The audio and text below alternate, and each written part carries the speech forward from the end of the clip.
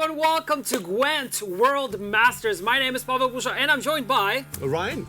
Ryan, thank you for coming here because we are here to crown the best player of Season 4. Yes, Season 4 is coming to an end and we have the top 8 players that qualified either through Opens or the play-in tournament, which happened back in October, November, something like that. Yeah, it was quite exciting. Yeah. We saw some upsets, we saw some favorites make it through. In total, we've got 8 players, and every single game they've played this year on ladder, in community tournaments, in official tournaments, all of those led up to this moment. They have one series ahead of them to decide if they will be advancing to Day 2. So I'm excited. We have 8 players, and 4 of them are going to leave us today, unfortunately. But we have more. But wait, there's more. There's always more. Yes, we are actually going to be talking about something called Sacred and Profane, which is the title of our next card drop, which is coming on Tuesday. So very, very soon. We'll be showcasing leaks throughout the quarterfinals, and tomorrow we'll also showcase a developer update with Ryan and Jean in it. And as promised, we also will have the roadmap video, which will come at the very, very end of tomorrow, so after the finals, so stay tuned for that. And I think those are all of them. Yeah, there's quite a lot of content sprinkled across these 2 days. Today we've got lots of single reveals. I want to give a shout out to Jean and our casters and analysts as well for creating those single reveals for everyone. I'm excited for everyone to see those new cards because the designers, I don't know where they get it from, but they have very big brains with lots of creative ideas. So those cards definitely require a lot of thinking. Most of big them, brain at cards. least. Yeah, for now. I'm excited for everyone to tinker with those. So today, lots of reveals. Tomorrow, lots of other content as well. Perfect. Lots of games as well. Exactly. Speaking of big brains, I think we should throw it over to our first casting pair. There is one big brain there, Shinmiri, and there's also Flake. You know, not the biggest brain, but still a big brain. A lovely brain, you know. Exactly. Let's throw it over to them. I am speechless. From a guy dressed in pajamas to get that kind of disrespect. Welcome, ladies and gentlemen. Yes, clowns, that's right. The circus is back in town. We're back, bitches. It's Shinmiri and baby. Flake. How are you, man? It's so good to be here. I'm great. Looking forward to this weekend for sure. Flake and Shinmiri back at it together once again for the grand finale of World Masters Season 4. How are you doing, Flake? I'm doing well, but I am just as good, if not better, than some of those players who are probably incredibly nervous because there is $90,000 USD on the line. 8 of the best players in the world, Shinmiri, are going to be duking it out all weekend. Obscene. So excited, and hey, we're back, baby. Flake Miri reunited, and it feels so good. It does, and $90,000 also feels pretty freaking good for a massive prize pool for the Season 4 finale. And we have 8 players, like you said, 3 of which who qualified through the GWENT Opens earlier this year, and then 5 who qualified through the brand new play-in tournament just a couple months ago. So we can we'll see how these 8 players do. There's going to be a lot of interesting deck lists, and we've got leaks and everything. It's going to be a great weekend. Yes, and we also want to remind everyone again that we are still playing this from our homes. As you can see, I'm in my comfortable nerd kingdom over here. Shinmiri, you're there. I'm sure Leo is just making you a coffee this morning. But yes, everybody is running this online. But hey, don't despair. If you're at your home enjoying the games, you can go ahead and log into the to Twitch, which you probably already are. But how about you just go hover your mouse around the game board while you're doing it, because Twitch Observer is online. It is a fully operational battle station, and you guys can go ahead and check out, because Shinmiri, we saw the deck list. We're going to be digging into those later, but there are some really great cards, some very spicy text. So if there's something you might not be familiar with, friends, use that Twitch Observer. Take advantage of it. It's a great tool. Exactly, and as always, we have some very special rewards for you guys watching this event this weekend on Twitch. Twitch drops. Make sure to link your Twitch and GOG accounts. If you're watching this tournament for 4 hours, you'll get the in-game title Beholder, and at 8 hours, you'll get this unique in-game card back for GWENT World Masters Season 4, and that will drop with the next game update on Tuesday. So make sure that, you link your GOG and Twitch accounts, and after you get the Beholder title, make sure you claim it so that you can start your progress on the card back. Yeah, it's a beautiful card back. Those GWENT World Masters card backs are some of my favorites that I have. It's not just card backs that you guys are going to be scoring this weekend, but there are going to be leaks aplenty all weekend long. The casters, myself, you, Shinmiri, some of the broadcasters as well have gone in and just sort of sat down with Ja to break down some of the cards that we're going to be seeing with the sacred and the profane. So the first leak is, hey, what about right now? Let's give you the first leak with our good friend Lionheart. Hello everyone, by the time you are watching this, we are already in the swing of World Masters, and I know in the Twitch chat you are going to be itching for some leaks, and thankfully, I am here to help you with just that, and joining me is Jean, my friend. Welcome, thank you for joining me. Hey, always a pleasure. Did you see that last play? It was amazing. He's psychic, he knows. We're from the past, it's the future. Maybe it's live, maybe I'm in a different suit and it was just a quick change. Who knows? But we are here. And I really want to tease you. I do. I want to build this up. But I can't because I'm so excited. Wearing a Scoia'tael pin. That should give you a hint. We are looking at a Scoia'tael card. And I can't wait any longer. I can't. It's Dana. Go ahead. And it's Dana Provider. Now, I want to pretend that I know how to say Dana's surname. I don't. Feel free to correct me. Anyone, anywhere. I'm just going to say Dana Provider. That's going to work. I love it. And this is Harmony. I love Harmony. But for those of you that have already read the text before I get there, you will notice when in hand or deck, this card will evolve after you win a round into what? Well, that'd be into a Caretaker with a completely different ability. So much to discuss with this card, and it seems like quite a versatile one in terms of the design genre. Yeah, it's a new design pattern. You might be able to expect more of these incoming. Okay, so obviously evolve, like we've used that word before, right?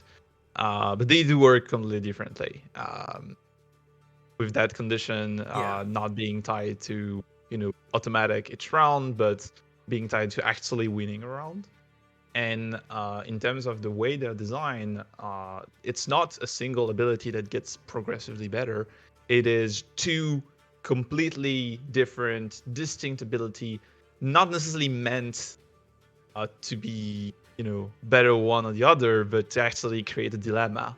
Which one will you pick? Which one will you play? If you play one, you don't get to play the other.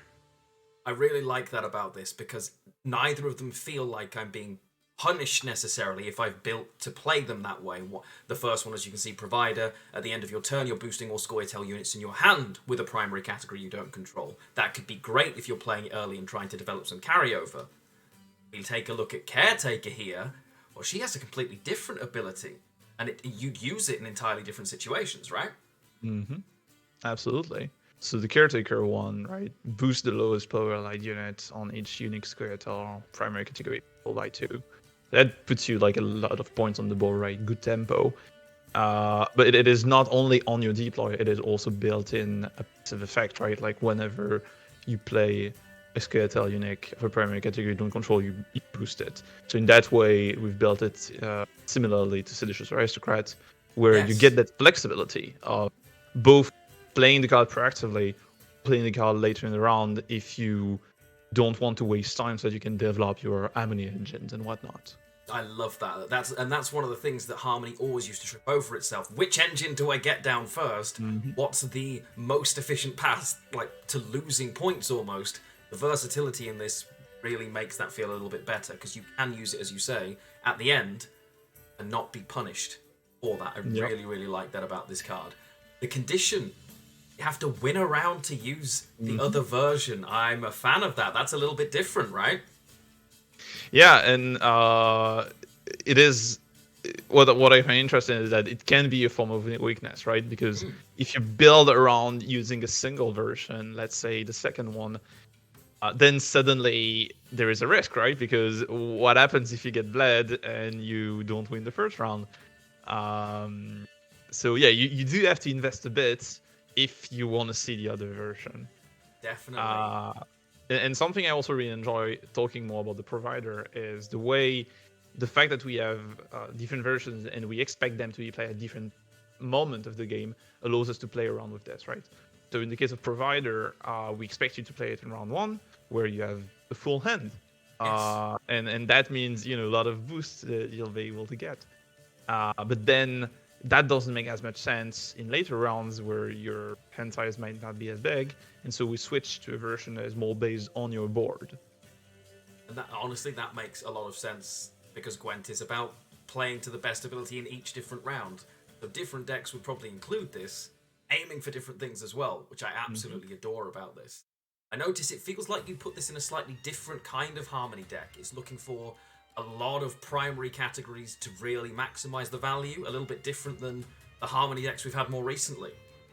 Absolutely. So with the introduction of Chameleon, nowadays you have way more flexibility, right? In not having to run every single category. Definitely. And so what we've seen is this kind of mid-range Harmony deck that's been played.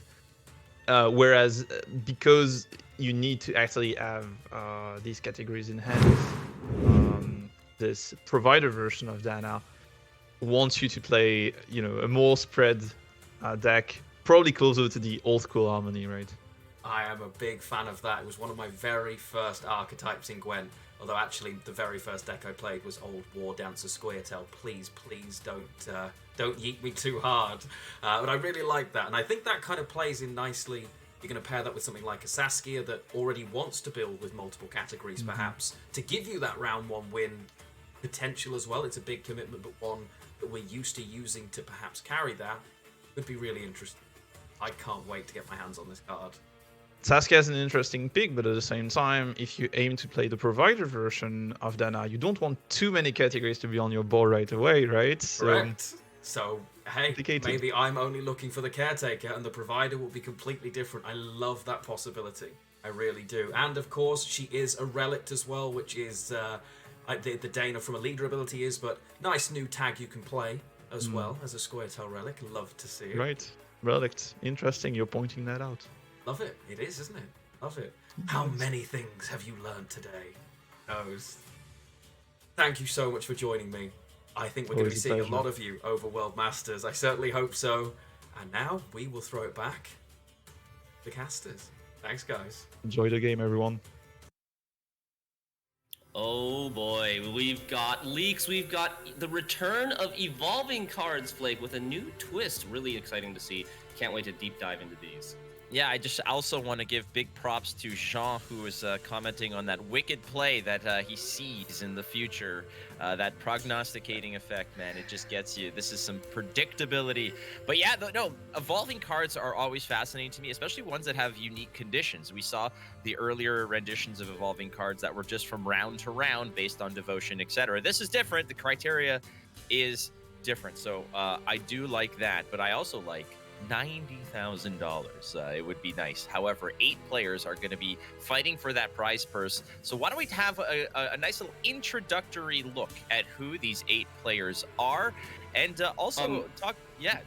One thing we don't want to forget to remind the viewers is that there is there is a esports bundle from last year available in the Shoop shop right now. It's going to be available until December 9th. So if you missed out on it before, make sure you go to the Shoop store and grab them while they're still there. A blast from the past esports bundle from last year available now in the shop. You can tell I'm a little excited. Frankly, it's early, obviously earlier for you, but the size of my coffee mug is enormous, and you can tell that the caffeine is flowing through me because I just blew right past that part. But yes, go to the shop, check out the esports bundle. It's available till December 9th. All right. This is why I need you. This is why you and I are such a good pair, because there I am, just a flutter out in the distance, and you're just rein me back in and say, hey, back on track, Blake. But yeah, the 8 players, Shinmiri. The 8 players. I love that analogy. And yeah, let's take a look at the 8 players participating and competing for $90,000 in prize pool this weekend. We have Trusky, Danarai, Poisound, and Gandalf in the first half. Yes, and on the second half there, we've got Kerpiton, Magpie, my boy Spelling Bee from the great country of Canada, and Cams, which is awesome as well. Again, some returning faces, some new faces as well, potentially to a certain degree. I mean, there are some here who have immense amounts of experience, some players as well who just have won it all, have won the big ones as well, and some who are just trying to make their names, in this season 4 here. But hey, the extra 40K, there was a $50,000 base prize, but the extra $40,000 that was added to the pool is based on you, the viewer, the player, the fan of Gwent, who has supported the tournament scene, Gwent Masters, by purchasing a lot of those cosmetics, those bundles and such. So we want to say thank you as well. And I'm sure the players are going to be exceptionally thankful as well, because an extra $5,400 match stake per game, one loss. Shinmeri, what's the most you've ever lost in a ladder game of Gwent? 0, Flake, 0. But these are high stakes games this weekend. They are playing for $5,400 in just their quarterfinal match, and that will be split depending on how many games they win. So if you win 3-0 and you sweep your opponent, that entire $5,400 is yours for the quarterfinals, and you get to move on to the semifinals, potentially playing for the title of World Masters Season 4 tomorrow, which will be day 2. And even if you lose, even if you get swept in the quarterfinals, you're going home with a pretty penny at $2,250 just for showing up. Yeah, that's it. That's all you have to do. You just show up. Your attendance matters, and that's what it was. $2,250 is not a bad chunk of change to bring home just for waking up and logging in. All right, so we have a lot to say. You're going to hear us wax poetic all weekend long, but what about you out there in the wonderful internet verse? What do you have to say? Use the hashtag World Masters, tweet about it.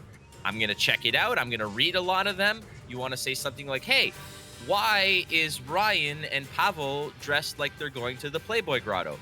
Why is Shinmeri and Flake just the coolest mofos you've ever met in your life? These are things that we want to hear about. So tweet it out. Use the hashtag World Masters. We're going to be taking a look at that throughout the weekend. Yeah, and let's look at the brackets. Let's jump into the brackets and see how the quarterfinals are going to go down.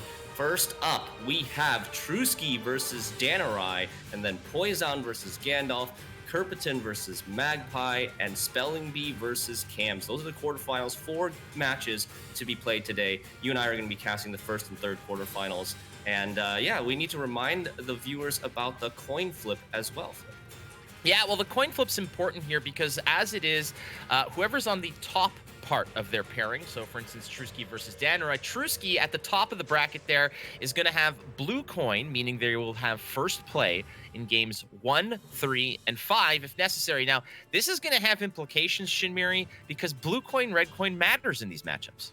It very much matters. Some of these matchups are much more favored from one coin or the other, and they're also, these players are bringing certain decks knowing that they can choose to play them on a specific coin. So yeah, that's gonna play into the mind games as well on how to queue, what order to queue your decks in, because you might want to snipe a certain favorable matchup, and it's a little bit of mind games, like I said, just trying to figure out what mindset your opponent's in and how to get those good matchups. All right, so maybe all this talk about Gwent is getting you a little horny to play the game. Well, you can go to playgwent.com, download it. It's free. Check us out on all the different socials as well as Twitter and Facebook. Play Gwent. Go check out the game. It is free. Again, we are all one big card game family, so maybe this is the first time you're checking out the game, and maybe you want to give it a go. I highly recommend it. Gwent is one of my all-time favorite card games, and I mean that with pure genuineness here. So please check it out. If you haven't, it is well worth your time. Exactly. Me too. I share that sentiment. One of my favorite, probably the favorite card game I've ever played. So let's not dilly-daddle, and let's go over to the first pairing. Trusky and Danarai, they have something to say. They want to introduce themselves before our first match. Let's take a look.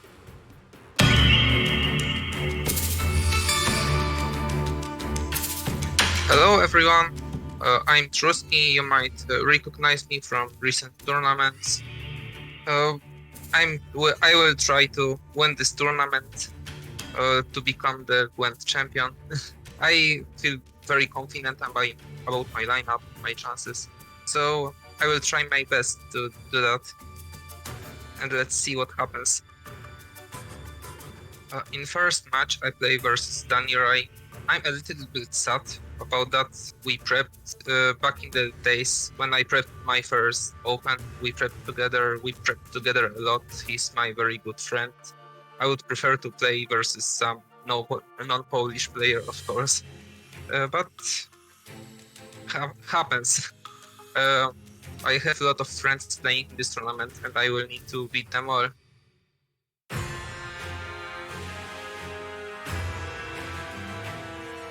I'm Dani, 19, from Poland. You may recognize me from the 2 official tournaments I already participated in. My Twitch streams at DaniRai_, where I stream very irregularly, or perhaps I bullied you on ladder. So I got 2 cats. One is here, the other one I don't know where at the moment, and both are better at Gwent than average Gwent Reddit user. My favorite Gwent strategy is to 3-0 or get 3-0'd, because it saves a lot of time.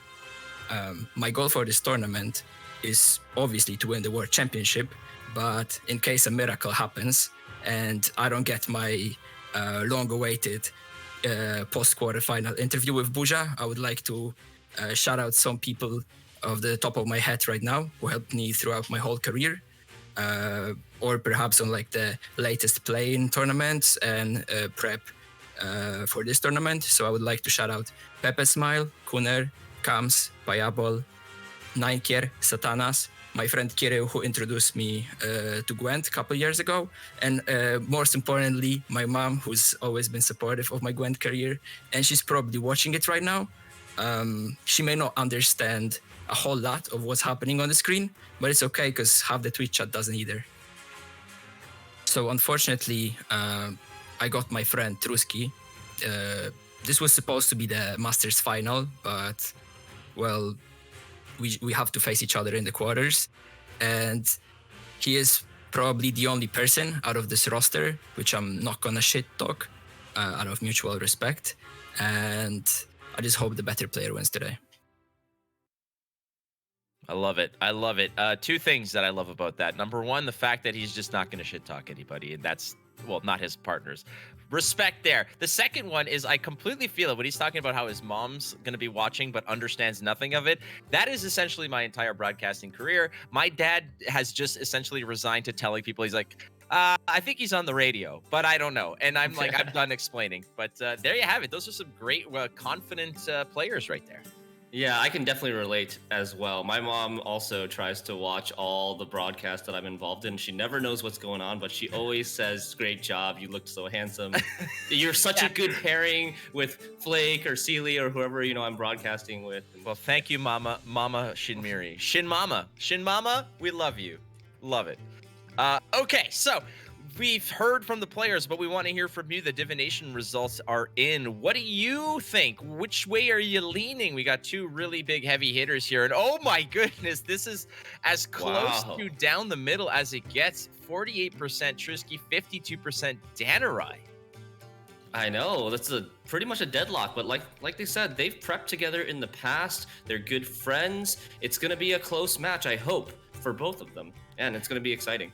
It is going to be exciting, and once the matches are concluded, each game rather, we do have a wonderful big brain caster. Pavel was talking about the big brain of Shinmiri, but you're not even on the analyst desk anymore. You're basically here as like my caretaker and to make sure that I don't say anything too off the walls. But ultimately, the big brain, the Black Widow herself, Sealy, is going to be breaking down the matches. So we have myself and yourself going to be casting the matches, but we were going to break down all those turning points, those very significant plays with Sealy after the fact. I'm very excited about that.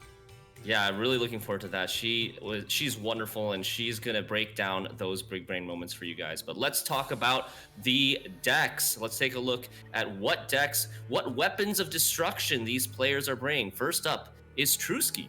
Drewski is going to be bringing Nilfgaard. No surprise there. Very strong faction. Always a tournament stalwart here. It's Imperial Formation. We've got Northern Realms represented by Mobilization. Lined Pockets is your Syndicate option. And oh boy, I always love it when there's monsters on the menu. And this time it's Overwhelming Hunger.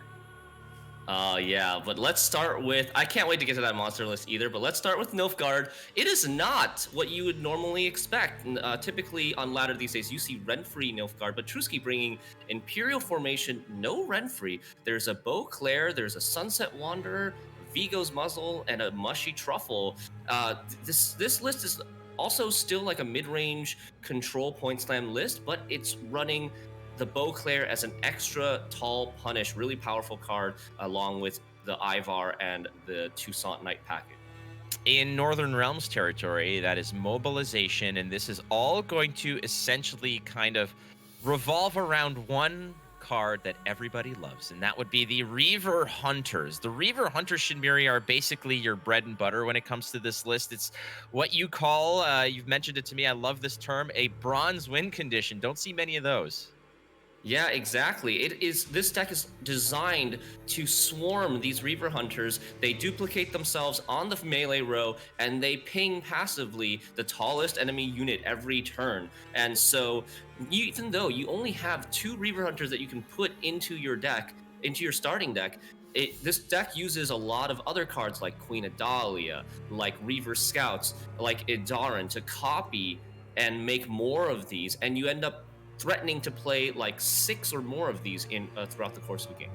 Yes, and multiplying these, we've seen these kinds of strategies with mages in the past. Just get as many as you can, and they get nasty because they do things on their own. All right, let's move on to the third deck. That would be Lined Pockets and Syndicate. Syndicate, it's all about that bank, baby. It's all about the Benjis, but in this case, Golden Necker seems to be one of the more powerful and potent parts of what this deck's looking to do. Yes, this is a Golden Necker Poison Syndicate list. We've seen this a lot in the past, in past tournaments, but this version specifically is a double Golden Necker list. It's looking to play that twice with the Alyssa Henson shuffling it back. You've got the Arcane Tome and the Vivaldi Bank as possible ways to tutor out the Golden Necker, even in round 3, if you're shuffling it back in round 3. Yeah, it's thinning a lot. It's got the Fisher King as well to make sure you draw into that Golden Necker, or even set up something, a combo for the Golden Necker, like putting, say, Tunnel Drill as the top unit in your deck so that your Golden Necker guarantees the Tunnel Drill plus a crime plus an artifact. Love it. All right, now we get to the stuff that makes me real happy. That is seeing monsters in tournaments. It's Overwhelming Hunger, and boy, oh boy, this is all about dropping fat boys on the battlefield and just, really dumping everything and being very aggressive early. Monsters love to do that. They love to push the tempo and bleed, and in this case, it all comes back around because Witch's Sabbath is one way to get all of those big pieces back again. Yeah, this deck is an extremely greedy deck. It's looking to copy something like Bloody Mistress or Gurnikora or Sir Scratch-A-Lot with the Arrakis Queen, and then after you copy them and consume the Arrakis Queen or trigger her Death Wish to get like 2 or 3 copies, you play Witch's Sabbath in a later round to summon these 3 of your highest powered monster units back from your graveyard, as well as getting 3 of the highest power units from your opponent's graveyard. But you're banking on the fact that your big engines and your big win conditions are more important and more threatening than the ones you're getting back from your opponent's graveyard. Witch's Sabbath is a way to let you replay these win conditions over multiple rounds, because this deck also has an Alyssa Henson targeting to shuffle the Witch's Sabbath back in order to play this card in both round 2 and round 3. Nasty, nasty stuff. There you go. That is what Trusky is bringing to the table. Let's go on to their opponent and what decks they are going to be bringing to the party. That would be Danarai. Danarai is going to come in with, again, Nilfgaard. This time, it's Imprisonment. Skellige with Onslaught. We've got Syndicate with Lined Pockets. So that's your first double down here. That's the first time that we've seen an actual, true mirror potential. And finally, one of my all-time favorite decks is Precision Strike. I'm a control player, Shinmiri. We're going to talk about Precision Strike later, but why don't you walk us through what you say is a little bit more of the meta, the rent-free Nilfgaard list? Yeah, Rent-Free Nilfgaard, Imprisonment version. You guys know what this is all about. We don't need to spend too much time on it, but it's rocking the Rent-Free, very, very versatile card. There's so many different options here with 7 curses and 7 blessings to make up for the fact that you're not allowed to play or you have to play 25 units minimum, which means that if you want the minimum size deck at 25, you can't play any specials or artifacts in your deck. But very powerful card, still often playing for like 25-ish points for 14 provisions. A lot of versatility, whether that's consistency to get stuff in your deck, or just control and like Curse of Wrath, Curse of Pride, or even points over time with the blessings like Blessing of Kindness. That's a good blessing to have. I always tell people, be kind, and let's unless you're in this tournament, in which case just go ahead and smash face. We're gonna move on to Onslaught. This is Skellige, the purple faction. This is your bread and butter, buddy. This is your jam. So walk us through Onslaught. Oh, I love this list. This is a Pirates Golden Necker list, and we haven't seen that much Pirates on the ladder recently, but it's coming back, and it's got the armor passive buildup that the Onslaught provides your pirates and your ships to give you a lot of control and damage on things like Terror of the Seas or Bjorn Stormison. And you've also got a lot of thinning and consistency with the discard package. This deck thins quite a lot that you can play Magic Compass for a legendary late in the game in round 3, and sometimes, occasionally, even Magic Compass for legendary in round 2, because if you can get blue coin with the Mask of Ouroboros, extra thinning, they can do that, and it's got so many control tools. It's looking like a pretty control-y lineup so far, Flake. It is looking like a control lineup, which just speaks to my soul. I'm a control player at heart, so I love to see these line pockets. This is a little bit of a duplicate, I think, to a degree of the previous one. However, some small little changes, some amendments, some differences from Trusky's list. How does this line pockets differ from Trusky's list? Well, first of all, it's a single Golden Necker list. It doesn't run Alyssa Henson. And I think this is a good time to actually zoom in on Golden Necker and take a look at exactly what it does, because you're going to see it a lot this weekend, especially in this first matchup between Trusky and Danarai. Golden Necker is a 9 provision special card, and if your starting deck does not contain any cards with a provision cost of 10 or more, you get to play 3 cards in the span of 1 turn. You play the top unit, the top special, and the top artifact. Really, really powerful, a ton of tempo, a ton of value, and it's a big play that your opponent's going to be looking to try to bleed out of you, and you're trying to save a lot of times for that crucial final round. 3 cards for 1 card, Shinmiri? What is this, Black Friday? We're just giving cards away. Exactly. Cyber Monday, just Gwent Masters Saturday.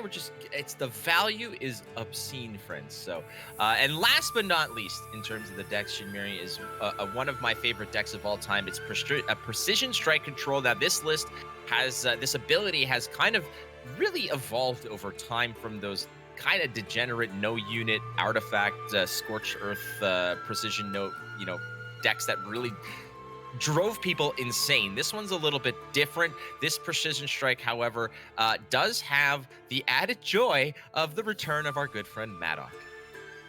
Oh yeah, Maddock Control Precision Strike. You've got 4 different bombs here. Maddock to supplement and thin as you play those bombs, maybe adding 3 extra damage from its Cataclysm. And this is just a pure control deck. You've got Heat Wave, you've got Double Purify to get through defenders, you've got Pen Guided Sword to banish 1 if not 2 units from your opponent's board, Squirrel to mess with their graveyard, Poisons for tall units, and you've got the infamous Simless Vanadane 4x Waylay combo. It's a nasty thing, the old Waylay machine gun kind of thing going on. But yeah, what's fascinating is the return of Poison, like you mentioned, and in a tournament meta where certain deck lists that might run Purifies for other reasons means that the Poison in this can possibly be quite safe, and that's a pretty decent one to have here. So Precision Strike is the Scoia'tael option for Danarai. All right, Net deckers, did you take notes? Is this going to be on the ladder in 7 minutes? Well, we still got some games to play, but bans are what we need to be taking care of first, friends. And so, again, this is a format that is Conquest. Everybody's coming in with 4 decks. One of them is going to be banned. You win with a deck, you can no longer play it. You got to win with all 3. So both players have basically looked at their opponent's list and said, no bueno, no me gusta, adios. And in this case, Trusky's going to have no Nilfgaard, and Danarai's getting rid of that precision strike that I was actually very excited to see. Yeah, and I think the bans make sense for these players. So looking at big picture here, Trusky's brought a lineup that's very greedy. Outside of his Nilfgaard list, he's got Reaver Hunter's greedy engine list. Double Golden Necker with Poisons, pretty greedy list. And especially the monster triple Gurney or triple Sir Scratch-A-Lot list is extremely greedy. It's looking to make sure your opponents don't mess with your they don't like, these greedy decks don't like their opponent messing with their strategies, purifying their defenders, banishing their cards and engines. And Danarai's lineup, on the other hand, is actually really well suited for this matchup. He's got a very control heavy lineup with the Onslaught, Pirate Control, Golden Necker list. He's got Nilfgaard Imprisonment with like never ending locks, and this Precision Strike list, like we talked about, looking to have so many different tools to shut down everything left and right, making sure that you don't get your greedy strategy to work properly. So Trusky does not want to have to deal with that hyper control Precision Strike list. I don't blame him. And Danarai chooses to ban the least greedy out of all of Trusky's list, which is that Imperial Formation. All right, so there you have it, friends. All of the decks, the bans, everything's through. All that's left to do, frankly, is play the game. So as the players get prepared for their match, keep in mind, ladies and gentlemen, that, again, there's a delay on this, but there's also Twitch Observer. So take a look at those cards. Now that you've seen the deck list, some of those cards might still be foreign to you, so you can use that Twitch Observer and, putz around and take a look at what's going on. Shinmiri, do you have any... So, any matchups, any decks that you're excited to see? I know that I even though my Precision Strike is not there, I do get to see some potential monster games, and that always makes me happy. Oh yeah, I'm really looking forward to seeing this Overwhelming Hunger, this triple Gurney list from Trusky. It is something that I haven't even thought about. Like, hasn't even been in the back of my mind for like months. I think the last time was like several months ago, where I think Spessy was spamming triple something on ladder, or the triple kitty deck that I played. But this list has completely disappeared off of ladder for a long time, and now it's Trusky's bringing it back. Like, did you forget about this? Like, right? And I love it. I love seeing the creativity in these World Masters players. Yeah, and like you said about the Twitch Observer, there are going to be a lot of cards. We didn't have time to go over the entire list, but there are going to be a lot of cards that you might not have seen before. Like Count Caldwell is in that monster list. And I had to refresh myself. What exactly does Count Caldwell do? And I had to refresh my memory because he doesn't count himself as the tall. He betrays you, or potentially can betray you, by going over to the tallest unit on the board, on the same row as the tallest unit on the board, but he doesn't count himself. So if your opponent has the tallest unit outside of Count Caldwell at the end of your turn will move over to their side of the board and betray you. But it's not always a bad thing. There can be a little bit of a silver lining if that happens. And yeah, that is, yeah. Now, there's two things you can't forget about: Dre and monsters at the tournament.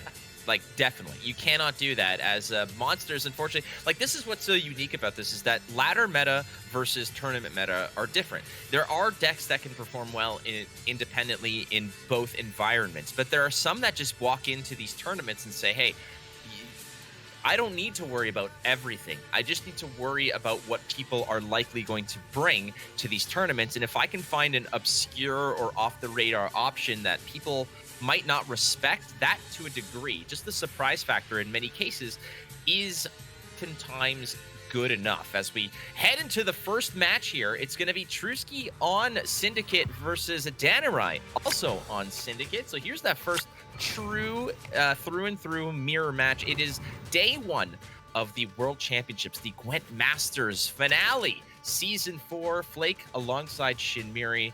Here we go. Here we go. All right. So the Line Pockets mirror. Now remember, Truski's playing the double Golden Necker version, Danurai playing a single Golden Necker version. You look at that and you say, well, I mean, Golden Necker's a great card. So wouldn't the double Golden Necker version be favored? Perhaps. That's one way to look at it. But also, Truski has cards like Arcane Tome in his deck to help him with the consistency. But Arcane Tome's a bit of a liability in this matchup because it's not like your opponent has great specials to play off of that Arcane Tome as well. They can use it to one-turn combo their drill if you give it to them. So something like that could be a weakness for Truski. All right, opening up with a standard bronze play here and helping it out by giving it a little +4 boost and the Veil. Now, it comes in with the poison already on it based on its effect. However, adding the Veil to it means that's basically the end of the story. So there's nothing else that you can slap on it. No more pins or medals or ribbons of participation for this dude. But a solid 10 spot on the board, matched now by Siri Nova. Now, what I noticed early on, Shinmiri, was that Truski mulliganed away the tunnel drill. Now, when we were preparing, I was mentioning, I'm like, that tunnel drill coming out with Golden Necker, it sort of is a self-fulfilling criteria where you play the tunnel drill, maybe you play a crime out of hand and the artifact all together, meaning that drill, when it's played, can be a devastating, one-turn kind of board wipe to a degree. Yeah, and Truski has the tools to set that up with that Fisher King, but he doesn't have the Golden Necker in his hand yet.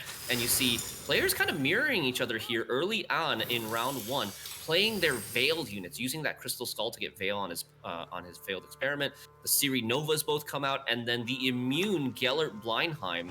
Not that both players are trying to make it difficult for their opponent to get anything good to poison. All right, so we do have some urchins here that are going to be played to get 3 more coins in the bank. A very good option for at least a profit effect. And maintaining a bank is an extra layer that Syndicate has to worry about, something that all the other factions don't have to juggle while they're counting points. You got to count your coins, too, in this case, as Truski has 1 in the bank. All 6 charges of their line pockets are there. In this case, Danurai, though, has not just a more robust bank, but also has an additional spender if necessary. Yeah, he has an additional spender, and he also has a slightly better techs in this matchup. Danurai's running a Mariels, which is unusual to see in Line Pocket's Golden Necker. But he has the Mariels, which is another way to tall punish something that goes really high, really boosted, even if it has Veil, even if it's immune to poison, right? So Truski might be wary of boosting, say, this Siri Nova too tall, and instead puts poison onto his Shady Vendor and veils it at the same time with that Stolen Mutagens card. Very, very useful card here, playing for a lot of points, and Truski's almost entire board is invulnerable to poison right now. Well, it's a game of monkey see, monkey do over here, because a lot of the cards are just getting bounced back and forth. It seems like both players are just completely content to stick to a plan here, which is not necessarily all that interactive. You've got Veils on everybody. You've got poison and being dished out for boosts as well. But given the fact that there's Veil on everybody, that's not going to exactly add on any additional poison effects. So, well, what do we do in this case? Well, this just might be a matter of who can, who blinks first, or who gets the best create option like this right here, like off these different special cards. Yeah, Shady Vendor finding a second Stolen Mutagens for Truski. He's got to be happy about that. This is one of the best cards you can find at 5 Provision Prime from Shady Vendor, because he has 2 Salamander units on the board, meaning he gets to choose 2 out of those 3 mutagens, and he chooses a damage 4 and the Veil option, again keeping his entire board fairly poison proof. Both of these players are they're looking to win round 1 without overcommitting. This mirror matchup, first say, is typically considered an advantage. Being able to set up your Defender Scarabs with that maybe Candle to buff up those Scarabs, being able to be the first to play your Tunnel Drill behind your defenders so that you can threaten a lot of damage reach after you play a crime. So both players looking to win the round without spending too much, have first say in round 2, and set up that big engine threat. Look at that Igni in the back row, but no Igni in the list, unfortunately. But some people are salivating, saying, "My goodness, if that was in the list." So we're gonna go ahead and get Albertus Cockstein or Cockstein or however you want to say it. Otherwise, that's a really good purification. As right now, that Siri Nova says, "Okay, well, you get to keep all those points, but I'm taking everything away from you: your Veil, your Shield, and your Resilience." That is a huge response to what otherwise could be quite nasty and carry over. And now there's a little bit more breathing room for Danarai, even if Danarai does, whiff on this round, as both players are really throwing haymakers here. There's nothing else that you do have that safety net of 8 points being carried over to defend against the dry pass. Yeah, exactly like you said. And now Danarai playing the morale, committing the big gold here, poisoning that just purified Siri Nova with the double threat of, hey, if you remove my morale, sure, I'll just poison you from hand. If you don't, then I'll finish the poison with the morale. If you try to do anything, yeah. But even though we see Danarai doesn't have a guaranteed poison in hand, he does have that Eventide Plunder that could create a failed experiment. All right, so we're just going to go ahead and find whatever card will essentially get us through without spending as much coins as we can here, because ultimately it's only like 4 or 5 points that you need, but it's not a guarantee. You don't want to give up a big gold card to just get it done. And in this case, it looks like it has gone through. We're going to get ahead merely by the skin of our teeth with at 38. But now here's the different story, Shinmir. You're the one with the resilience and the winning round. Do you bleed in round 2 knowing that you come in with an 8-point advantage, or do you dry pass and force your opponent to play something relatively significant at 9 points or better? Right. I think in this situation, you push because you want that first say, like I mentioned. But it also depends on the hand quality. Like, if Danarai draws his defender, if it draws his candle, that could definitely be a big factor in whether or not he decides to push into this round. The evolution of Syndicate over the years, Shinmiri, has been very awesome to behold. We used to see, token spam. We've seen all kinds of bounty-related lists, and now Golden Necker has turned this list into something pretty nasty. There is the defenders on the board going to protect that front row. You know that Tunnel Drill is going to be making an appearance. Yeah, Tunnel Drill is going to come down behind those 2 Scarabs. Very difficult combo to answer. Danarai does not have the candle, though, so he doesn't have the ability to buff up these Scarabs on the same turn that he's playing the defender. And this Drill is a big threat, but Trusky has to make a tough decision now. He's going for the Fisher King, and he can guarantee to put Drill on top of his deck, or he can guarantee to put Golden Necker on top of his deck, because he doesn't have the Golden Necker yet. And for a list that's looking to try to play Golden Necker twice, it would be a huge shame if you never found it. Oh, you're not wrong about that by any means. I remember I was reading a post where somebody was talking about they were ranking the defenders in terms of usefulness and how good they are, and they ranked the Syndicate defender all the way at the bottom. I think it was last place, and it just got me thinking. It's like, okay, is it really last place? Because a lot of these defenders are very, they're circumstantial in terms of what they're doing. Having 2 on the board, even though they're low to the ground, that makes it very difficult to deal with. And as you can see here, now it's not that they're difficult to deal with, they are massive. They are massive now with the candle coming off of the Golden Necker play. Big turn for Danarai. He over-profited quite a bit with the Golden Necker into candle, but look at all these buffs. It's going to be so difficult, if not impossible, for Trusky to get through all of this stuff and destroy the Tunnel Drill. And now, like we said, Danarai with that first play advantage sets up his Tunnel Drill, threatening to wipe everything off of Trusky's board as he plays it. But Danarai doesn't have that many turns left. We'll have to see what he decides to do. Does he take a tempo pass with this huge lead, or does he sense weakness and try to go for potentially 2-0? I feel like if you're in this position here and you still have gas and you still have, you know, turns that make sense, take advantage of that tunnel drill. It's on the board. Play the crimes. Go for it. You're right there. You're cultivating a 40-point lead, which is now 36 points. However, we're not done yet. We're going to go, hey, all 3 strains of the flu virus are there. Choose your poison, as it were. As Danarai is making a decision. He's not done yet, Shinmiri, and I don't blame him. You are there to turn this, you know, into a nightmare for your opponent as the tunnel drill, once again, getting value. And I like that. Just not using the rest of the coins, because I don't think there's a reason to at this point. You just... You know, why spend 2 to get 1 point when you could spend 2 to get 3, pass, hold the banks, and there you go. Buff it up. That is a 17-point Veiled Defender. With 4 statuses on it. Oh my god, that is crazy. I've never seen a scarab that big. No, and what's funny is, like, in the grand scheme of the world, if you had some magical, you know, a magic hat that you can pull anything out of, you go and get Morkvarg, Terror of the Seas, you kill that scarab, there's another one. His little brother is sitting right next to him saying, hey, all right, my turn. Yeah, and that's why I think Azar Javed is one of the best defenders in the game when it comes to actually defending stuff. Because you have to deal with not 1, but 2 defenders, and they can be buffed.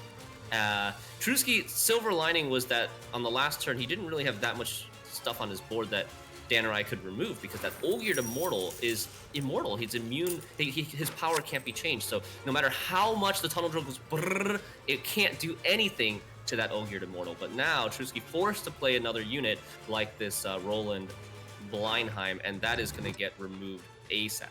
And with that cinematic quality sound effect that Shinmiri blessed us with, we will remind you that the second quarterfinal will be cast by Lionheart and Tia. So, all right. So here we go. The tunnel drill is going to clear out the board. It is just a casual 55-point lead. No problem here. We got 2 enormous defenders, completely veiled and void of poison. That morale looks hilariously bad right now. Yeah, it does. Okay, it looks like Trusky did put the Golden Necker on top of the deck to make sure he doesn't miss. Oh, he gets a Kalkstein, which could purify both of these scarabs. If he wants to get maybe the veil off. And could he poison something? Is there enough time? He only got last turn morale. He's not going to be able to use the Order of Morale. There's still 46 points to make up. This is going to be nigh impossible, I think. I think that we're looking at a 2-0 here, Flake. I think it's well telegraphed. This is likely a 2-0, and again, timing is so important. Morale has the deploy effect of adding poison and an order effect of adding poison. So it's a package deal. The problem is that you need an extra turn to make this happen. So the Kalkstein that comes in and purifies, sure, the defender's gone, but it's so tall, you can't do nothing. So what can you do? I think you just go down, you emote to your friend and say, hey, you got me. We're going to go to another game. It's fine. You got me by just a casual 29 points, no problemo. So there you go. That's the first one in the books, a 2-0, and Danarai said it in his interview. He wants to 3-0, 0-3, so he can just make it for a short day. However, that didn't mention anything about 2-0ing your opponent, as he gets the first win in the books in short order. Yeah, Danarai dominating the Syndicate Mirror. In game number 1, single Necker takes it over double Necker. A little bit unfortunate for Trusky's side that he wasn't able to find the Golden Necker in his hand, had to do a lot of setup with the Fisher King to get the Golden Necker on top of his deck and then bank for it. And by the time he was able to get anything going, the lead was just insurmountable. And that is partially because of the first say advantage that Danarai had in round 2 and because of that Siri Nova carryover from round 1. The Kalkstein, Danarai's Kalkstein purifying his opponent's Siri Nova and having that extra 8 points definitely did not hurt either. I want to also just reiterate the fact that the importance of going first in that matchup. I think it was very critical that having the proactivity was going to basically dictate immense amounts of tempo and pace. The momentum that these players had was incredible when they went first, and that also goes back to the fact that, hey, the evolution of the game itself of Gwent. It used to be a game of last say. You get red coin, you've got massive advantage. Unfortunately, that's not always the case. It kind of flip-flops, as I'm sure some of those awesome infographics are going to be printed by the end of this tournament, where we see the the blue coin versus red coin win rates, etc. And a lot of players are very staunch in saying, no, red coin's always better, but that wasn't the case in this matchup. Yeah, it really just depends on the matchup, and I think that's one of the things that has gone really well over the evolution of Gwent. Yeah, like you said, in beta, pretty much in the previous years, red coin has traditionally been favored, and now I think it's much more even. There are some matchups where blue coin's favored, some matchups where red coin's favored, especially in engine mirror type of matchups. Blue coin is really, really good to have, and we're gonna see that coming up potentially. Game 2 after Danerai wins game 1, game 2, Truski's gonna be on red coin. I'm expecting to see that monster list maybe, or even his syndicate list again.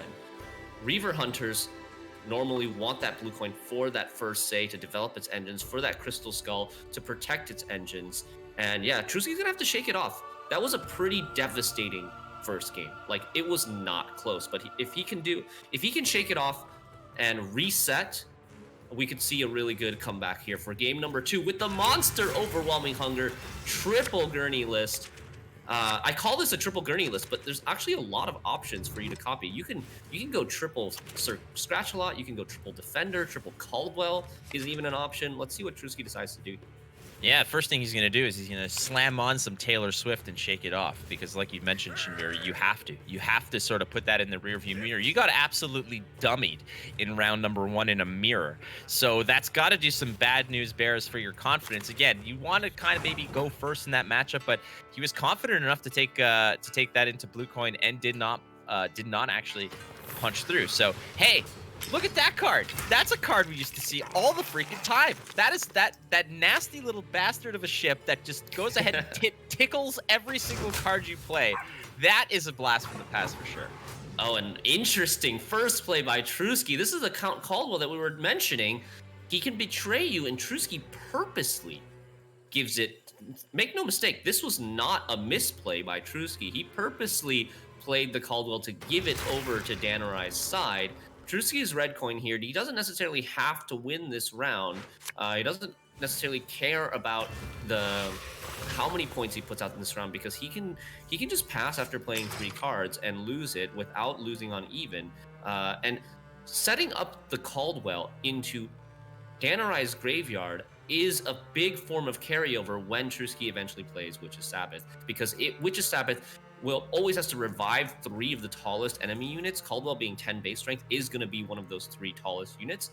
And what's normally punishment or downside for Witch's Sabbath will turn into an upside, because this Caldwell, after it gets revived on Danerai's side of the board, will eventually betray Danerai and come back over to Truski. So instead of getting 3 for 3, Truski's Witch's Sabbath is going to be like a 4 for 2.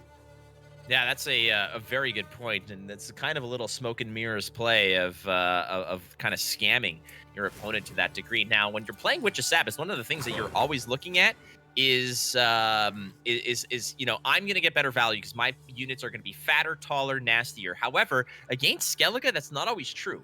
You do have a lot of big-bodied units that will come out that could challenge the value from Witch's Sabbath, but one way around that is, like you said, that Caldwell is going to be important. So and there was an actual discard play that was done there. Truski is completely content just saying, I don't want to put anything on the board that I don't want to just give up casually. I'm content, just losing this match, or losing this round rather.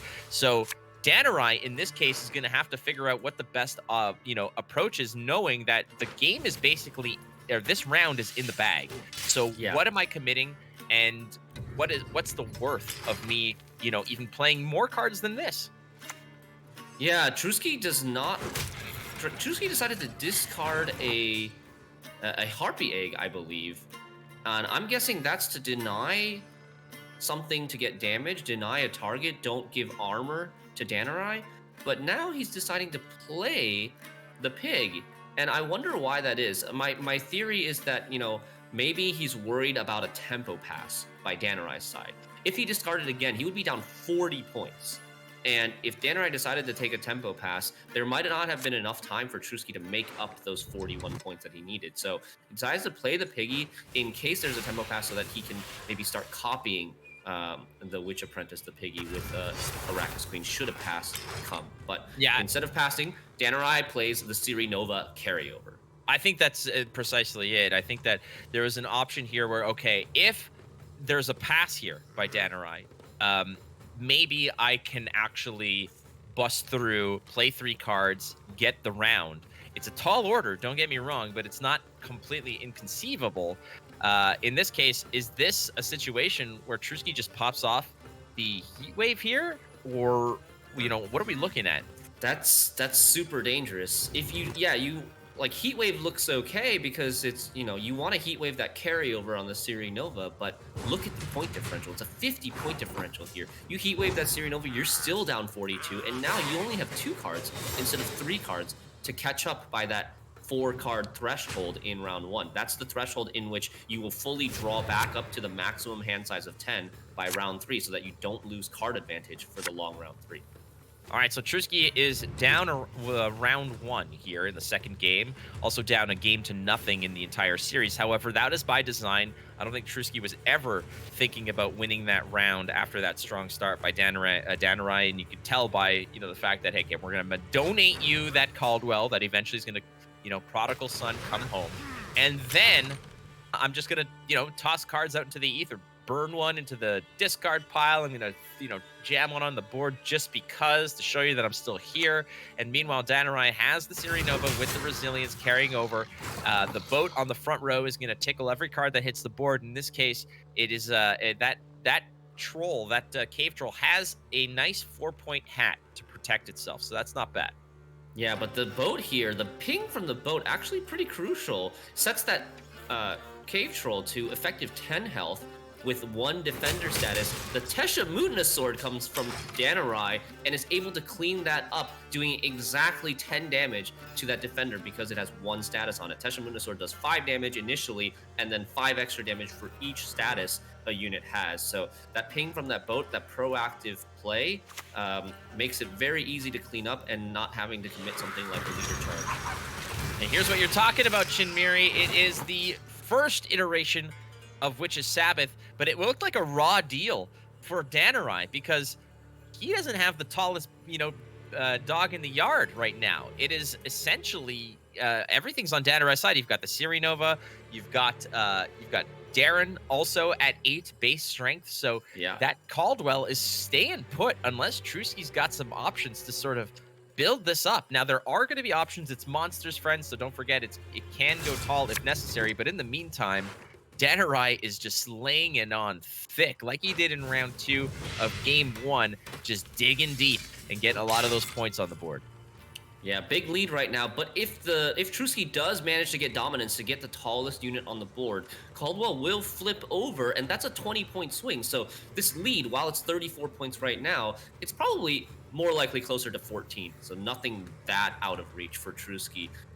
We'll have to see what he decides to do here. Does he play the Arrakis Queen onto the Defender? So he's made a decision here. He's going to copy Defenders in this matchup, Cave Trolls, instead of something like Gurnikora or Bloody Mistress. Maybe because he thinks like those are easier to control for this Pirate Onslaught deck, whereas this Cave Troll will make life a little bit more difficult for Danurai, as he only has 1 card that purifies in his whole deck, and that's that Tempest that we see there.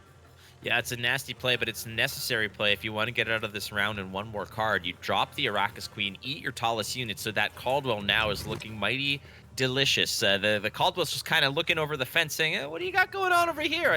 I smell a barbecue, and he's just trying to be a little bit nosy. But that Arrakis Queen has a defender in the belly, and Danurai is not going to, relent here. Going to commit another bronze card, get another couple of, points of advantage. But the Caldwell is finally going to switch sides. Still a okay lead. It's an 11-point lead at the moment before Trusky plays another card. But it's monsters, and it's monsters that want dominance. It's monsters that have potential engine pieces. So this lead can evaporate in a heartbeat. And the Abaya with that Arrakis Queen means that we got a defender on the board again. Yeah, Abaya triggers the Death Wish of an allied unit, even if it's a gold unit like Arrakis Queen. So the Arrakis Queen has a Cave Troll in her belly. The Abaya is going to make her spit one out, and then if Trusky chooses to, he hasn't ended his turn yet, he could use his leader charge, Overwhelming Hunger, to consume that Arrakis Queen or even like the Harpy Egg to get a little bit more points here, get a second or a third, I should say, Cave Troll, because there's one in the graveyard already. And now Trusky all of a sudden has the lead, and you see how much that round 1 Caldwell play really pays off here, giving him that extra carryover, and Caldwell back where he belongs. Caldwell, again, went on his little journey, and he's back home. So nothing beats home cooking, and that's basically where he's at right now. He went to go find himself in Skellige Land and returned home for a nice hot bowl of, I guess, Harpy Egg omelets. I don't know. But Danurai now wondering if perhaps there was an opportunity here to maybe pass a little earlier. I liked the fact that there was a lot of push, but like we mentioned, it was a very fat lead. And then it all went away in a heartbeat. But this is what Trusky wants to do with this list. I don't think, Shinmiri, that, you know, all the cards that were played here were cards that he was potentially favoring in round 3. Because like you mentioned, a lot of these cards can maybe come back. Yeah, exactly. What is, like, I think if Trusky plays a second Witch's Sabbath in this round 3, he's going to get, I believe, 3 defenders. I think. I don't think there's anything else in there. Well, so Caldwell's not a monster card, so Witch's Right, Sabbath only gets, when you play it as a monster player, you only get monster cards, the tallest monster cards from your graveyard. But you get any card, the tallest any card of any faction from your opponent's graveyard. And that's why, that's the beauty of Caldwell. Like, it doesn't block your graveyard from getting your big threats or engines, like, say, Bloody Mistress, but it kind of clogs their graveyard in that it has priority and it's actually a unit for yourself. So yeah, no, you're right. The Cave Trolls with a 7 base strength, there's nothing really on top of that. The Arrakis Queen is next in line at 6. There could have been a Bloody Mistress, but that's nestled neatly in the hand, so that's not going to happen.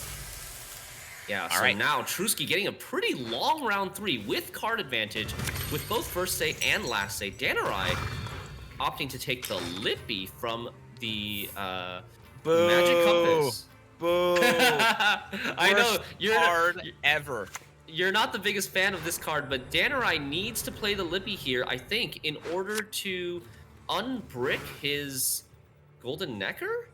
But now that, okay, we didn't really mention it at the start of this game, but both of these decks played Vial of Forbidden Knowledge. And Vial of Forbidden Knowledge is an artifact that when both players include it, it transforms into a 0-point artifact that thins itself onto the board to give you information. You can click it and see what starting deck your opponent's playing with. Now, neither of these players need that because we're playing in an open deckless environment. They already know what each other are playing. But the repercussions of that is that the Vial of Forbidden Knowledge is an artifact still that is now in Danurai's deck that Golden Necker could potentially tutor out and brick with. It's not that I hate Lippy, it's that I despise it. The card, the reason why I didn't like it was because it was a very boring deck to play and play against, and it made bad players think they're good. Like, it was training wheels for pro rank, frankly, and that's what really bothered me. But we had this discussion, actually, you and I, the fact that Skellige has gone from like a paint by numbers kind of scenario of like play a boat, play a dude, play a boat, play a dude, play Lippy, to a faction that has a lot more player agency, a lot more decision making, and I think this was actually a really big brain play by Danurai that I just realized what he did. The Lippy removed all of the units from his graveyard, and now Trusky's Witch's Sabbath doesn't resurrect anything anymore. There's I think there's one artifact in Danurai's graveyard. I think it's the Heron Kaduk.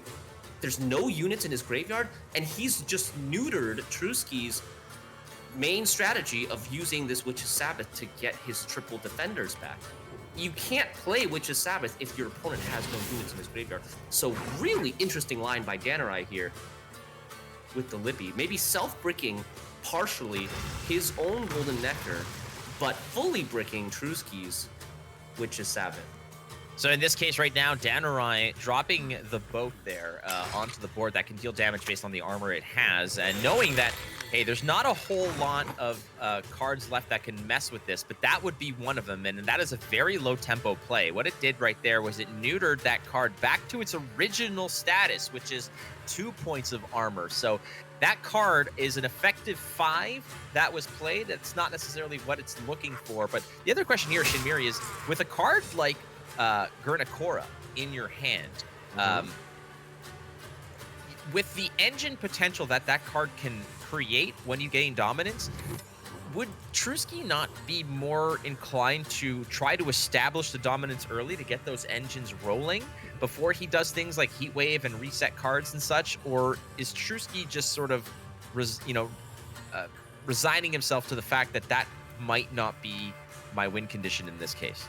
Yeah, he thinks that the Gurnakor is probably gonna die to something like Bjorn and the Longship, or like a Junod, and just gonna, and he also needs to wait until he can get 25 points on a row to play that Bloody Mistress, because it needs the Sabbath condition. It needs 25 points on a row or more to transform and do anything and become an engine. But like Danarai's control Skelegalist has just shut everything down here, and there's not even enough power for this Bloody Mistress to transform at this point. So Sir Scratchalot's going to do a little back and forth here. It's going to gain a little bit of more strength, but lose that immunity. And Junod going to town here, dealing damage. That card, such a great Witcher. You know, shades of those old Witcher lists that Skellige was well known for. Sir Scratchalot going to do another little dance again as Trusky here playing the Drowner after the Sir Scratchalot, perhaps losing a point opportunity there. And you see Trusky shaking his head here. He's visibly like, this is not the game plan that he envisioned to happen. You know, this was supposed to be a deck that would be able to resurrect all of its big threats from the graveyard in this round. And Danarai's Lippy choice here, Magic Compass really showing how strong and versatile it is, can give you the right answer at the right time. Really creative answers like this. Really, I think like hats off to Danarai for finding this line in what I think Trusky thought was a favored matchup for him to begin with. But really, Danarai, look at this. This is another big win for Danarai. Now going up 2-0, winning as Onslaught Pirates Golden Necker versus this overwhelming hunger Arrakis Queen deck. And this all comes back to the turning point that Witch's Sabbath was immensely ineffective, as we see it right now, just for show, cleaning out a lot of the graveyard of you know, which would have otherwise given a lot more opportunity. But hey, that's not bad. You got it up. You only lost by 22 points. It was a lot more dire in that case. But Danarai with the big brain play. Yeah, wow. And I think Danarai also timed his pass well in round 2, because he knew that Trusky hadn't played Alyssa yet. Trusky had first say in round 3, but he couldn't open with Witch's Sabbath because he needed to play Alyssa first to shuffle that Witch's Sabbath back into his deck, and that gave Danarai the opportunity to first play Magic Compass into Lippy, because he had already done all of his setup. He had already done all this thinning that he needed to get to 2 cards or fewer in his deck to activate that Magic Compass for a legendary. All right, so as you can see it here, Danarai with a commanding 2-0 lead, but that leaves him with Nilfgaard. I mean, no slouch there. That's an exceptionally strong list against, well, take your pick. Dealer's choice. Trusky has all of his arrows still in the quiver that he could go ahead and try to maybe hit a bullseye against that Renfrey list 3 times, but that's a tall order. Renfrey, as described by certain other players in this tournament, is just unbeatable. Now, say what you will about it, but Renfrey lists are definitely beatable, but in the grandest stage of Gwent with the best players this year, that could be an accurate statement. Renfrey in the right hands can sometimes feel absolutely just unbeatable. We'll have to see. I think Trusky still has a chance here. It's probably small, but wouldn't that be just perfect? The perfect storyline of, after months of complaining about Renfrey Nilfgaard, that in the tournament at the highest skill level, if somebody was able to reverse sweep Nilfgaard Renfrey. Wouldn't that be just a little sweet, Blake? Yeah, to quote, so if anyone's keeping track, to quote Shinmiri, it might be small, but isn't that just perfect? That is a Shinmiri quote. We will make sure that gets clipped and shipped everywhere. Clip it and ship it, friends. Okay, game 3 of the quarterfinals here at GWENT Masters. The action has been pretty heavy as it is. We finally saw round 3 though. That's nice. Trusky on blue coin, bringing out the monster party, trying again. In this case, you do have the opportunity to use that Urn of Shadows. So, you know, duplicating things, but you got to find the Arrakis Queen. That's kind of part and parcel of what this wants to do. You want to pair that Urn of Shadows with some Death Wish units. Yeah, so he has the Royal Decree as a way to get the Arrakis Queen, but no Defender here. So the Arrakis Queen might get locked, but he does have a Peller. There's a lot of techs in this deck for Trusky. Kind of a wide Swiss Army knife of tools to deal with whatever gets thrown at him. Whether it's Purifies, you've got Banishes, you've got Defenders. I am really interested in seeing, but Trusky shaking his head again. Maybe he doesn't like what he sees. Maybe this is not that good of a round 1 draw for him, mainly because missing that Defender. Well, it's like one of those situations, like, what the hell do you open with? Do you drop the Caldwell and say, okay? And I think we're just going to go with the Gurnakora here. It might be a situation where you drop the Gurnakora early, you go get the Arrakis Queen, devour that Gurnakora, and immediately use your Urn of Shadows and one of your charges, duplicate them, and maybe that's the work you're looking to do here. But proactivity was quite scarce in terms of what was possible to do. But we're gonna go in with the Vilgefortz. That's gonna be played on the melee row. A little offensive burn action is gonna get a great trade here, as the Drowner is what comes out, followed by that Sir Scratch-A-Lot. Yeah, and I think good play by Danarai, I would say, using the Vilgefortz to immediately destroy the Bloody Mistress, not giving Trusky a chance to consume it with the Arrakis Queen on the next turn. So Vilgefortz, clean answer, and now Trusky's going to try to do the same strategy using Arrakis Queen to copy Sir Scratch-A-Lot. And Sir Scratch-A-Lot here is immune when you play him, or at the start of the game, the Sir Scratch-A-Lot in your starting deck gains immunity. So Danarai, having no way to target it, has to let it sit on the board for a turn. And now Trusky can click Sir Scratch-A-Lot, remove the immunity, bounce it, gain 2 points, and tutor into the Arrakis Queen. That's precisely what's going on here, as the Royal Decree fetches Big Mama Meatball, and using the Urn charge, which triggers a Death Wish. So we're going to go make 2 Scratch-A-Lots. Then we're going to use our Leader ability here. Going to use one of those Overwhelming Hunger charges. Now we've got more Sir Scratch-A-Lots. So there's 3 floating around there, Shin. Yeah, there's 2 on the board, 1 in the graveyard, and there's also a Bloody Mistress in the graveyard. So you got to keep track of the graveyard here to see what potentially can come back with Witch's Sabbath in a future round. And here come the locks, Flake. Oh man, some people watching this must be getting triggered as you see the Alba Armor Cavalry locking the Drowner last turn, and then a Slave Driver to copy that Alba Armor Cavalry, getting another lock on the Sir Scratch-A-Lot, and still 2 more locks on the leader charge for Danarai playing Imprisoned. Yeah, incredible amounts of control at the beck and call here for Nilfgaard. Everybody loves Nilfgaard. Nilfgaard just lets you do what you want, right? No, not quite. You think that with a deck building restriction that Renfrey imposes upon including her in the deck, that hey, if I don't have access to special cards, how am I supposed to remove or control things? Well, there's a myriad of options, and that's why Renfrey is so potent in a Nilfgaard list, is because you have control options like locks, duplicating locks, things of that nature, where you don't have to rely on specials to deal with opponents' problems. And this is one of the issues that a lot of these greedier lists, these like sort of I stay on my side, you stay on your side lists, where they're just trying to generate points. And if you're only you only have access to units, other decks can usually just outgreed it. But in this case, when you have opportunities to make multiple locks and have 2 just in your back pocket with your leader ability, this deck is, I can see why players can envision it as being, quote, unbeatable.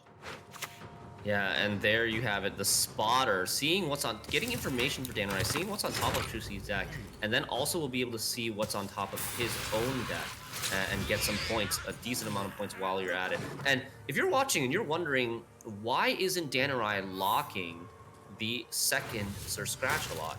And I think the answer for that is because Danerai wants to play around a Spring Equinox. This is a card that Truski has in his deck, which will purify all units on a row.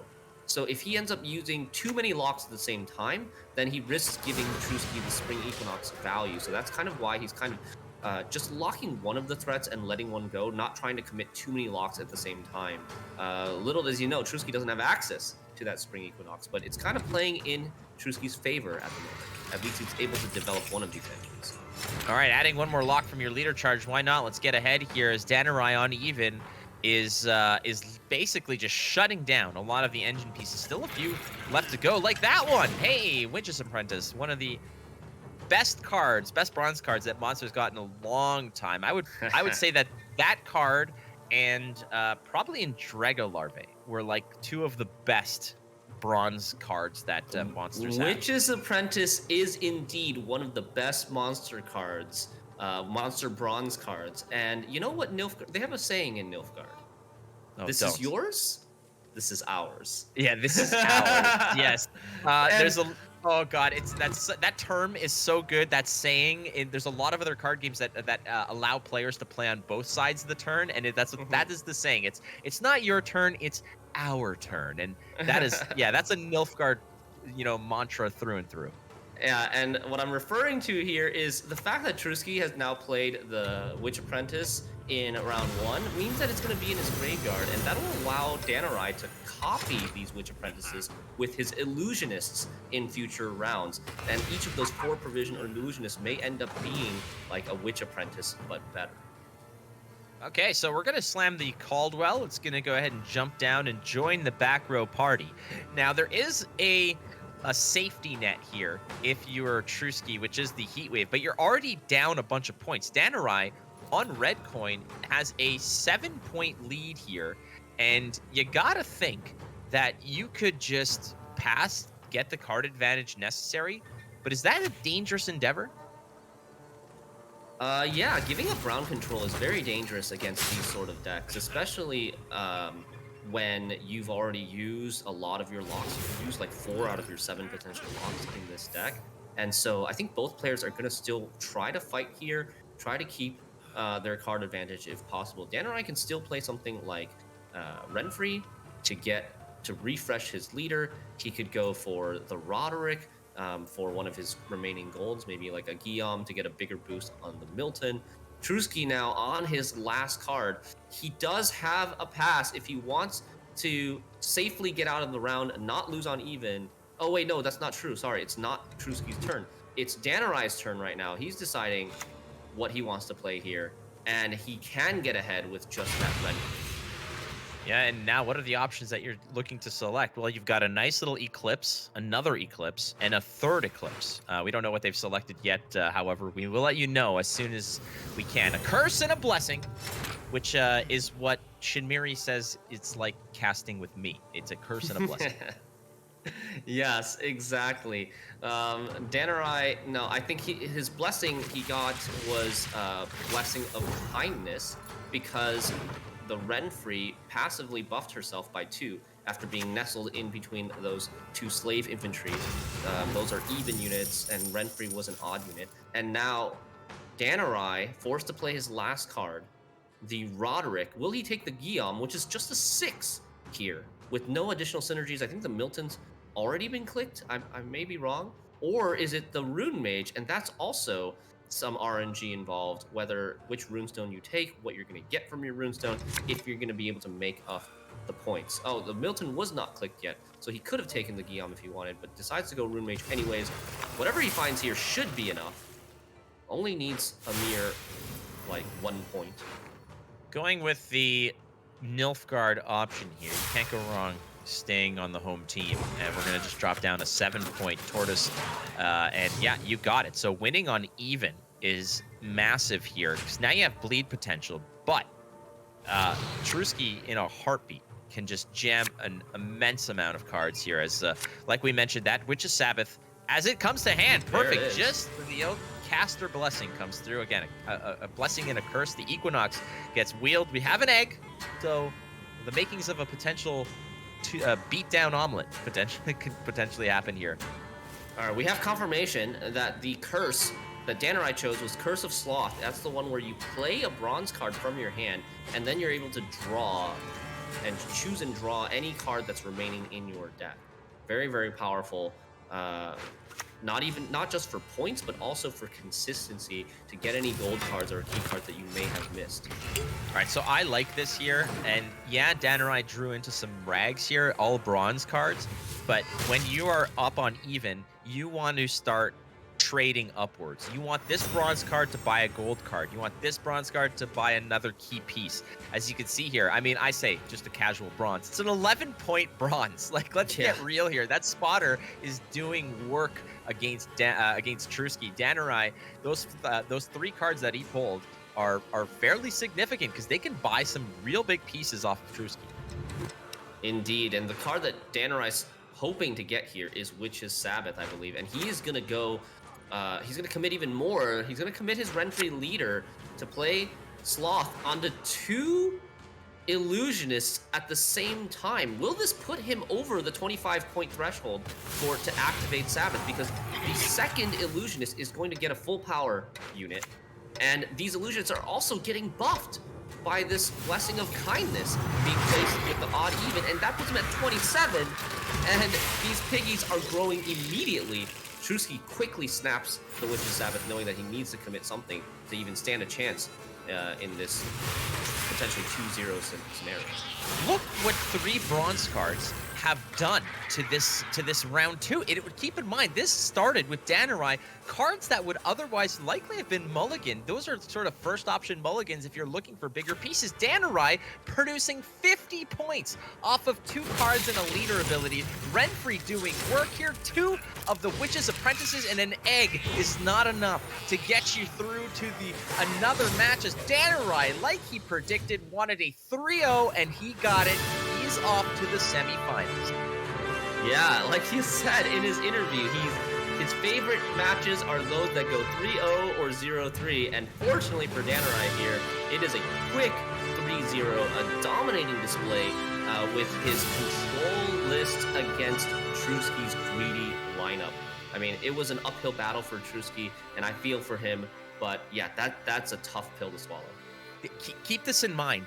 Danurai got to the semifinals playing 7 rounds of Gwent. Not 7 games, 7 rounds. A 2-0, a 3-round game, and a 2-0. That is quite impressive. And Danurai is like he mentioned. He said, "I just want to get through this," you know, and he did in possibly the quickest that we have ever seen in Masters history. Yeah, wow. I wonder if this will be a trend for this weekend. I kind of thought, I was thinking about it myself yesterday. I was thinking that this Season 4 finale, this tournament, might be one that we see the most 2-0s in, ever. Because of the meta, the environment the meta is in, these greedy engine decks that like to go first and then with first save, push for a 2-0, some of these decks that play like Magic Compass or Golden Necker, or that are a little bit lower on consistency, sometimes even like, say, Devotion Syndicate, that maybe can draw poorly in round 2 and they haven't gotten all their draws yet. We could maybe be in for a quick day today, like, if we see more 2-0s like this. Yeah, well, don't tell me that, because that means I have to do laundry, which I'm like, oh, I can't do laundry today because I gotta cast the tournament. So it's fascinating. Again, we were talking about the importance of going first versus second and how that has evolved, and gone are the days of the round 2 dry pass. Bleeding, I have been very adamant about. For many years of playing this game, I have told people that what separates some of the elite and best players in the world, the pro rank players versus just the casuals, the pretenders, is that the art of the bleed. How do you bleed? When do you bleed? And how do you defend a bleed? You need to have that in your skill set. That is a very important tool that you need to refine in order for you to really elevate your game to the level that these players are. And some might look at this and say, well, yeah, you just jam all your cards and really blast them through, into outer space. But it's not that simple. It may look that way because these players are excellent, but I promise you, bleeding for players who want to know how to get from, hey, I don't know how to go from, rank 3 to pro. Practice and start learning and educate yourself about the art of bleeding. That is a skill set that really differentiates the elite from the casuals. Yeah, really well put. A key skill, and it all starts with understanding matchups. I think it's the key. Okay, and maybe we can hear from Danurai himself on this topic as we go to his post-game interview with Danurai. Take it away. All right, I am here with Danurai going 3-0. Probably same thing will happen to Poland in the World Cup, except it'll be getting their butt kicked 3-0 by France. But Danurai, more importantly about you, you said in the interview you like quick matches, you like doing a quick 3-0. This was some speed Gwent from you. How you doing, my friend? Hello, Buja. First of all, I'm very happy I finally got the post-game interview. Third time's a charm. Overly, if I had something to say about the game, it went more or less like I predicted. I really struck their lineup because they took some bizarre decks, but so did I. Mm-hmm. But I knew worst case scenario I'll win 3-2. There was no way for Garni to go through.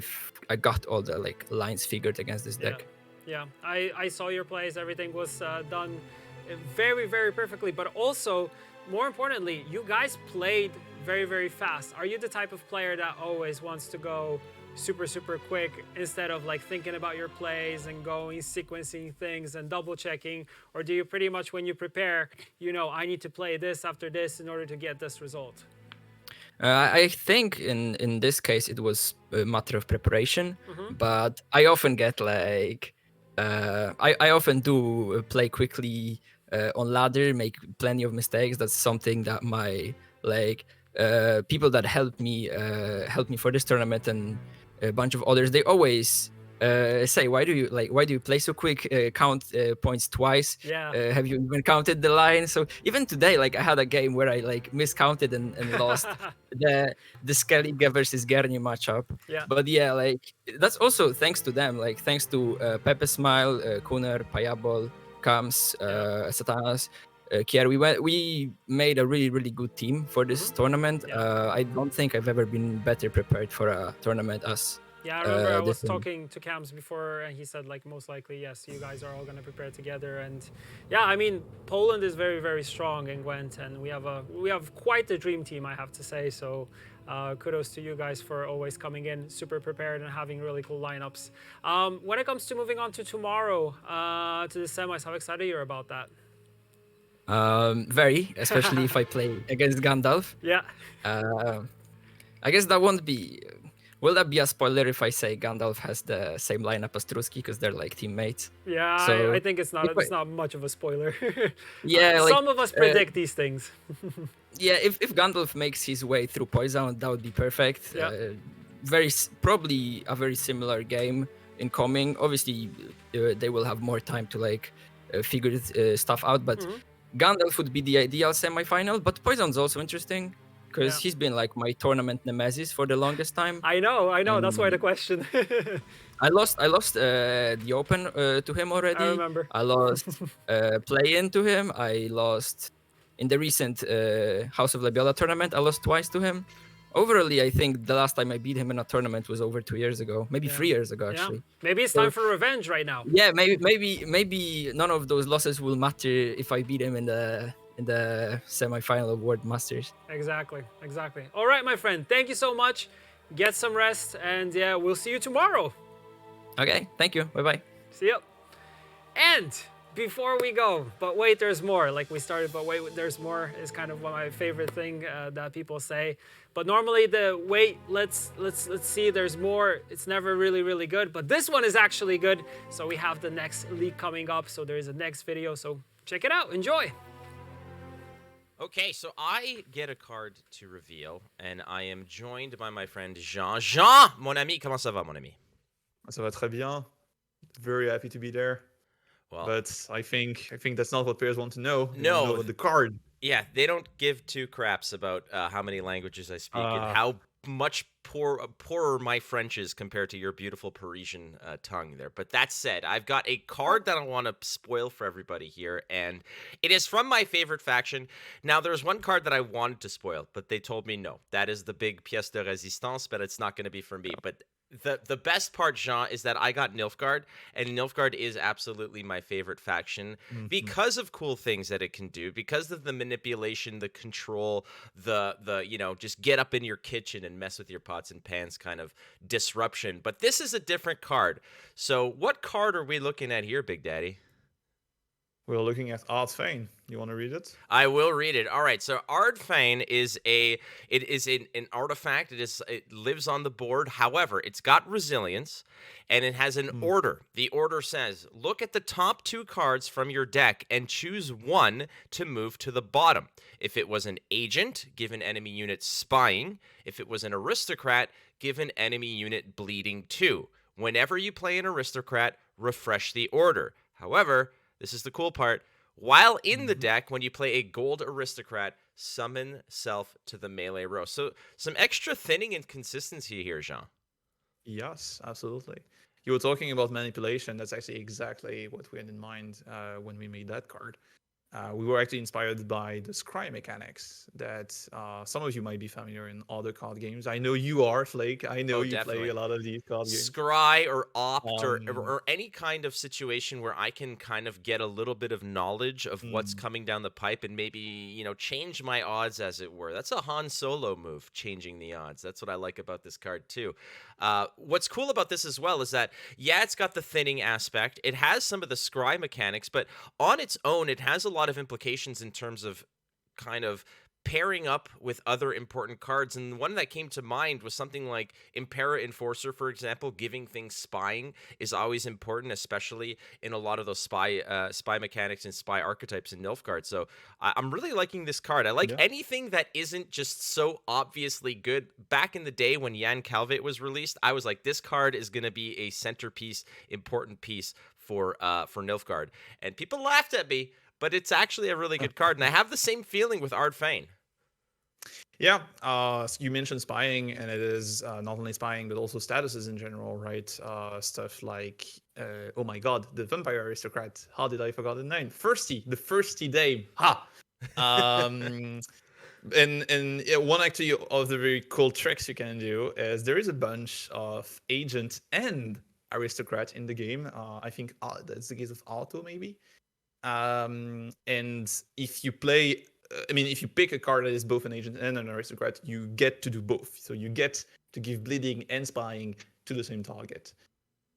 So 2 triggers for your first thing. But at the same time, as cool as 2 triggers are, do you really want to put something like Arto on the bottom of your deck? There's a lot of give and take here. So that's a tough choice. It is a tough choice. So a lot of more decision making for Nilfgaard, which in my opinion, I've always find that Nilfgaard is one of the more decision heavy type of factions that are out there. That's why I like to play it.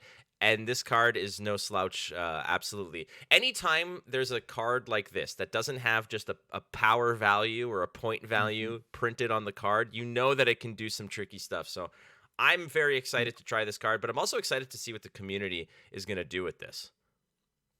And one last thing from me is that from a design perspective, this is something we're actually thinking about, the fact that, okay, we want to do a type of scry card, but the problem is just consistency. That's not necessarily enough for an effect in Gwent. And so how can we tie some value in some other way, right? And it led to this version of the card where, okay, you get to pick a card to put at the bottom of your deck, but at the same time, what card you pick will give you some extra effects. So a nice little kick in the pants for, you know, a spying archetype, aristocrats, bleeding, any status effect as well. So there's going to be a lot of cool things that I think are going to come out of this card right here. There it is, my friends out there in Gwent World. Ardfane is your Nilfgaard legendary reveal. Hello everyone and welcome to the Analyst Desk. My name is Sealy and I'm super excited to dive into the real juicy bits from that previous series that we just saw. But of course, I mean, we cannot ignore what was just talked about there. Flake revealing a card from his favorite faction, and it is a good one, you guys. I really like Ardfane here because it boosts status NG quite a lot. I think that is super fun. Of course, you get the most value in a long round with this one, where all your statuses can really work out with something like Seditious Aristocrats and Thirsty Dames. They're not going to be very thirsty anymore because Ardfane is there to help them, a consistency tool that you're always guaranteed to get. I mean, I think Nilfgaard is super happy about that one, and I can't wait to see how you all are gonna use it later. But what you are waiting for perhaps here is the games. These are a couple of moments that I do want to jump into here. In game one, we have Trusky from Blue Coin versus Danirai on Red Coin Syndicate.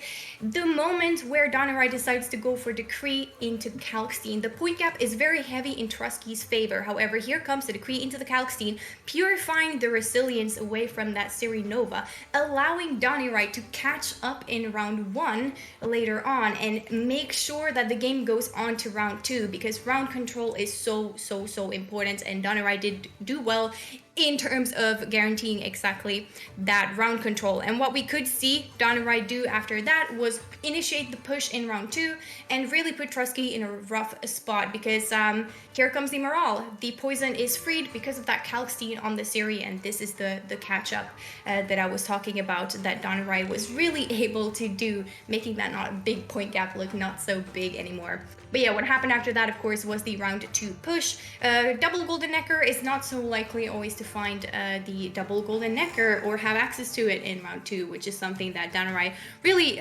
utilized quite well. And speaking of that round two, I would like to show you this bank from Danirai. After the push is gone, the drill has been set up.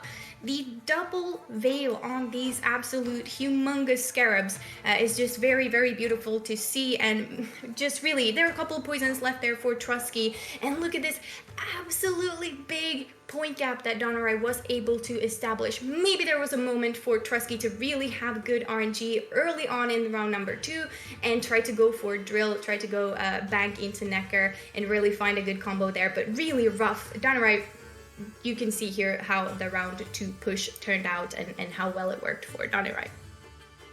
Now, I do want to move on to game number two. This is a very important part as well. Trusky did talk about some unconventional lines that he might have to go for in a lineup where he was quite unfavored overall. So I think it's super beautiful here, the setup that Trusky is going for. He ate the defender with the AQ rather than copying something common. Again, Shinmuri said it's kind of a triple dirty core list, but not really. You can do other things. Skellige has such a rough time to get through those defenders, so I think it was a really good call on Trusky's end to eat the defender, set up a nice graveyard for Witch's Sabbath, and then the idea is that you have a lot of defenders, you stick only a couple engines behind them, but that is enough. Like having one cat, having Bloody Mistress, having Witch's Apprentice behind all of those defenders was the line that Trusky was setting up here, and I think that was really nice to see. However, of course, really beautiful line there set up by Trusky.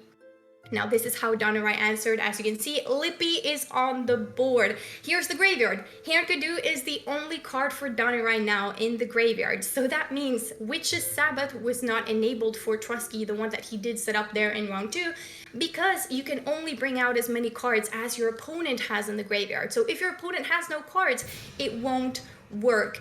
And another thing to note here is the Elisa that's on the board. Trusky had to play the Elisa first to put the Witch's Sabbath back into his deck from the graveyard, and that allowed Danirai to strike with this Lippy. Trusky could not just slam that Witch's Sabbath, it had to be put back with Elisa first, allowing Danirai to play that Lippy, and it was a decider, you guys.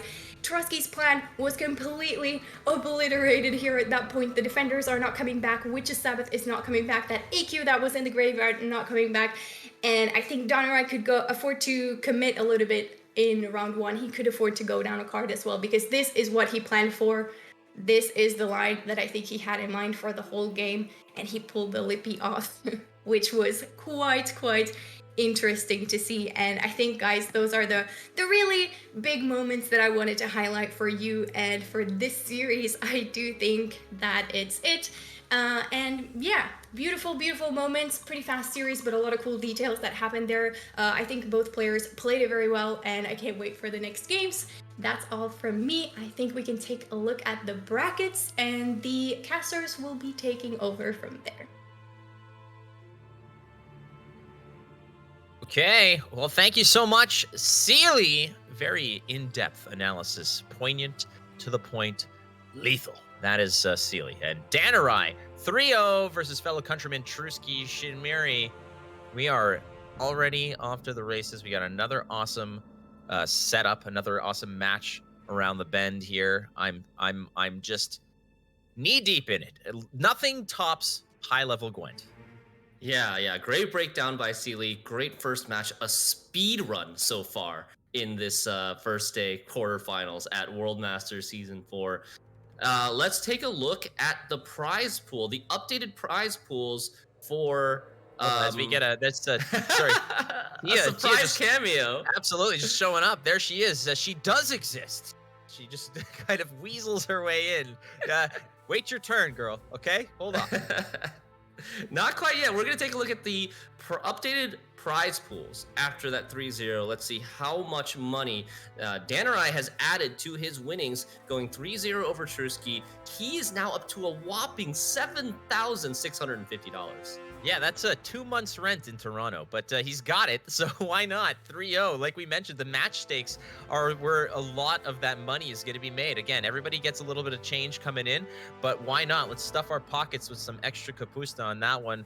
$5,400 all went to Danarai in short order. Look at that. And as you can see, the discrepancy here. So already $7,650 in his pocket, and he's still got more to play for tomorrow. Yeah, and Trusky going home with $2,250 for making it here to the big stage, World Masters Season 4. Not too shabby of a payday himself, but of course, he would have liked to do better. Yeah, well, there's always, there's always more Gwent to be played in the future, but still, $2,250 is not a bad consolation prize for, playing exactly 7 rounds of Gwent. That's not bad, I will say. All right, so 1 quarterfinals is in the books. Flake and Shinmiri are reunited at last, and it feels so good, my friend. Not bad of a start to this tournament in general. Again, it was hot and heavy, but those decks came out guns a-blazing. Oh, really? Yeah, definitely guns a-blazing, and we are not going to slow down. We are going to have the second quarterfinal very soon. It's between Poisoned and Gandalf. We've got interview videos for you guys from those two as well. Flake and I will be back to cast the third quarterfinal of today, but next up is Lionheart and Tia with Poison versus Gandalf.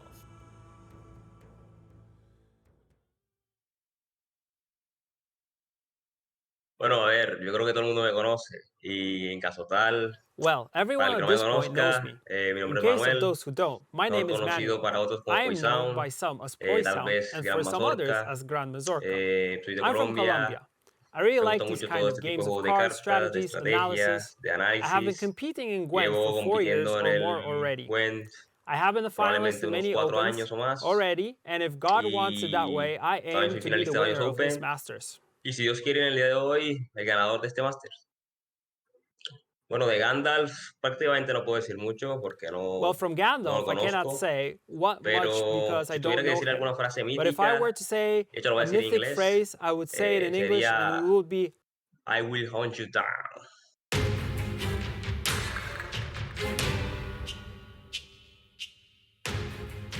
Hello, so I'm Gandalf0271 and I'm playing for Team Elderbrot. You may know me as Gwent Open 2 champion as well. and it will be my first World Masters, but I hope it won't be the last one. So Poisoned is really good player, and I think he will be really well prepared. Last time he won some community tournament, so he's in really good shape and in form. But I think at the Masters I will be also in really good shape and form, thanks to my teammates. And I hope our game will be very enjoyable for the audience, and at the end I will get through to the semi-finals. Hello everyone and welcome to the second quarterfinal here. I am Matt, but I am not Flake, and I am joined as always by, well, it's Tia Beastie, not Henry Shinmiri Fang, but you know what, we make a pretty great cosplay of it. Tia, that was a first series of serious speed. What have we got in store this time? It seems I'm back. I was a little bit too excited to start talking earlier. My face just popped out. But that was really fast and quite a start to Masters number 4. I really enjoyed those games, and I'm curious whether the whole night is going to go down this route. Well, it might just do. You never know. And if it does, honestly, we're going to have to make sure we get those drops in at absolute lightning speed here, I think, if that's going to be the case. Oh, absolutely. We have some rewards for those of you watching today. Remember to link your account to Twitch and accept the 4-hour Beholder in-game title when it goes off. The clock will keep ticking and you'll get your 8-hour in-game GWENT World Masters card back. You don't want to miss it. You don't get a chance to ever get this card back again. You definitely don't, and that might be my favorite Masters card back ever. It really, really works with all of the ones we've had for the Opens over the course of the year. I absolutely love it, and I've actually remembered to start my own drops this time, but that 3-0 might have hurt me quite hard. That was so speedy. Let's hope for a longer series this time, shall we? Oh, it's going to be so, so good. Yeah, and we have similar decks as well with the next two players. I'm curious to see if the results are going to be similar, what the divination is going to look like, what does the community think will happen. I'm not so sure what the community's going to think. I'm pretty sure everybody's divination result is already gone after that initial 3-0, or at least mine certainly is, but it was a phenomenal, phenomenal series. Yes, as Danarai has mentioned, we will be seeing some similar lists, as he mentioned in his interview there. A little bit of a spoiler, but you know what? After that performance, I think we've got to let him, right? We think, we have the divination results, and it is pretty heavy in Poison's favor. Yeah, quite a difference. 65 versus 35. Well, I mean, Poison has played some spectacular games in the past, but so has Gandalf. Honestly, can't really count our eggs before they have hatched here. I'm curious to see. That's very true. Now, Poison has been around for a little bit longer on the competitive scene, perhaps, or at least more visibly. Towards the end of last year, really enjoyed seeing Poison. Thought he was going to be one of the people to watch this season. Delighted to see that success going through to a Masters place. But Gandalf is no slouch. Particularly the back end of this season has been an absolute powerhouse on ladder and in tournaments as well. This will be spicy, I think. We've seen some of the decks so far today, and I can't wait to take a look at what these two players have in store for us. I'm not gonna lie. Yes, and how about we take a look at Poison, who's going on Blue Coin today. We start off with the must-include Nilfgaard faction. Really, one of the strongest decks. I've spoken to some players, and they think it's impossible to beat Nilfgaard. I'd like to see somebody prove them wrong, though. This is an imprisonment list. It's your rain-free matchup. In other words, there won't be any specials in this list, but we do have some other toll removals like Ivar, Evil Eye, Volgafort, and we also have that famous package, Gilliam and Milton. They love it when your opponent goes toll, and they love it when your opponent doesn't have any toll resets. I don't know if that's going to be the case though, but the next in our list is Mobilization. It is, and it is the Crinfrid Reavers. And yes, I chose that voice line instead of the one from Reaver Scout, thank me later. I both love and hate these lists. You can see the Reaver Scout there, wonderful, wonderful card. Shinmiri rightly pointed out that the Reaver package is a bronze win condition, and this Reaver Scout is completely necessary to facilitate that. It allows you to get additional value from your leader ability as well as your creates, because not only does it give you points itself, but it finds you yet another one of those valuable Reaver hunters. This list is all about making as many of them as possible, whether it's with a Darren, whether it's a Dahlia. You have multiple different options as well, from your Garrison, your Mushy Truffle. It is Reavers, and it is going to be quite the spicy list to try and fight. It spent a lot of time a couple of months ago being the list, fell away a little bit at the beginning of this season with some nerves, but the best players in the game seem to think it's still going to be more than good enough to fight through here. And we have a bit of what you'd call a veteran esports list at this point here. It's Lion Pocket Syndicate. Yeah, Lionheart, the Syndicate list has survived many metas, and it is still just as powerful. Some small switches have been made to make it more up to date, like including failed experiment once and not twice, because it now costs more to switch poison over. All those patches that have happened over the months. But it is your Golden Necker list, a card that plays for 3. It's going to bring out an artifact, a special card, as well as a unit. We have a lot of tutors here as well, like Royal Decree and Vivaldi Bank, so hopefully Poison does not miss any important cards. And for poison archetypes, we have Morale, we have the Salamandra Hideout that's able to throw a poison onto your opponent's side of the board from yours, and we also have Fistic, of course. So with the Blanheim brothers and the Tunnel Drill going brrr one last time, I think we're gonna see this list beating quite a few others. It is definitely a powerhouse, and we've seen it so many times. Will we see it today from Poison? Who knows? But his final list, and it was somewhat of a last-minute inclusion for his strategy from the conversation I had with him. And I'm really happy to see Squirtel bringing elves. It is a legendary old school list. You've got the scenario, you have that famous or infamous, depending on your opinion, Vanadane, Alyssa Henson, Simla's combo, waylays for days here, and double tour removal as well. Karathi Heatwave and Curse of Corruption. Very, very interesting little addition there. Poison mentioning he was targeting the NR Knights and a couple of other of the Skellige lists for his lineup, and decided, you know what? No risk, no reward. I'm going to take a list I know. I'm going to take a list I know well. Has the ability to have a lot of those 4P tech choices as well. Kind of cover all your bases. I've got Spores, no problem. I've got a Squirrel, no problem. I've got Purify with the Sappers, yep, no issue. And even some movement with the Vrya Dragoon. You love to see it. A very, very interesting lineup from Poison. Some quite standard lists, but a lot of power in them. How will he fare against the lists of Gandalf? Because these are the spiciest of spice. It didn't go so well for his teammate early on. Will he have a better chance this time, Tia? Yeah, the one thing that struck my mind the moment I saw this lineup was that Gandalf has had some traumatizing interactions with Reavers over the past meta, because these lists are really built to just counter Reavers. You see so much control, so much anti-Reaver synergies. We'll start off with Imperial Formation. This is a nice soldier list in Nilfgaard. No Rainfree. We do see Bugclure. I don't even know if I'm pronouncing this correctly. My French isn't as good as it should be. But this is a resilience location, and it is able to reset the power of a unit. It can also set an allied unit's power to match the highest power enemy unit. So this is really strong and a lot of control, and there's not a lot you can do about this card unless you're running something like Heatwave. Other than Baclure, we also have your standard packages with Milton, as well as Gilliam. You are going to want to have an opponent with cards that go tall, and you're going to want to punish those tall cards as well while you're at it. Luckily, we do have Ivar Evil Eye that's going to do that very nicely. We also have the Sunset Wanderers here. Quite interesting. This is going to thin the deck, and it's also going to be a tall target for archetypes like Reaver. We have Triss Meteorite Shower, who likes to swarm on the melee or range row, or just punish your opponent when they swarm. Another interesting inclusion here is Obsidian Mirror, 2 of them in fact. Again, I'm thinking this is meant to target Reavers. There's little else I can think about, and it's definitely going to feel the burn if that hits.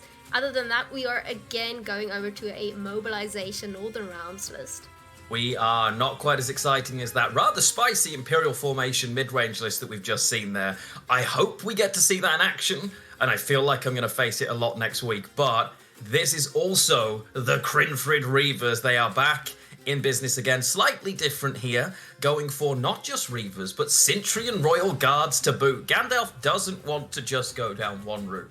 What if it's not a good matchup for Reavers? Well, you know what? Why not bring out the Royal Guards as well?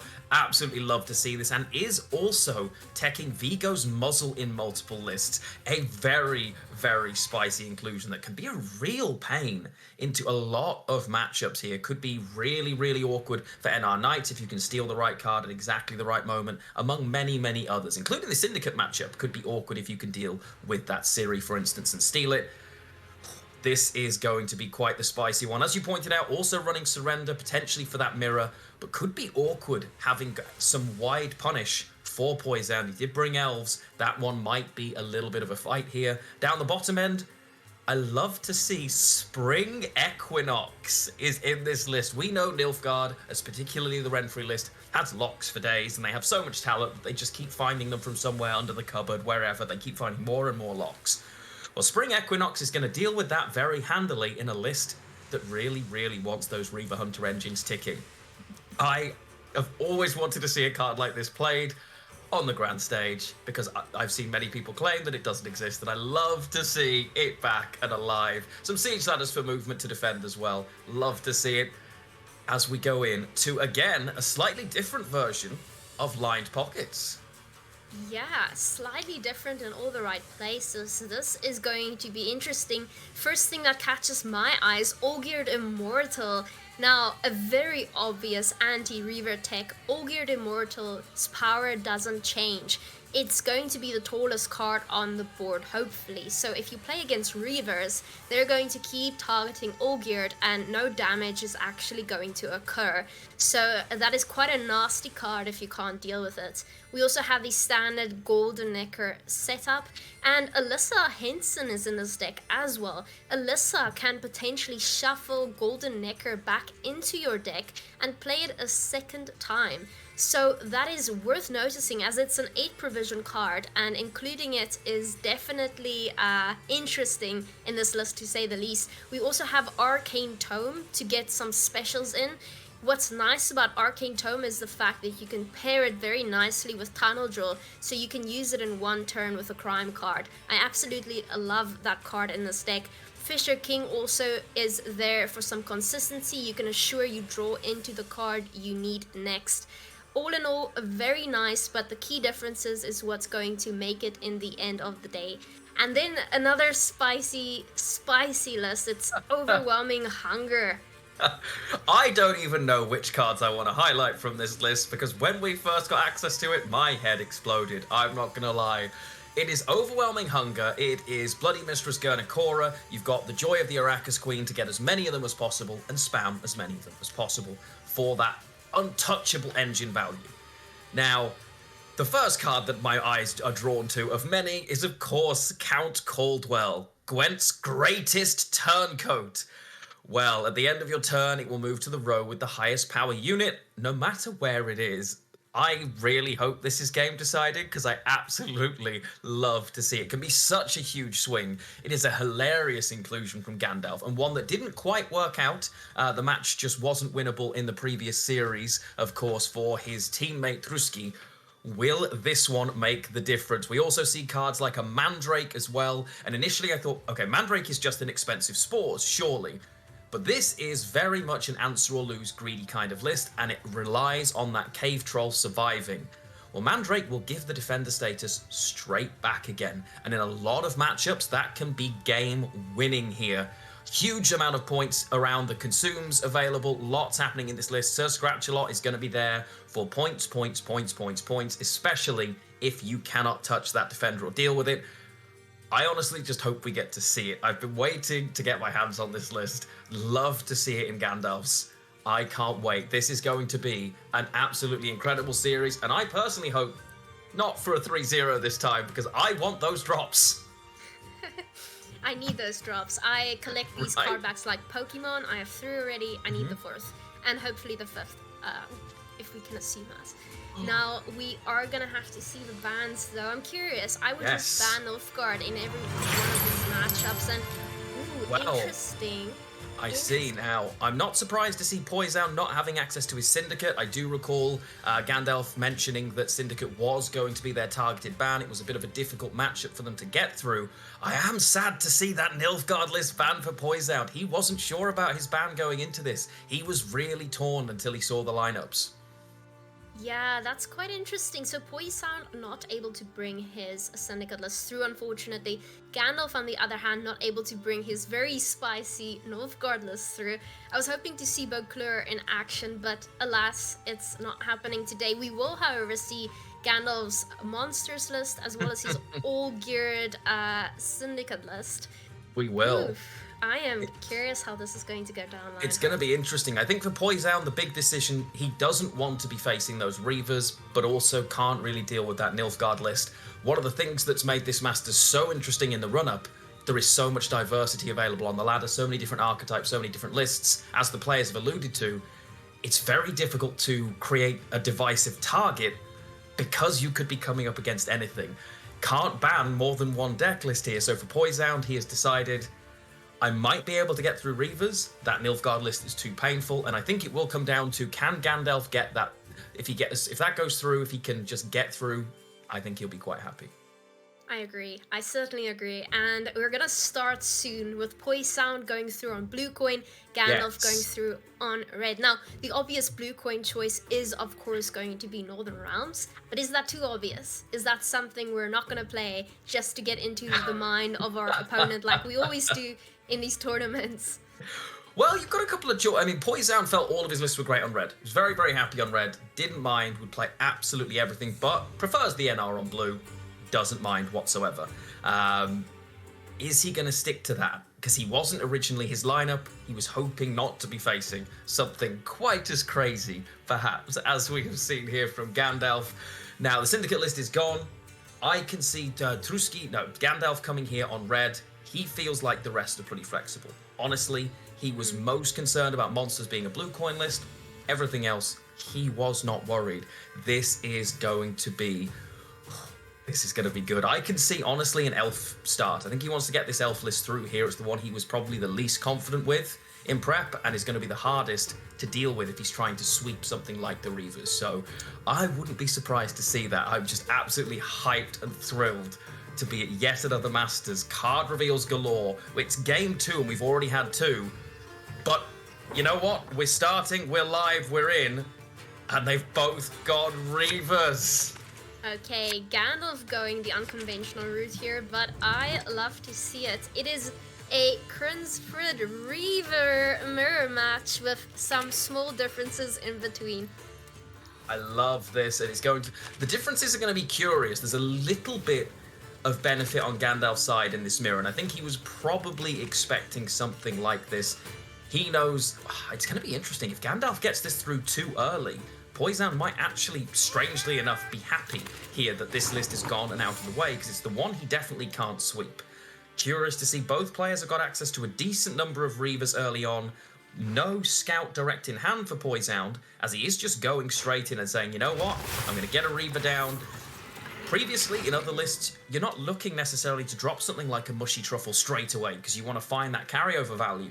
But, as Flake and Shinmiri rightly pointed out, it is so different. The bleed, that second round, is so vital now that carryover into the second round, just as important as into a potential third.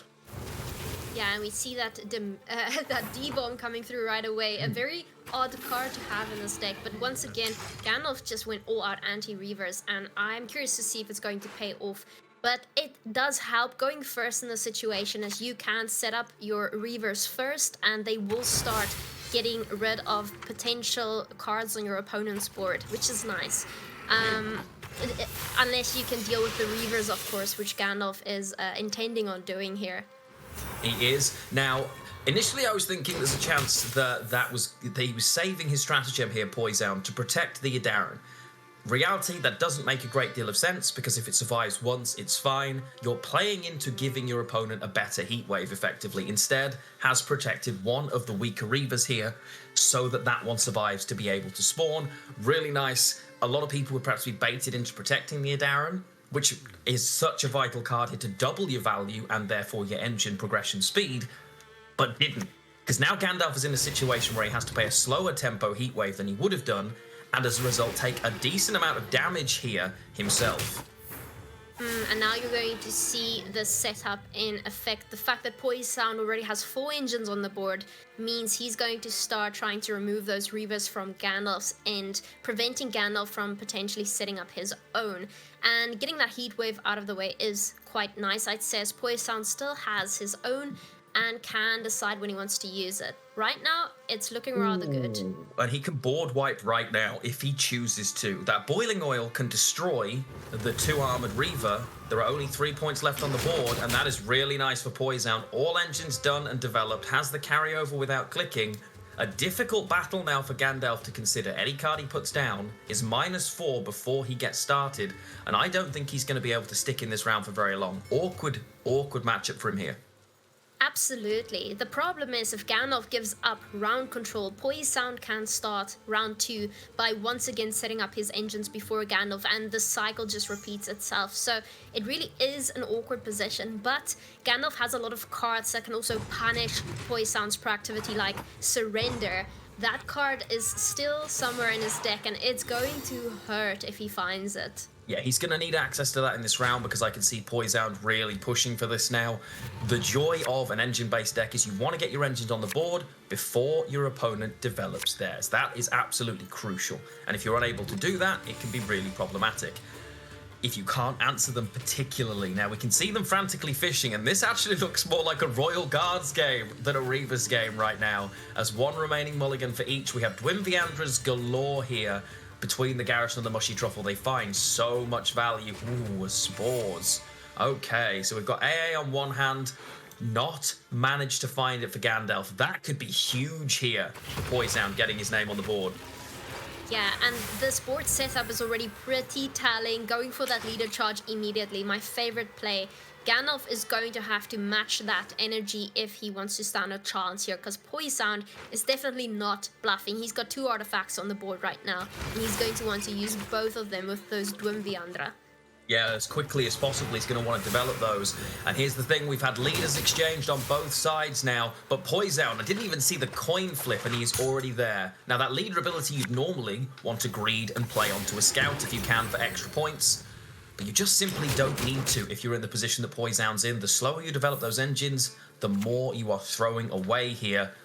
But Gandalf does still have his own Idaran here. Now, all of a sudden, has 5 of his own, just as quick it can swing. This is going to be who has the most Reavers. I talked of diversity and how varied this was, and of course they had to throw me under the bus and give me Reavers v Reavers for game 1.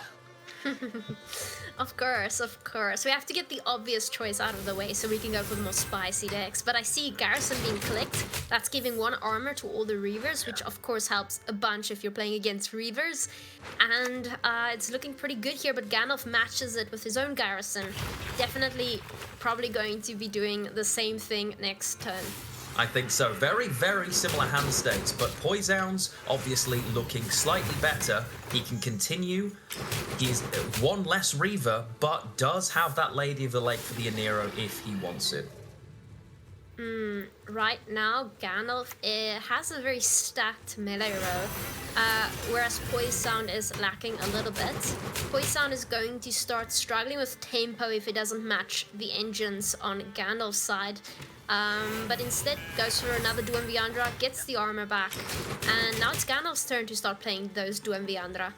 It is, because all of the value of the engines on Gandalf's side are simply going to be pinging armor right now. The tallest units have the most armor, which is exactly what you want if you are Poisoned. You can see just ping, ping, ping, ping. That cost him 2 points instead of the potential 9 that it could have done.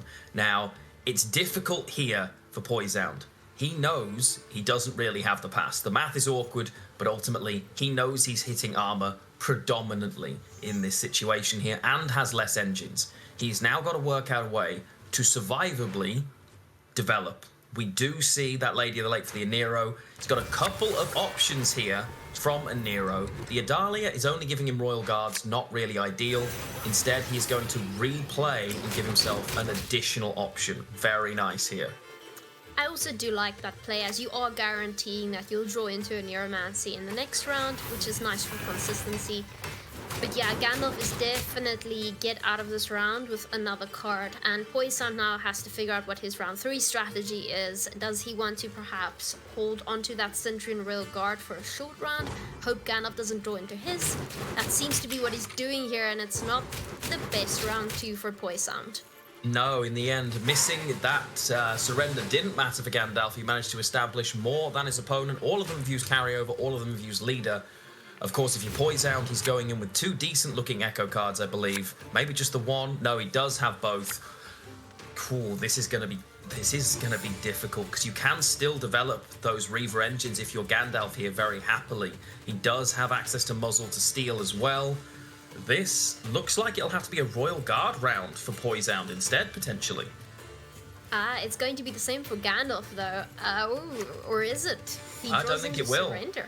I think Gandalf is going Reavers. He can develop at least 4 here, just on their own, which will give him 8 Reavers. So that's pretty great. That's kind of what you're looking for, honestly. Wouldn't be surprised to see Adalia now. Yeah, goes into the back row. Ooh, front row. That does give a little bit away. It does let you know what he's doing here. Open deck list, of course, and that muzzle going to come in. It does lock it, but you don't mind the steal. If anything was going to be stolen, I would prefer it be my scout as well. Poison just plays another one on the board. It is going to get 2 pings thus far. Is it going to get a third is the question. Yeah, this is a 50-50 here, and he wins the 50-50, keeps it alive, which will double effectively. That's pretty great for him that has survived. We see Royal Guard. It's not going to hold that, which doesn't surprise me. A nice play to choose to play it on the front row, knowing that if it was stolen, it would get in the way of a Reaver as well. That's actually really nice. The damage onto it as well makes this casting contest even better now. Oh, that's going to be very nice. So it's basically a Reaver versus Centurion Royal Guard game here. I'm curious to see who is going to reap the fruit of their labor. Who made the right decision here to go all in round 3 with either Reavers or Guards? This is going to be very, very interesting. I would not have put money on Centurion Royal Guards at World Masters last year. I'm not gonna lie, they were a definitive meme back then, and yet now, hey, here they are living their best life. That is a lot of points developed. And there is not going to be a huge amount that Gandalf can do here. He may have a lot of engine value, but that is not the best looking surrender. It'll top out at 8 points, maybe, if he waits. And that Royal Guard is 5 plus the second one that's going to be played from the scout here. I think Gandalf's in a world of trouble.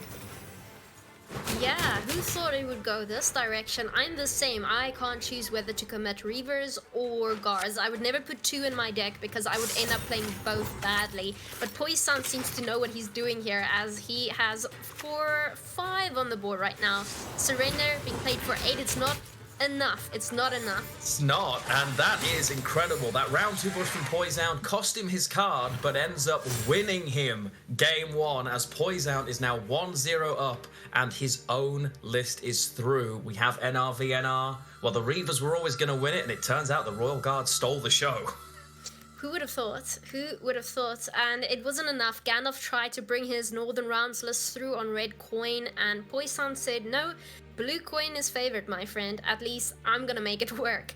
Now Gandalf can maybe bring it again on blue coin if he wants to, or he can decide to take one of his other lists. The choice is up to him here. It is entirely. He has got that versatility, he has got that set of options. What is he going to decide is the question. He was happy to play multiple things. That NR list he thinks is flexible, and I think it will be a tough one for some of Poison's lists. That's going to be the big one for him. He is going to struggle to get through, particularly the Elf list through that, and I think he'll want to try and win that matchup. I would love to see this monster list come through right now. I would absolutely, just out of my own joy of seeing it. I love Overwhelming Hunger when it's not playing V or Vi or V. You know what? Decide yourselves, chat. You can tell me which one it is, I'm sure. I think it's pronounced V or Vi. One or the other, you tell me. But I really want to see this list. The Arrakis Queen, the constant swarming. We haven't seen as much of the Bloody Mistress or Gurnikora, perhaps, in the last season. I just want to see Cam Caldwell win a game. I really do. Don't you remember back in the day? It feels like the other day. Wasn't Piable playing a Caldwell list? Or I'm pretty sure it was the last Masters where games. It was huge. It was huge. It was determined with Caldwell hopping over to the other side of the Wasn't it Alza? Didn't Alza do it? Who knows? You know what? These players are in, and Gandalf does take the line. He decides, you know what? I want this list through. I want to get my NR list through here. I'm going to play it, but he's... Renfrey Nilfgaard is one of the more challenging matchups. We've heard many players, when we've been talking to them in prep, describe it as literally unbeatable. It is a very difficult matchup. For Reavers particularly, it is not that great because of the amount of control, the amount of points, the amount of frustration in terms of the armor generation even, that it can build. But we also know that Gandalf has tried his absolute best to tech for that, running things like the Spring Equinox, for example, running things like Vigo's Muzzle to be able to steal some more convenient parts for himself. So it's going to be very, very interesting to see if he can fight his way out of this one. He's going to want to win round one if he can, pretty much at all costs, to be honest. I think he wants to grab round one. It'd be sad he's managed to miss out on that scout again and having to go direct into a Reaver, but it'll be a tough one to answer with that shield, unless we're just going to see a straight-up lock. Yeah, this is definitely not a matchup I like to see when I'm playing Northern Realms, especially going against Imprisonment, basically giving you 2 locks ready to use whenever. You also have access to Renfrey, which will revive your leader ability, allowing you to do something else. Poison starting it off with proactive Tortoise for 7 points. Not bad, but the Reavers will likely ping away those armor and get rewarded in return. They will. The downside of that for you, of course, you're playing against Milton and Gian. They want you to go tall, and they want you to be boosted in tall, because they can steal that value. So while it looks bad, you're thinking, aha, I've gained some extra value, all you're doing is putting a big target on your tallest card for Nilfgaard to steal the value. Cursed Nilfgaard doing its thing. Even when it loses, it does so intentionally and is happy about it.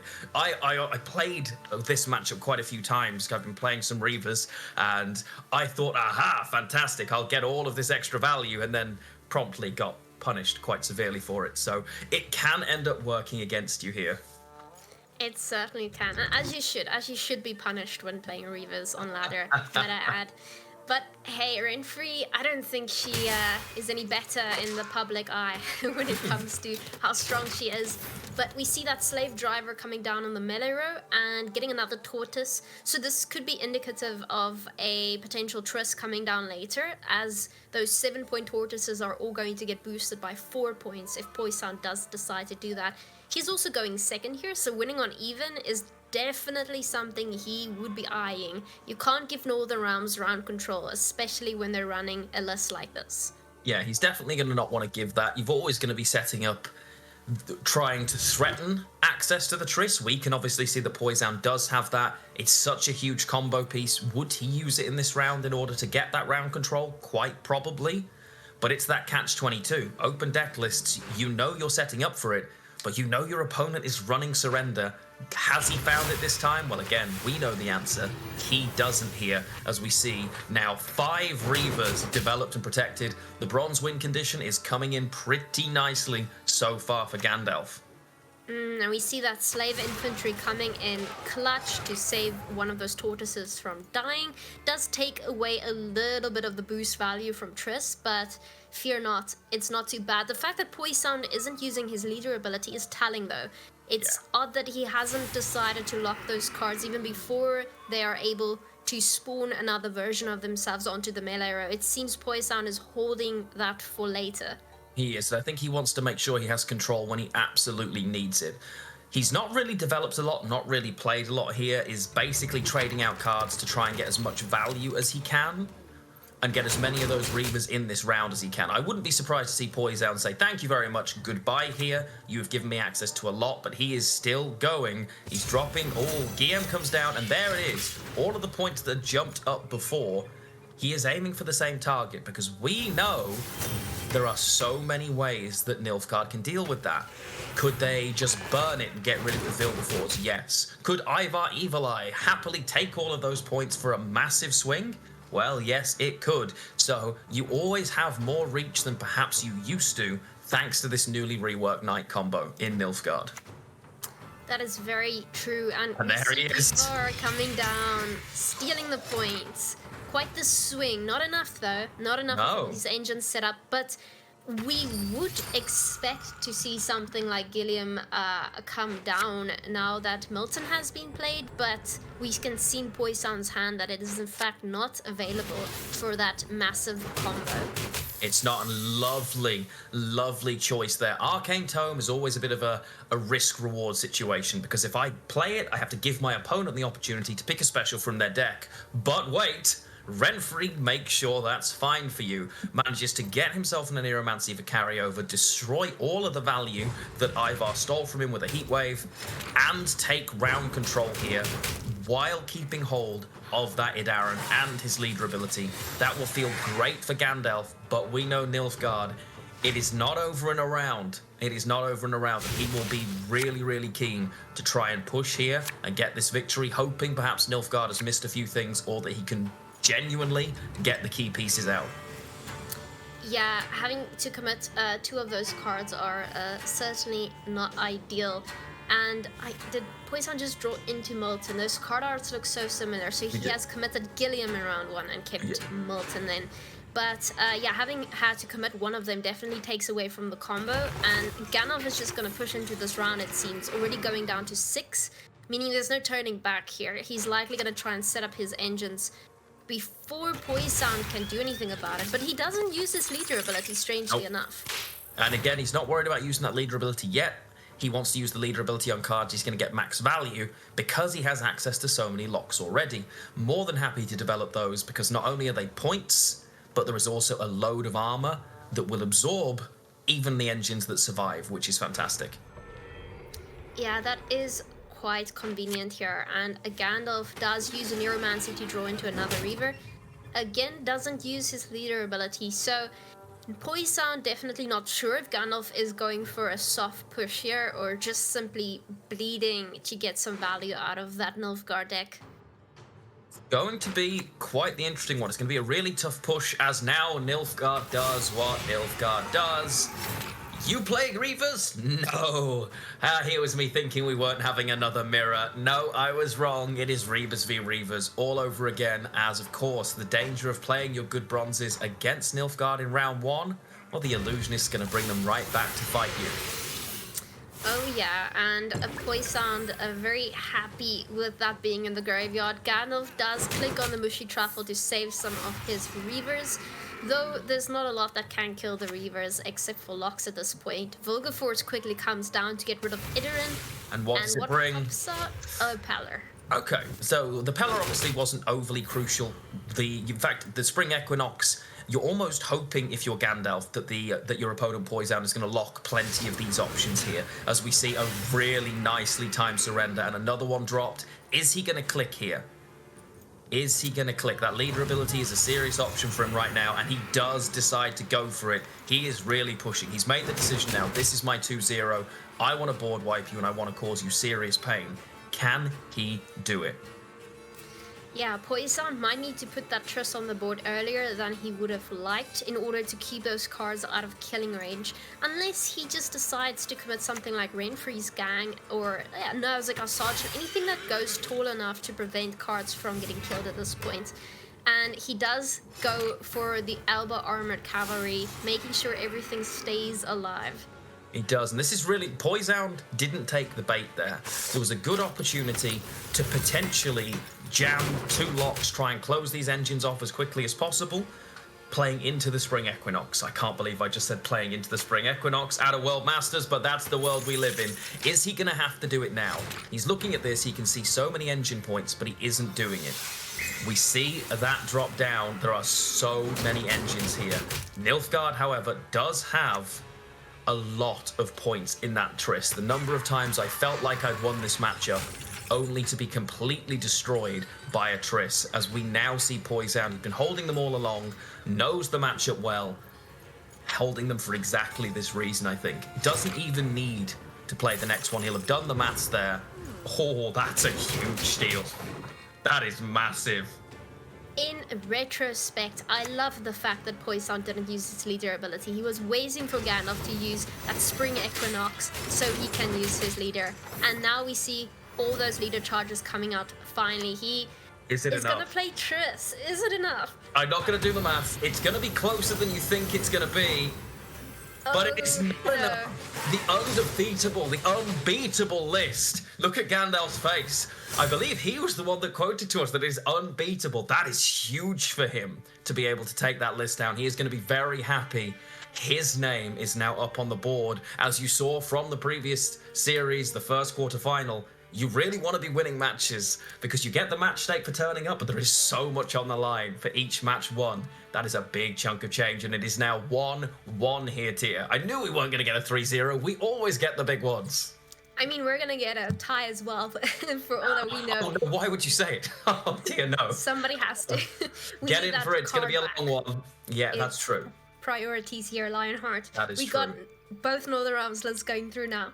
And next, it is again Poison on Blur. So we've got Deadeye Ambush and we've got Imprisonment. Is he going to take Imprisonment again or going to try for something else? I think, I mean, the Imprisonment list can play on either coin, let's be completely honest. It's very, very strong on red, and I think this is the time he's going to want to get this elf list through. I think it's a good opportunity. It can do very well on red coin as well, but I've always liked it through on blue. Wouldn't be surprised to see it on blue here. Gandalf's choices. Is it going to be is it time for Syndicate or is it time for that monster list? It's a big question. It's a huge one here. They're both going to be pretty happy that they've got a win under their belts now. That little bit of confidence, it's big. It really is. The thing is, with Syndicate, my favorite thing was the fact that it was purely going against Reavers with Augur's inclusion, but now we might just see double Golden Necker, which is really just as strong. The monster list, however, I really want to see... Well, they are not waiting around at all. We are already in the next game, and it is Nilfgaard v Syndicate. These players, everybody is playing Blitz Gwent right now. They are all very keen to keep going, as we do see Poison take Nilfgaard through. Here, not overly worried, has decided, you know what, this is the one I'm going to get through here. Cues in Syndicate on red for Gandalf. Okay, and we're seeing Nilfgaard on blue. Can we do a sweep here? The thing is, Syndicate does have poison, and your tall units aren't going to get away with murder here if you're poisoned. So he's going to have to be careful here, but Gandalf already commits first deck his first poison, saying he's not playing around here.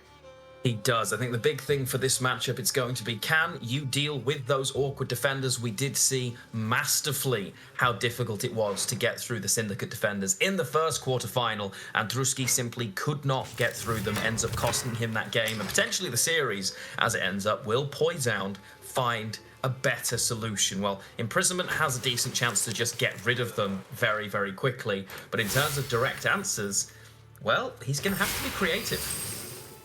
And we see a very nice engine there coming down. The Disciple playing 2 points for 1 coin, but it gets locked quickly. Poison says, no, you're not going to play that.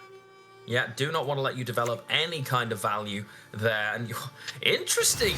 Now, just dropping it, saying, okay, no worries. You know what? I'm going to give you Ciri. Are you going to give me one of your big answers right now? And of course, we have the answer. It is yes. Fisher King, it's a lot of points to jump out, but not having that guaranteed draw from your Golden Necker can be problematic. It can be really helpful to pair the two of those things together. Yeah, and Gandalf decides to pass here on 7 cards. There's already a point gap of 20, and he is not catching up with some serious commitments. So we go into the second round with Poison taking round control here. Is he going to bleed Gandalf? That's the question. The thing is, Gandalf can get away with it as well. As long as he draws Alyssa, he can still play Golden Necker a second time. He just needs to keep shuffling away those artifacts into his deck, so he might have 2 of them. And other than that, yeah, well, I don't know. One of the beauties of this list, even if you don't draw Alyssa till that 3rd round, if you find Arcane Tome, you can shuffle in round 3 and still play it, because you don't need to draw it. You can use the Arcane Tome to find Golden Necker again, so it isn't completely fatal for that double strategy, if that's the case. I'm really happy to see a list like this make it to Masters. It's quite a spicy option trying to go for the double Golden Necker. I remember it was quite popular when Golden Necker first launched, and then fell off a little bit in Syndicate, so really pleased to see it. Indeed. Rainfree Gang coming out there for a nice 12 points, thinning the deck as well while we're at it. And Gandalf committing Gellert, also a great engine to play. It has immunity, can't be targeted yet until it hits Adrenaline. Gonna be a tough long round here. It's always difficult whenever you try and bleed, and that you have to bleed right now. The dry pass into the long round 3 just isn't a thing anymore, hasn't been for a long time. There is so much power in aiming for that 2-0, and a lot of these decks don't necessarily have the best short round 3, so it is going to come down to, can you really find that value? Poison was always pushing. Is he going to continue here? I'd be surprised if he doesn't, honestly. I'd be absolutely stunned. He is going to want to fight his way through this, get as much value as possible if he can. Now, we're missing a few cards on Poisoun's side here. Of course, he does have his Roderick to access one of those crucial golds, but there is no Triss or Renfree available to him right now. Massive pieces of the puzzle.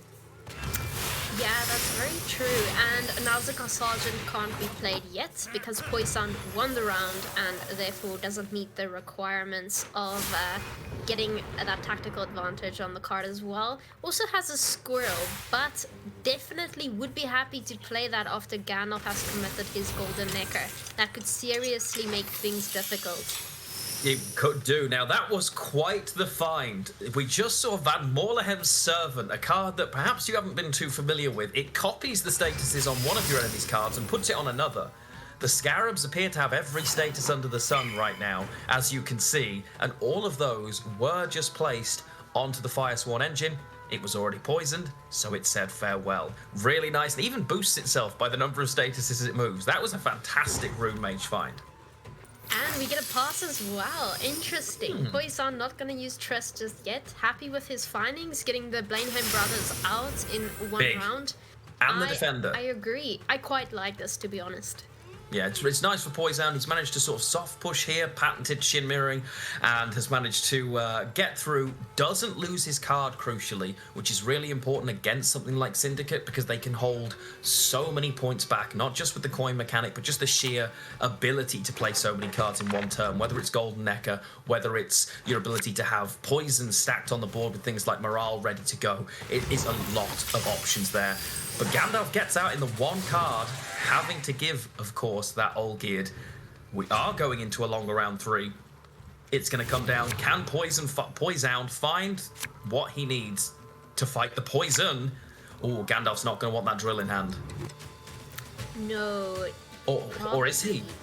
It depends what he's going for here. But the defender's gone. It's huge. He really needs to get rid of it, and he needs to find that to be able to play it properly. Having to give that defender there was huge for Poison, because of course he sat on a lock. So unless it's coming out as part of the Golden Necker here, realistically that drill is going to be in trouble. It is never going to find the benefit of a crime played in the same turn any other way, because it's just simply not going to live. The Conjurer's Candle will boost and protect. Great opening for Gandalf, of course. Such a staple in the way this list runs. Yeah, but Poison's going to be very happy if that candle starts to boost things, because he has Milton, he has Gilliam, he has Ivar, he is ready to steal points. Still has Squirrel, which is a bit awkward, I'd say. Probably not going to play for a lot, just 4 points, I think. It might do, but of course he knows this is a double list. The second Golden Necker hits the board, I think Squirrel will rapidly follow to take him out just in case. I mean, you can never be sure enough, and Nausicaa Sergeants are now getting the tactical advantage, as Poison did lose a round. You can almost say he did that tactically. Oh no. I had to. Please don't.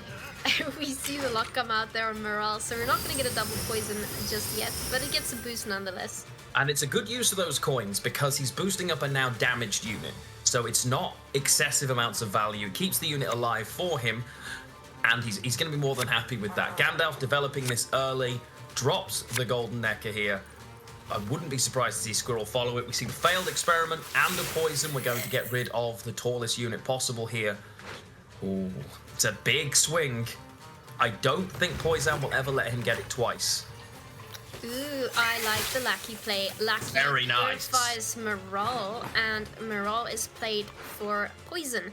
Quite nice. He also got coins for the amount of statuses on the card, which is very nice indeed. And there it is. Now, I would bet a lot that Squirrel followed straight after. I would be surprised if it took anything but the Golden Neck right here. It's huge. Poison opting to keep that to prevent that from happening, as we see Gandalf spreading those boosts to try and play around the Nilfgaard cards. Ivar does have Adrenaline, doesn't have too many turns now before you really have to play him in order to get that value. Wouldn't be surprised to see one of the knights drop down now, really, really boosting up perhaps that failed experiment for the big swing. And we see removal of units on the melee row, just preventing a possible Triss from getting any value there. Like you said, Poison doesn't have a lot of time here. Ivar is going to get a massive downgrade if you reach Adrenaline 2, and it's just going to damage a card by 4 instead of completely swapping the powers. We can already see a nice point swing there for 14 points if you go for the failed experiments. That's quite a nice target, but Poison is probably going to sit on that for as long as possible to see if any of those cards get further boosts. And I think the problem is this turn is the turn he has to make that decision. He's currently calculating, what do I do here? Because he knows how many poisons are still potentially coming the other way. That's the risk. There is one sat on the failed experiment. The ability to move one, of course, on that Salamandra hideout. We know we have multiple others coming through, potentially from the Shady Vendors as well. It's one of the scary things, one of the big risks, and he's missed both of the key biggest cards, if you like, your Triss Meteor Shower and your Renfrey. So he has to try and work out which one of those he is going to end up playing from the Spy. And now Vivaldi Bank comes down. And he's going to drop the drill. I think we know what's happening, but of course, that he's going to boost it and keep it alive here. This is big, because locking it is not sufficient here. Locking it is not enough. Because Kalkstein is going to deal with it immediately. Yeah, this is big for Gandalf. Huge for Gandalf. Massive swing. But there he is. You see Poison not happy about this at all. It's now just got to survive a single turn. And it's nearing impossible, I would say, with Poison's list, for him to find a way to deal with that. This is certainly going to hurt quite a bit. Ivar did get some value there, though. Ivar's promptly getting poisoned as well. It is not looking great. This unbeatable list is the one that he's struggling with right now, Poison. I think he's got a lot of points still to play for, but missing Triss and Renfrey, no double lock. Is he? Oh, and there are the two ladies in question. He is always going to take the Renfrey. Which of the choices is he going to go for? That is the big question. Honestly, there's not a lot that helps him in this situation. Renfrey, probably the most versatile Gwent card in history here. He does have a bronze unit in hand. If he can play a bronze and draw a card, he can grab himself a lock, but it's too late to play it now, and the drill will find its value instantly. Is he going to go for max reward? This is going to be a real tough one for him. Random damage might just ping it enough if he can get damage and... Well, what's he going to do? What he gets. Okay, he just goes for removal. He is ahead. But we're playing in. The full leader going to be necessary. So 3 of 4 actually. He's going to be looking for... Is he going to find the poison for all of that extra value and for drill to... Oh, well, I'll let you do it. Oh... I withhold my drill. I first have to see what Gandalf decides to pick here. He goes back row. He's not fishing for the poison. Instead, finds the Stolen Mutagens here. Stolen Mutagens a fantastic card, especially if you can get double value out of it. Of course, only single here. This is going to be close. Trying to jam as much armor as possible to deny some value on that tunnel drill. Ahead by 8 with a... Oh, this is so tight.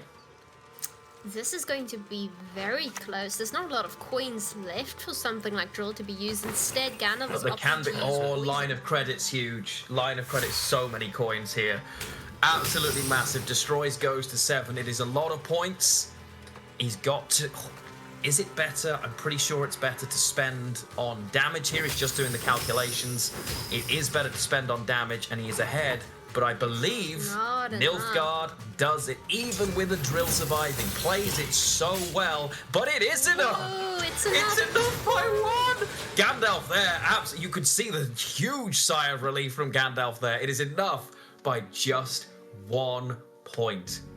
That Gandalf was now. exceptionally close. My gosh. It really was. When it comes down to a point, there's always a little decision in there somewhere that really could have changed it, but I will leave that to our very talented analyst. I'll let Sealy walk you through exactly what that could have been, and we can see Gandalf now. We're gonna see it here. I'm gonna get to see the monster list. All he's got to do is win with it now, and he is going through to tomorrow. That's absolutely huge. Yeah, I'm just happy we get to see all of these lists in play, but that was really, really close at the end of the day. Damn, that was so close, especially since Gandalf wasn't even able to play his tunnel drill with the golden Nickel like he would have wanted to, but he did keep it alive long enough, and turns out poison is a very nice counter for Nilfgaard cards that go very, very tall. But Who knew? now, Who knew? yeah, who knew? Who knew? At the end of the day, I said at the end of the day at least 4 times now, but I think it's because mentally we're at the end of the day. We have either Deadeye Ambush or Imprisonment going against monsters here. For Poison, he's got a big decision to make. Ultimately, he's got to win with both of these lists. Which one does he feel has the best chance from blue coin? Which one does he feel has the best chance from red coin into this list? We know the big thing is being able to get through that defender and deal with the Bloody Mistress. If you can't deal with her quickly, you are losing this. Which way around is he going to decide? Well, he thinks elves have to take red coin. He wants to be a little bit more aggressive with them. He thinks the control of Nilfgaard can probably survive more comfortably from blue. And I love when we get vials on the board. In an open decklist situation where they already know it, you love to see it. It's absolutely useless in a open deck situation. But it's a good reminder. It's a good reminder. Yeah, just in case they forget. Gandalf here going on blue coin with that tasty stratagem is always nice to see. Of course, that can trigger any Death Wish card's Death Wish ability, not just the bronze one like we had in the past. So very, very strong here. Oof. So we're gonna want to see Gandalf set up that Arachas Queen. Question is, what does he want in his graveyard? Does he want multiple Caldwells? Does he want multiple cats? It's up to him, really. You love to see it, you really do. As we are, the defender, of course, is down. It is not as big because, of course, Witch's Sabbath just brings it right back. But the Curse of Corruption, straight away, Poison says, no, you're not having that on the board. Doesn't have access, though, to remove it. Now, if he had a squirrel in his hand, Poison would be getting rid of that faster than you can click, but he doesn't have it and didn't have access to it because that Aneromancy was necessary. Could have just used the Heat Wave to get rid of the defender and remove it altogether. Is he saving that for one of those big pieces, like the Count Caldwell, like the Arachas Queen, potentially? It really depends. Does Poison think Caldwell is a threat or an attribute? Is he going to try and steal it instead? Because really, you can. It does depend what you're playing though, as his list doesn't really go tall enough. But I like it. I like the possibility. It is very interesting backwards and forwards here. In the time that we breathed, a scenario got heat waved, a Caldwell got eaten, and the Ekumara got reset. As we see, basically Gandalf here, his strategy is set up his graveyard in this round 1, whilst trying to avoid losing on even if he can, of course. And that is what he's doing right now. A tasty looking graveyard with the defender, with the Caldwell already, and the next largest card is going to be that cat as well. Quite the powerhouse option as we see Poison setting up his own version of carryover with the Waylays. Ooh, and so Scratch-A-Lot's premium is looking very cute, I might add. And it gets consumed by Arachas Queen. So that is the card of choice for the day. We're going to see multiple Scratch-A-Lots doing what they do best. Yeah, just killing eyeballs. Yes, indeed, yes. It's a nice little juggle. Don't look too closely as we see now. You've got the Double Thunder Arch coming down. Poison's not going away here. He's on red coin. He can afford to push a little bit further as far as he's concerned. He has got the ability, although not the best hand state. Gandalf now has a decision to make. He's effectively got extra points per turn, an extra 4 points a turn of engine value if he wants it. Is he confident with the gap that he's got, just 4, so 8 points, that he can afford to play something slowly? That's the risk for him here. It's a big, big decision for him right now. If he continues, or if he feels like he can defend the bleed instead and have enough points left to go for the fight. He is really weighing this up because he wants to just drop something innocuous like a Pella. You can see he's itching to do it because the other options just don't make enough sense. Doesn't want to use the decree, does decide to do that and take the value from those bouncing cats as well. I mean, you can't deny they have great value in and of themselves, so that 4-point engine is going to stick around unless Poison can remove it. Poison's still keeping that Heatwave in hand though, hasn't found a target he seems fit for a Heatwave, which can obviously ruin a whole strategy, seeing that the card never enters the graveyard and won't be pulled out with Witch's Sabbath in round 2 or 3. Exactly, but also probably thinking, you know what, if I just wait, they're going to consume, there's going to be a huge card, I'll Heatwave it, and Caldwell will be mine, and I will get that delicious, delicious swing instead. Very true, very true. Poison does like holding onto those answers. I've noticed he waits until the perfect moment before he finally commits. He does. Now this is awkward. Gandalf had the opportunity to get out, but really wants the round control, is now behind on even cards, and in a situation where he has effectively, well, he's got an expensive Spores in the Mandrake right now to reset for 5 or 6 points, doesn't want to commit it. Witch's Sabbath, absolutely not. That leaves Royal Decree, not really what you're looking for either. Does, of course, have the value in the Bouncing Cats. He's going to have to play Decree, I would imagine, but there's a risk involved in playing that Royal Decree. What if you don't find your Gurney? What if you miss it now? That's not ideal. That's not amazing for him here at all. Needs to now draw into the cards of choice. Ooh, takes a Squirrel to a Nero. That is brave. Does not think that there are enough points to catch here. Poison has a decision to make. That is only playing for 6, but it's just enough to offer the pass. Gandalf should have known that was an option there. Has to now use the Mandrake, but does find good value in these bouncing again and again. That was a very expensive Mandrake, to be fair, and now Poison literally just has to decide whether he's willing to commit Heatwave or not. I would think it is. To win on even, I quite like the option of bleeding out Witch's Sabbath in a short round 2. Also has the option to just simply full leader and play that Maxi, and Gandalf is in real trouble if he decides to do that, because that does also put him ahead by 2. The engine that Gandalf has is not a passive one. You're right, though. He takes the Heatwave and ticks ahead by just 1 point. That's not great for Gandalf here. This monster list loses on even. It's going to be an uphill battle right now for Gandalf to get through it. Poisoned, little scratch of the chin, feeling a little bit confident that maybe he can bring this one back level. Yeah, I think the players' facial expressions say it all. Poison is in a very good position here, and he's certainly going to bleed out that point slam on Gandalf's end. Also has the little squirrel in hand, meaning he can immediately get rid of Witch's Sabbath and prevent Alyssa from playing it again in round 3. Not the best time to draw Spring Equinox either, as... Not ideal. Cheeky 0-point play. Yeah, a little 0-point play, just for psychological intimidation. I like it. I wonder, is Poison going to go all out here, because he really can't afford to. He can. Now that Maxi there, probably a shuffle on Maxi, was missing everything looking gold, so he's likely taking a shuffle. Doesn't just jump straight on the squirrel. Perhaps there was a thought that he might. Doesn't think Gandalf is going to drop this down. Is not thinking that it's just going to be slammed, because it's his win condition. He does not want to drop this immediately.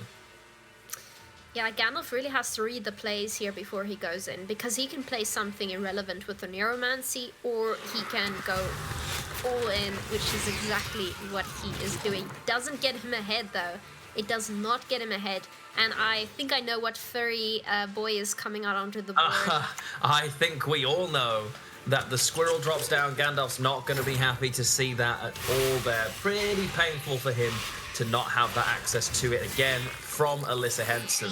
But likely does get out of this round. Is ahead, not an engine. Wouldn't be surprised to see Poison just drop the bronze here because once again, it forces the hand here of Gandalf. Does he ever click his engines and purify here? If I'm Gandalf, I'm playing a 0 point here. I'm going to purify everything. Love it. Puts them back in the graveyard, even though he now won't have access to them. Pretty sure that squirrel got rid of Witch's Sabbath. If you're Poisoned, are you ever trading this? I doubt it, because you haven't elicited them back yourself, right? I mean, you don't really have to worry about round 3 at this point. Just by looking at Gandalf's list, it all revolves around Witch's Sabbath. Everything is in the graveyard now, everything of value, and there's no way Poisoned not happy. Poisoned not happy right now at all. He's frustrated. I think perhaps he was thinking he should have traded the Simless there. I'm not so sure that would have been the best for him. He's just fishing now. He's got to find her. Because ultimately, top deck and wreck, he doesn't. He still, of course, has, like, Simless with 2 Waylays is still Simless with 2 Waylays, right?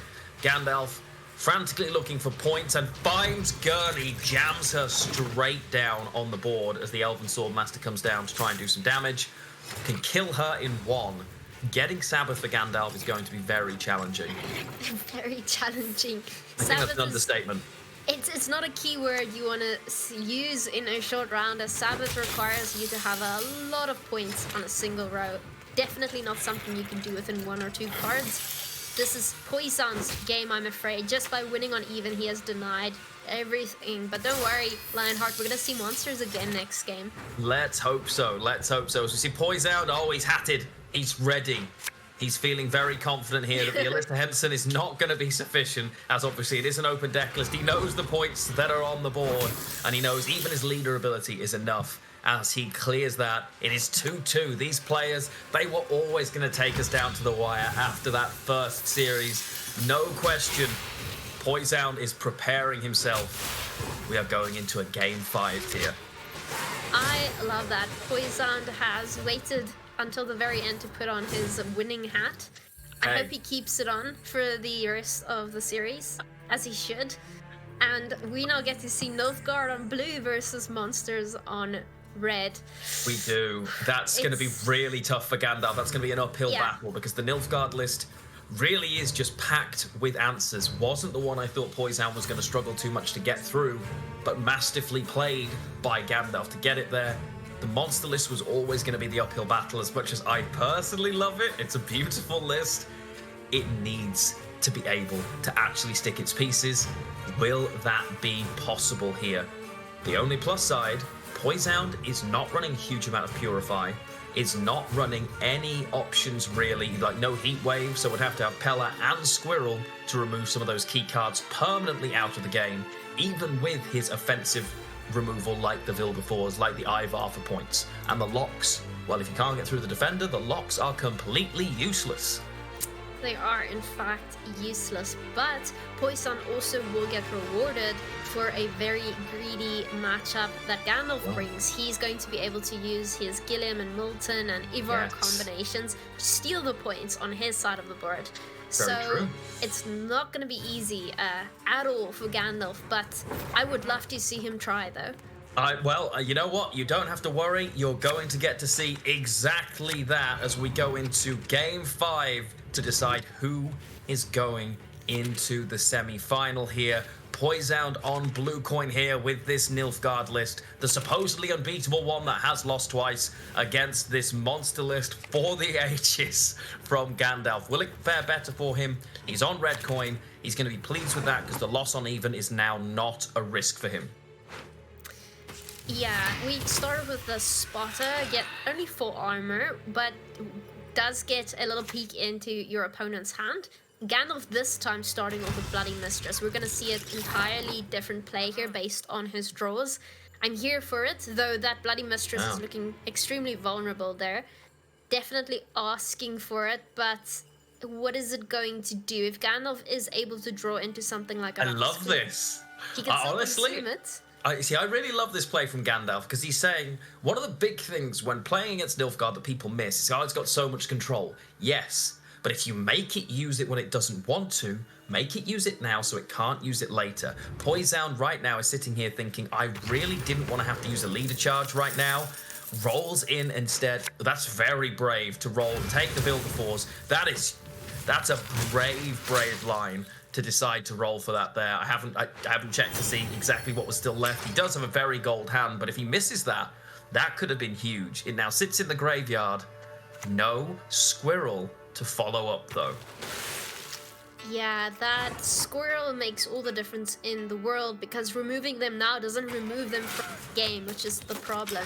Gandalf happy though, Bloody Mistress is set up for his next round still. Will come out with Witch's Sabbath as it is the coolest card in the graveyard as of now. This time we get to see that Vitality being used as both players don't have it. No, and we've seen some very talented Rune Mage pulls so far. Oh, another spotter. Oh, that's quite a lot of value here if he decides to take it. Instead, Poisound go... I see. That's how we're going to be. Of course, that will jump into his opponent's deck now and just get in the way, trying to make those draws a little bit worse. Gandalf heads for the hills quickly. He knows this isn't going to be his round. He isn't in a situation where he is going to fight for this. Doesn't lose on even this time. Lives to fight another day. Can he find what he is looking for to survive this round? Poisound going to be looking to push hard here if he's pushing. Absolutely, and Gandalf going to be looking to draw into those win conditions of his. So far has Sir Scratchalot in hand, has Bloody Mistress in the graveyard. Oh, it draws into a 4-point brick. Well, you know what? Hey, that's not ideal, but the beauty is, of course, you can throw it back into your opponent's deck as well. Could end up biting Poisound, as we see. So Scratchalot dropped here. You want to get that developed nice and early. Big decision from Poisound. He committed his direct removal in this list, which is Vilgeforce. That's now gone. Has access to plenty of locks, albeit he is only running one Alba Armored Cavalry himself, of course, and doesn't have Ramon or that in hand, so he's going to be reliant on those leader abilities to answer some of these things. Gandalf, not the hugest selections, but between Royal Decree and also still having access to the Arcane Tome, maybe, just maybe, can find the pieces of the puzzle he is looking for. Yeah, might just find it. For now, Sir Scratchalot is in mortal danger. If it is clicked, for it will lose its immunity status and Poison will be able to lock it. Instead, we're gonna see Royal Decree, and I suspect either Defender or Arachas Queen. We do go for the Defender instead. Defender can protect it for now, unless you play Pallor.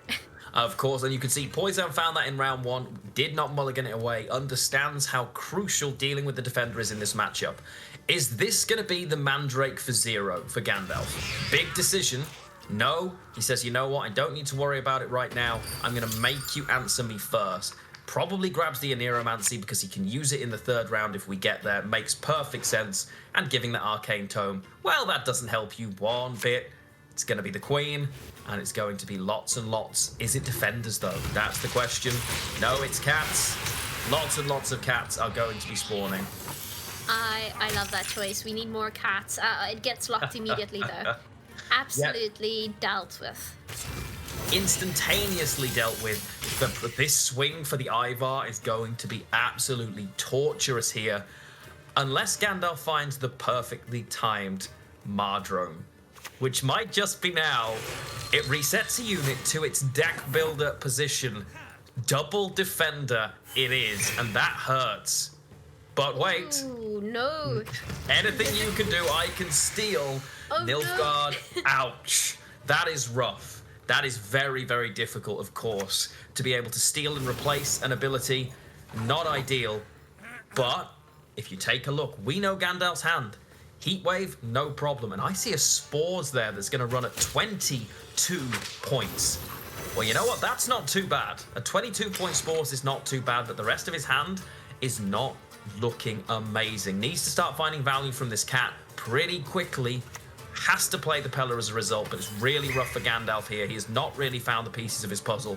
Poison been able to interrupt at every step, and it is looking like an uphill battle here for Gandalf at this point? It's looking horribly bad for Gandalf right now. Poisoned with his hat on, getting ready to party, has 2 gold cards in hand. Whilst Gandalf is sitting with none of the cards he needs. Everything has been dealt with. Honestly, that is not enough points to make it out of here if Poison commits, and he does. Of course. Poison, as soon as he got through to this, was feeling very confident. It's a very, very favoured matchup for him. A real uphill climb for Gandalf to deal with. The hat went on.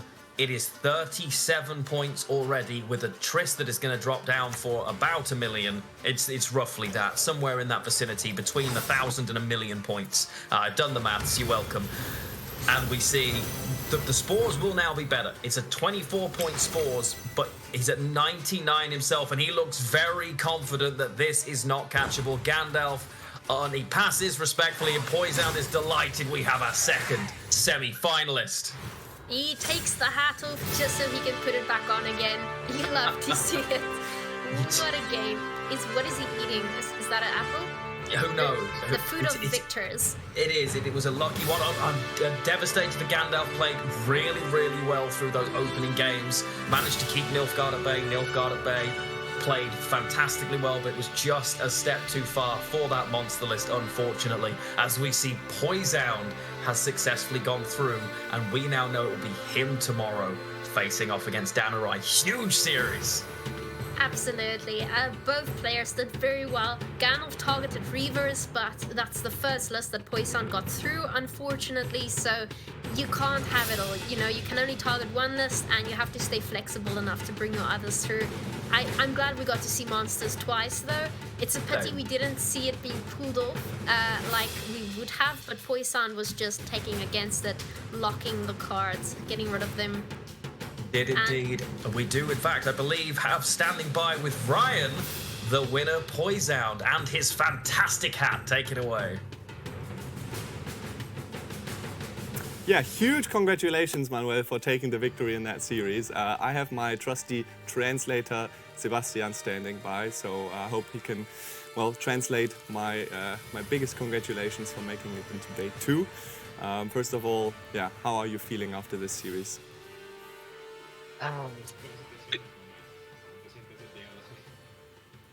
Estoy muy contento, la verdad. Era un enfrentamiento muy complicado. Quería ganar, sé que me lo merezco.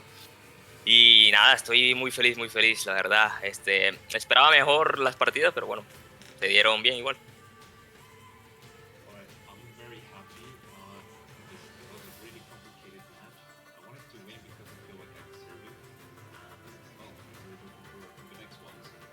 Nice. So, what was this deciding factor in the first series? Was it the lucky hat, or was it the monster list of the enemy?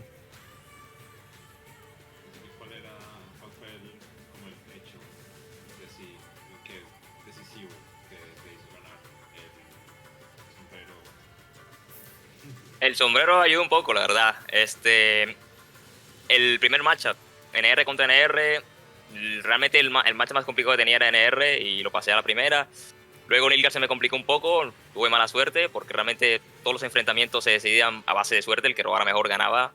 Y al final, bueno, el gorro ayudó un poco y me dio la victoria en la última ronda.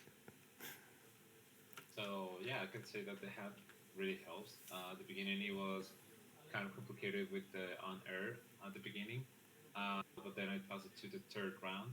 And well, at the end, the hat was really helpful, I must say. Very nice. So the hat coming in clutch at the end.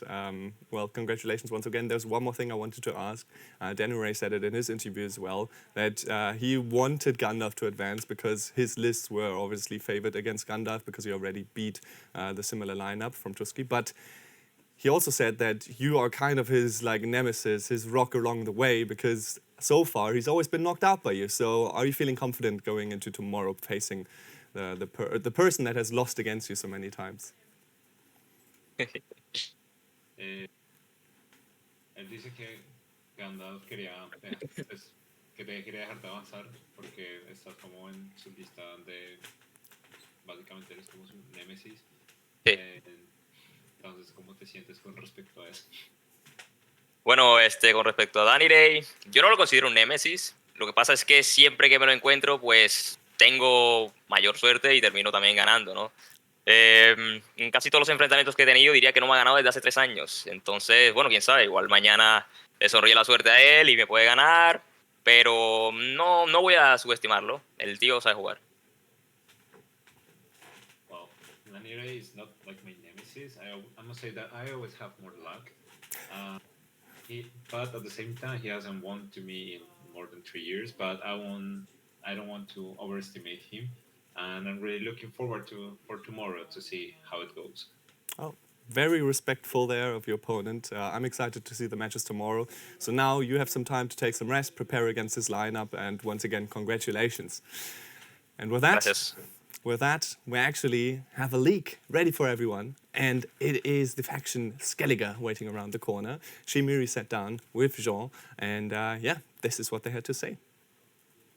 Hello everyone, I'm Shinmiri here with Jean, and we're going to introduce another evolving card that's coming out for Skellige in the next patch.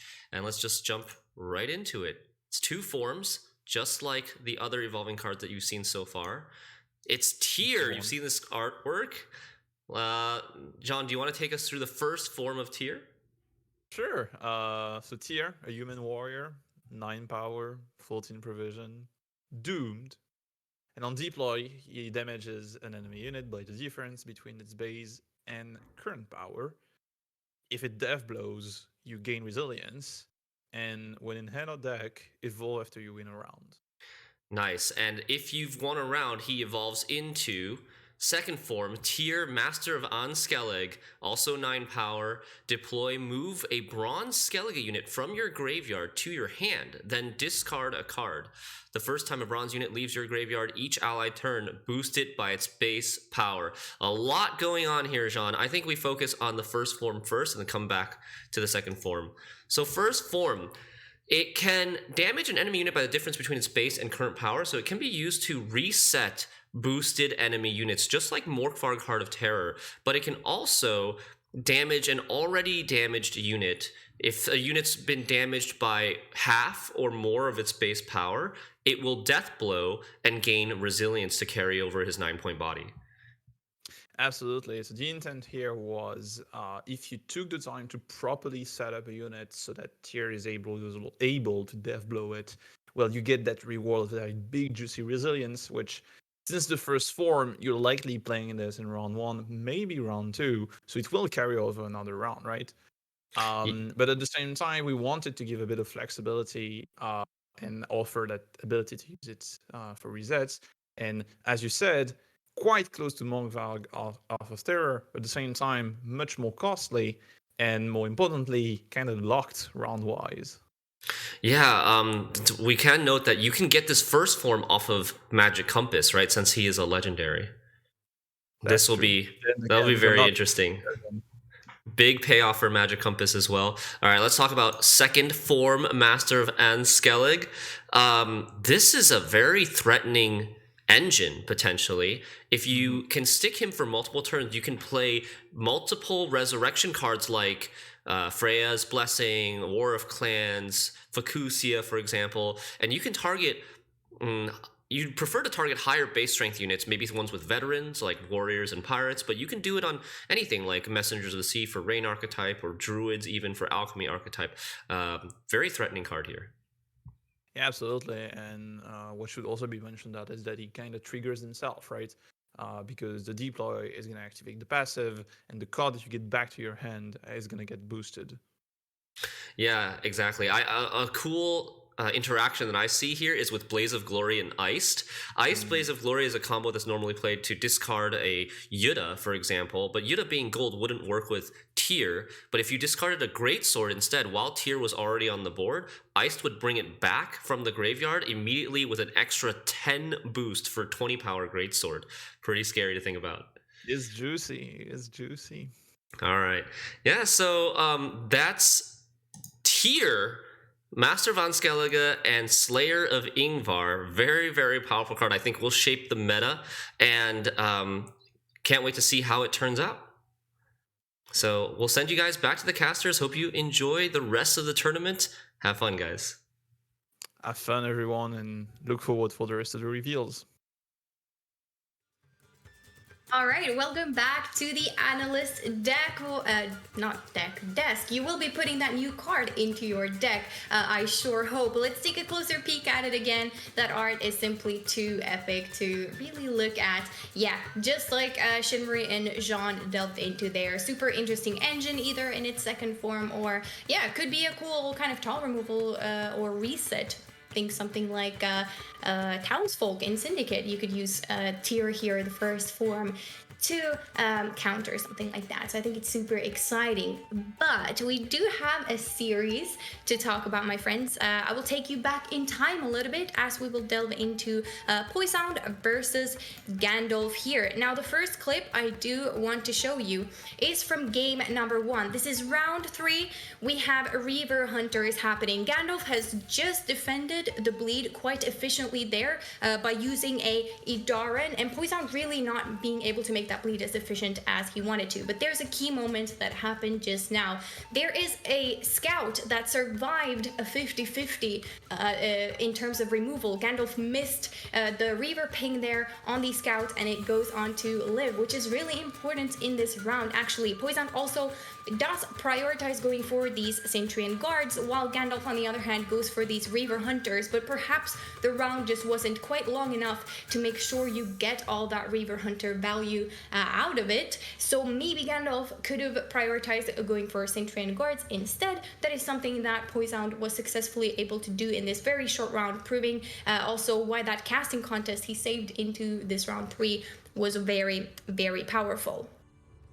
Now, without further ado, I think we have an important game here. It is Nilfgaard versus Reavers. Of course, Gandalf is playing Reavers, and we are in a situation where the round 2 bleed is happening. Gandalf has taken round 1, and Poisson, on the other hand, is defending here. Now, Nilfgaard usually has a lot of answers, but there is that one tech choice that Gandalf is bringing here, and that is the Spring Equinox. I really like that Poisson is kind of playing around the Spring Equinox here by just not locking too many engines, but perhaps he got a little bit too greedy in not playing his answers on these Reaver Hunters, because Gandalf can then eventually read through this and continue pushing. As you can see here, the Reaver Hunters are alive. They did not get locked. Maybe a bait from Poisson would have been nice, using 1 leader charge a bit earlier to get out that Spring Equinox, because it's sitting there. Poisson here has not used any leader charges and maybe waited a little bit too long to actually go for those locks, and it ended up paying off really nicely for Gandalf, as he in fact 2-0s Nilfgaard, who usually can really keep these Reavers in check. So that was a really interesting game to see from Reaver Hunters going for that 2-0. Now, game number 3, also something pretty interesting. The setup here, we are in round 3. These last few plays were really important. As you can see, here comes the drill. Again, usually Nilfgaard can lock this, but not this time around. Gandalf has saved this Purify really late into the round. Poisson, on the other hand, sees the drill, knows that it can't be locked anymore, and presses the Guillaume here as well to really make sure that drill does not get too much value once that Kalkstein is out here, and just like really masterfully trying for the drill not to do too much damage. However, Gandalf also was able to get pretty good crimes out of those shady vendors in this round 3, that it was such a close game, but it ended up going Gandalf's way here as well. There is the poison coming down as well, kind of sealing the deal for this very intense game where both players missed kind of important components. So Gandalf didn't pull the double necker that his deck was designed to do, and Poisson had to choose here between Triss and Renfrey, which is a pretty big call and not something you want to see from Nilfgaard. But yeah, close call, so that was pretty intense. And there's one more thing that I do want to highlight here, and it is a game-winning squirrel. Now, who'd have thought that a squirrel can really mess up with your opponent, but it does indeed, as the squirrel comes down here, deleting the Witch's Sabbath from Gandalf's game graveyard, and then at that point, there is not much Gandalf can do anymore. And yeah, ideal things happened here for Poisson. He won round 1, was able to bleed, and he drew that squirrel. Things could have looked very different if that squirrel did not come down here. in round 2. So that is something I just had to highlight for you guys, because I think it's very, very intense that this tech choice really paid off here for Poison. Now, that is it for me in terms of the highlights. I think we are going to take a look at the bracket again, and Tia and Lionheart will take care of you after that. So thank you. Thank you, Seely, for the awesome analysis. That was quite the game, but we can go on to the bracket now, and it's Danara and Poison, Lionheart, in the first semi-finals tomorrow.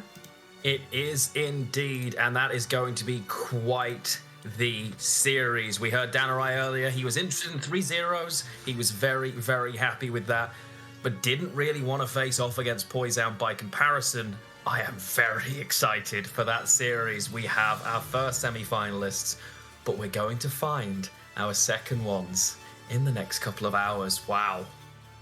Hey, it's next is going to be just as interesting. I can't yet talk about the decks. Shinmiri and Flake will slowly walk you guys through them, and we will see you later with the final quarterfinals of the night. We will, but first, the prize pool. Now, a lot of money is exchanging hands here. We saw how huge that 3-0 was for Danarai. He took home a huge amount, and it is split between Poison and Gandalf. He may be out, but you know what? I'm not going to say no to $4,400 here for a couple of hours work. I think that's pretty respectable. I mean, yeah, it's the accumulation of hours of practice, but honestly, not bad at all. I would happily take that any day of the week. And there's a lot more to come here, though, for Poison as well as Danarai, who can go through for even bigger match stakes tomorrow. Yeah, that's just insane. The fact that we got $90,000 prize pool this Masters is just so cool. And that's just because of the community supporting and the Shoop Shop, all of that accumulating. It's awesome to see. It is fantastic. As you say, even more on the line for the players who have qualified for tomorrow. We can see the huge amount they've earned already and a bigger prize pool this year than last. You know what? That makes me very, very happy. But that is the second quarterfinal done and in the books. This next one coming up is the one that most people had their eyes on when the bracket was drawn. It was a few people's idea for a potential final before the bracket was drawn. It is Kerpeten, and he's facing off against the legend that is Magpie Tier. I don't really have much more to say about it. I just want to go and watch it. We will be back for the final quarterfinal later today as we see Spelling Bee take on Cams.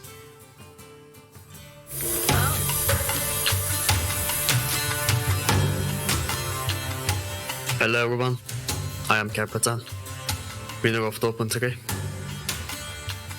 I'm a marine engineering student from Turkey, Istanbul. I've been playing this game for 2 years now. In my free time, I like watching movies, reading books, and taking walks. We don't have to wait until Sunday for the finals.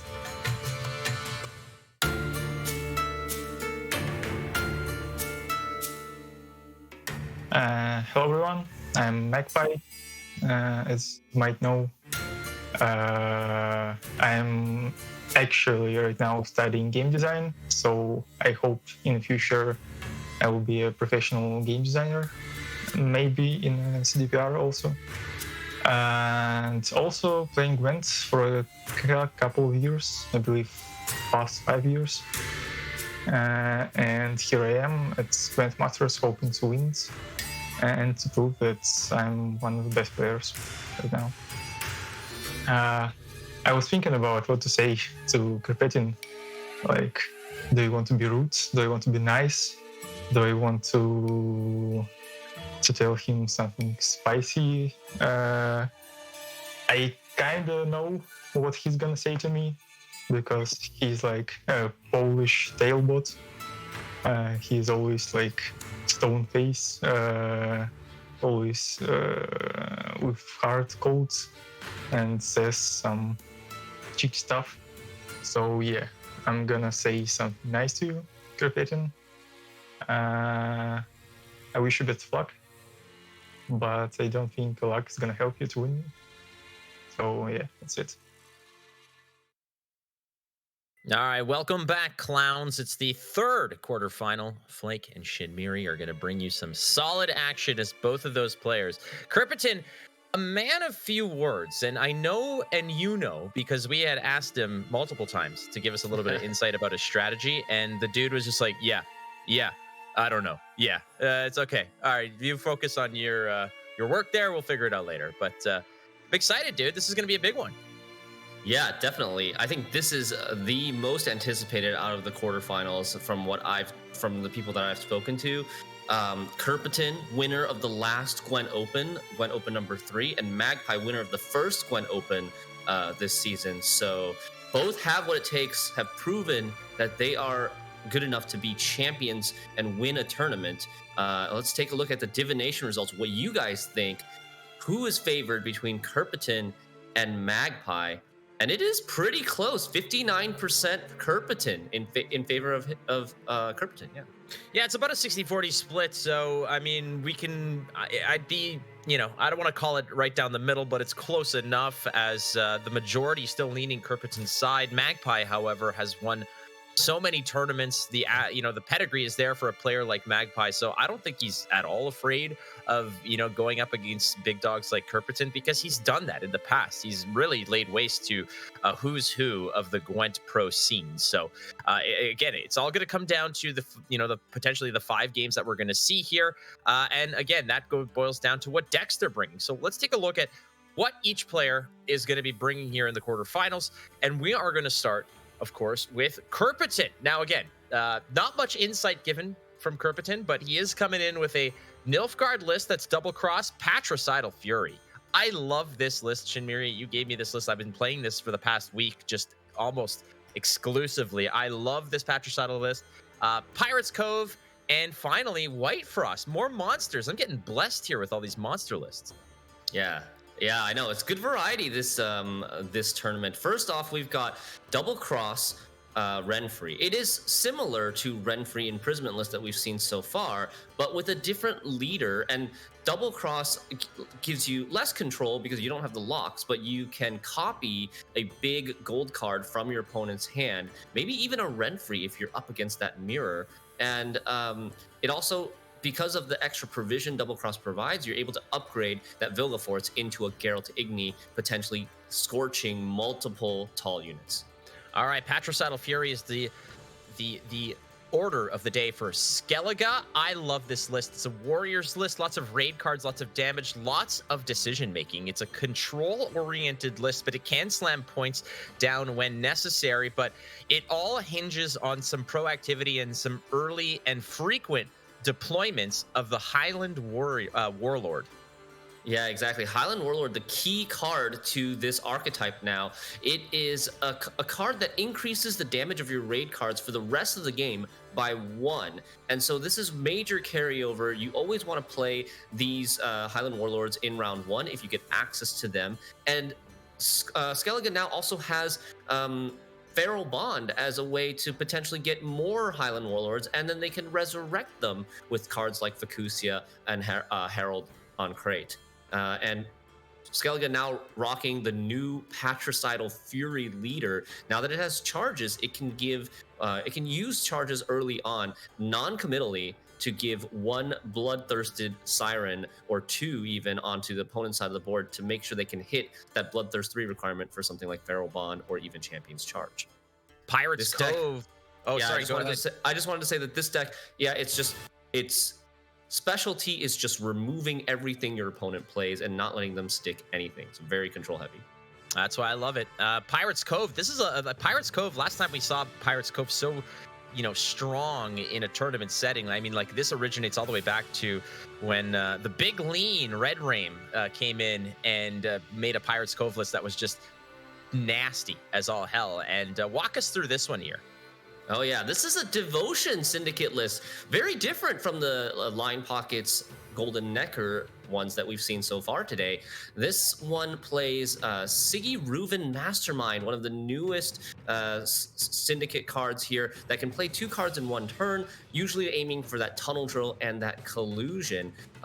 Kirpidon's list is a little bit unusual in that it's also playing 2 Bloody Good Friends, which also have the Crown Splitter tag, making the Mastermind maybe missing out on the drill, depending on if he's thinned those Bloody Good Friends out of his list already. But it's a list that focuses on developing different gang tags. So there's like Firesworn, Tide Cloak, Blind Eyes, Cut Ups, Crown Splitter, and Salamandra. And the more gang tags that you have on the board, the more powerful your cards become. Like Little Bird boosts for more, Pulling the String seizes more, Collusion does more stuff, can get up to like 21 points for 9 provisions, and then Mastermind, his tribute becomes cheaper for each unique tag that you have on the board.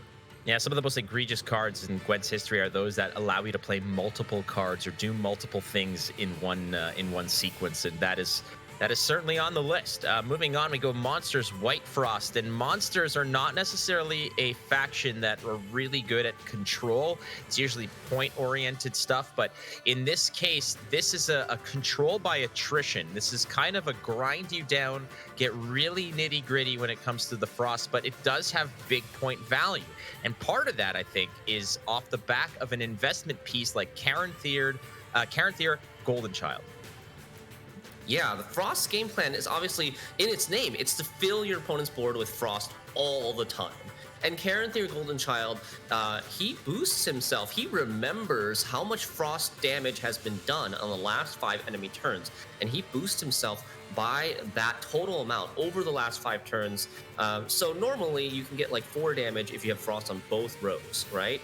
And so that can be like 20 points of boost. But with Aridin, you could potentially get 3 damage per row of Frost. You could get up to maximum 31 points on this Karen Thier Golden Child if you time everything correctly. But it's kind of a double-edged sword because you're restricted by the best timing for Karen Thier Golden Child based on how much damage of Frost you're able to inflict. But you also kind of want to play him last because he's so tall and he's so much boost and gets so vulnerable to resets and tall punish. Yeah, it's a very much a high risk, high reward card. Frost, however, has been very potent on the ladder, I would say. And oftentimes, if you're just not equipped to deal with Karen Thier Golden Child, if you don't have a Morkvarg, Terror of the Seas in your hand, or you don't got a nice way to just delete it, you're in for a nasty surprise. All right, let's move on to Magpie. What do you got, Magpie? Magpie coming in with his own set of surprises. He's going to go with the double cross Nilfgaard as well. Patricidal Fury, well, that seems familiar. How about Aligned Pockets again? Well, this is Syndicate, but it's a different Syndicate, but a similar list to what we've seen already. And finally, a Guerrilla Tactics list as well from Scoia'tael. But let's roll back to that Nilfgaard list, this Assimilate list. It's not necessarily a true Assimilate, let's say. However, it has those potentials, things like Arturia's Vigo, Brothans, Arto. It's got a lot of Assimilate synergies. I love it, Flake. Magpie always known for bringing spicy decks to tournaments. He's got the Assimilate, which, not many people are playing these days. Everyone's playing Renfree, but he's bringing Assimilate with Terra Nova, Brothans, Arturius Vigo, Bribery, the Mage Torturers for the Spying. This is my favorite archetype of all time in Gwent, and there's just so many different decisions that you can make and so many big brain plays. You got to consider how to best combine your opponent's cards and win conditions with your own, and how to mix and match those synergies. Really, really love it. Yeah, it's great. That's why I'm the same way. I love Nilfgaard for that exact reason, is that you don't go in knowing all the variables. You don't necessarily know how you're going to win, but you know more or less the direction you need to go to get there. But next up, Patricidal Fury. Same story here. Highland Warlords. You got a lot of those raid cards. This list has been very strong. I loved playing it as well. In terms of those raid cards, Shinmiri, which ones do you feel are just like those super high value ones? How much value can you get from something like a War of Clans? Yeah, War of Clans, one of the key raid cards, especially ones that you want to play later on after you've played a ton of Highland Warlords. It starts at 2 damage, but if you can often play like easily 4 Highland Warlords in one game. and that would push it to 6 damage. And then it resurrects a 4 provision warrior, often the Brockvar warrior or the Tershek invader in round 3. They're both worth 8 points. So you're looking at 14 points total for that 6 provision War of Clans, thanks to all that carryover from the Highland Warlords. And another card we wanted to point out in this Warriors list is Sove. Sove is one of these new cards that came out with the last expansion for Skellige. Extremely powerful card. Has the potential to gain immunity if you play him melee row and thin out a beast from your deck to give to the opponent's row. And then, depending on how much bloodthirst your opponent has, you can damage it by that amount, maybe even one-shot killing it on deploy with your Sove. I love this card. Definitely a big point swing, and all protected with that wonderful keyword called immunity. Okay, next up, it is more of some syndicate action lined pockets. I don't think we don't need to really dig too deep into this one. Again, Nova, Golden Necker. It's not running Alyssa, so it's not going to be one of those let's last verse same as the first kind of thing. It's a similar list to all the others that are out there. Yeah, and finally, another spicy deck brought to you by Magpie. It's Guerrilla Tactics Harmony with Shiru. I've been playing this deck a lot this season. Really, really fun. It's almost like a puzzle, being able to figure out how to set up the biggest Shiru and Igni. Shiru recently got a change where he no longer destroys himself. He's become fireproof, fire immune, and he now only scorches other units on the board, whether they're enemies or allies, as long as their power is equal to his own power. And this deck has a couple of different ways to manipulate that. Yeah, he's learned to kind of sidestep the backlash of his own wrath, which is good to know, because frankly, that's it. But I mean, this is a movement list that frankly is just all about Scorched Earth. Besides Shiro, remember we were talking about in that first match. Imagine how fat that an Igni would be in certain situations. Well, that is something that players are going to have to worry about when playing against this list, because there is that Geralt Igni, and you now need to sort of make sure that all of your affairs on your side of the board are in order, because that Igni can really rain on your parade and make for a very, very devastating turn. Yeah, you're worried about both the Igni and the Shrew, and like I said, this deck has ways to buff the Shrew with Guerrilla Tactics, now doing 3 boost on your own units per charge. You've got Mysteries of Lochbane, the Harmony scenario. Once you activate the first chapter, Shrew has 3 different tags, which means that the scenario chapter 1 will boost Shiru by 3 to 6. So very easy for this deck to get 6 power Shiru in different ways. It can get 5 power Shiru from that minor, that dwarf bronze at 4 provisions, and you can use multiple leader charges to get it to like 9 or even 12 power. So opponents are going to have to be really, really careful on controlling the round length and also managing the power that their units are at.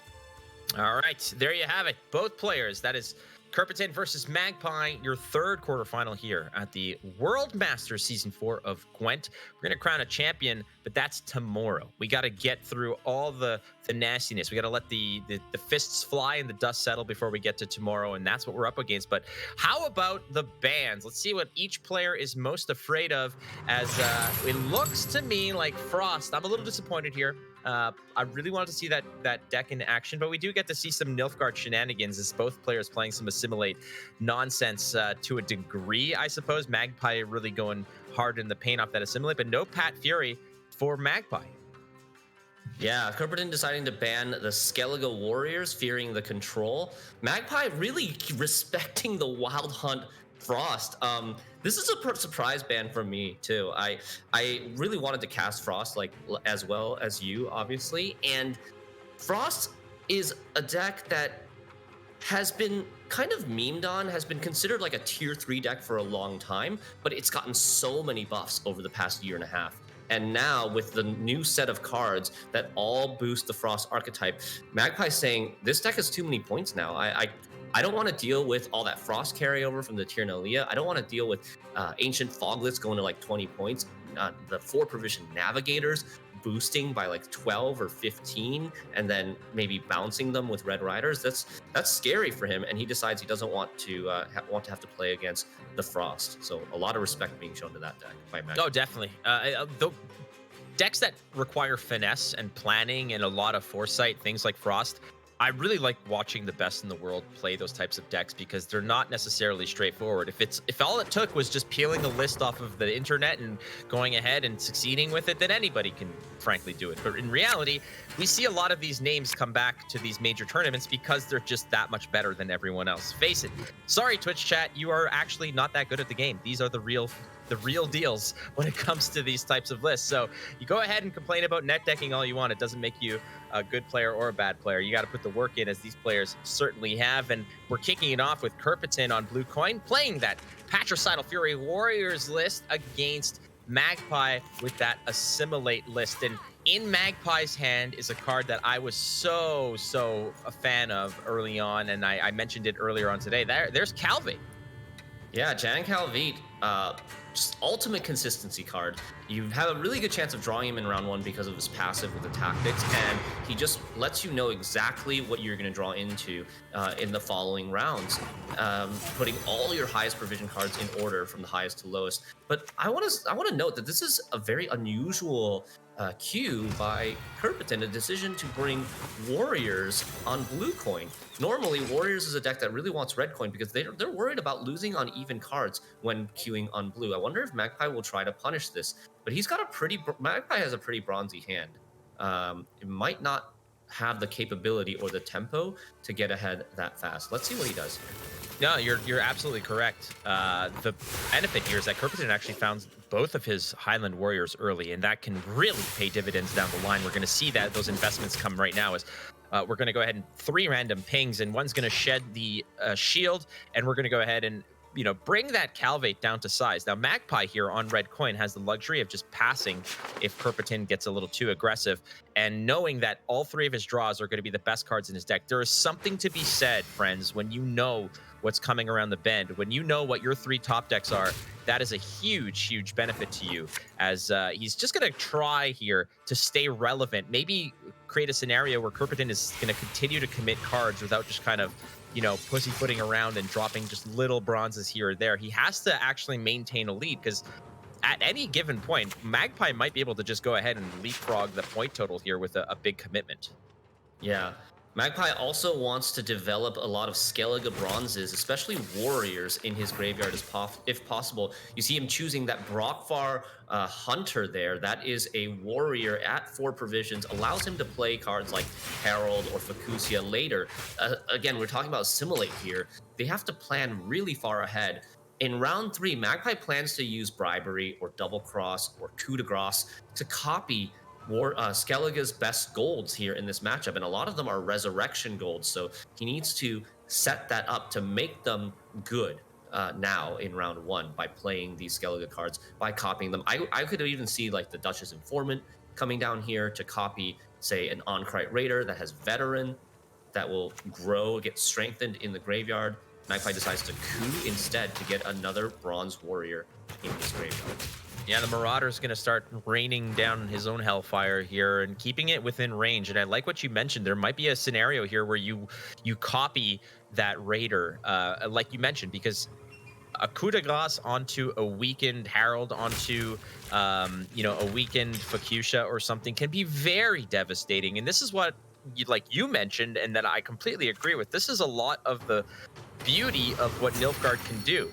When you can really just play of your opponent's strategies to fill in the gaps of what you want to do. Your equation, your formula for victory is missing some significant variables that you don't know until the game starts. When you see Skellige across the board, you automatically know, okay, I need to put some stuff in the graveyard. It's not about copying them late. I need them in the graveyard, because when I find those big pieces, when my Arto or my leader ability finds a Facusia or a Herald, I need to have something for it to connect with.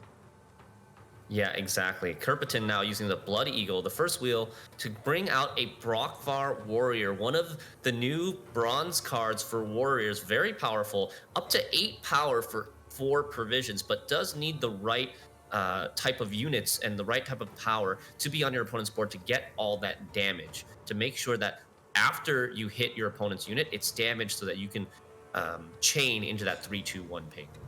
I'm wondering does Kerpiton have a 4 provision card in the graveyard? He discarded a an Onkrite warrior, with his stratagem, with his Mask of Ouroboros stratagem, since he is on blue coin, he was able to discard a 4 provision warrior, and so his War of Clans is online. If That's what I was gonna say. Yeah, it's a. I don't want to say it's a big commitment, but it's like you mentioned, it does have a pretty high point ceiling if it's set up properly.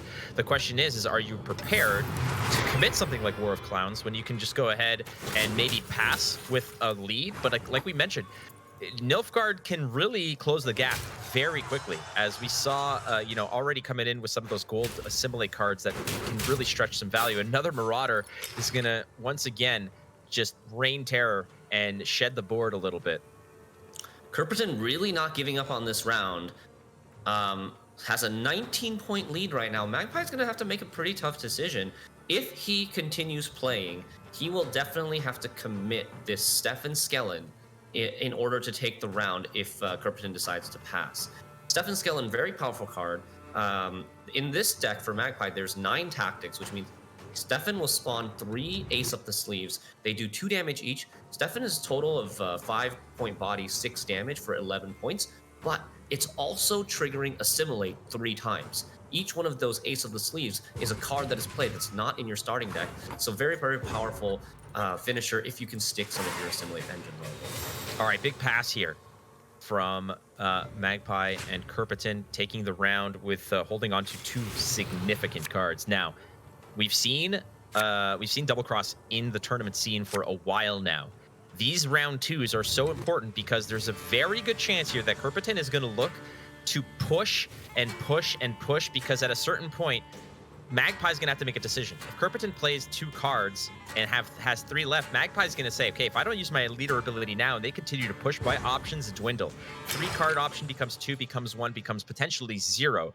So I have a feeling Kerperton might play, and I have been immediately proven wrong. Thank you so much, universe. But I was just thinking that it's a very significant possibility that people can exploit to force that leader ability out of Magpie, but ultimately you not are the right. case. Yeah, you are right that that's a big weakness for Double Cross, but Kerperton also knows that because Jan Calvate was played in round 1, Magpie's going to have an extremely strong gold hand, so that if you push here, you're trading, like, you're probably not going to be able to threaten that 2-0 because there's such a strong hand from Magpie. And Kerperton instead dry passes round 2, maybe one of the only dry passes we've seen so far today in round 2, to go into that longer round 3 with guaranteed last say, where he gets to play a little bit more reactively, which he loves to do as warriors.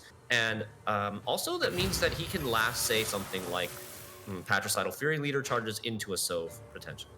See, like, what I like to do when my opponent plays the Calvate is, and I win that round, that first round, typically that's going to be your their weakest round, that round 1.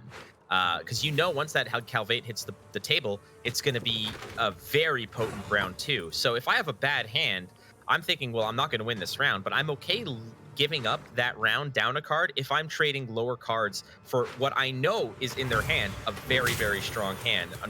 In this case, however, that's not what's going on. Harold is going to come back and bring the Warlord back into the picture. That makes all of those raid cards much stronger. So that Blood Eagle, that War of Clowns, both 5 damage, and each of them, if they hit above their weight, are going to be feeding into that brand.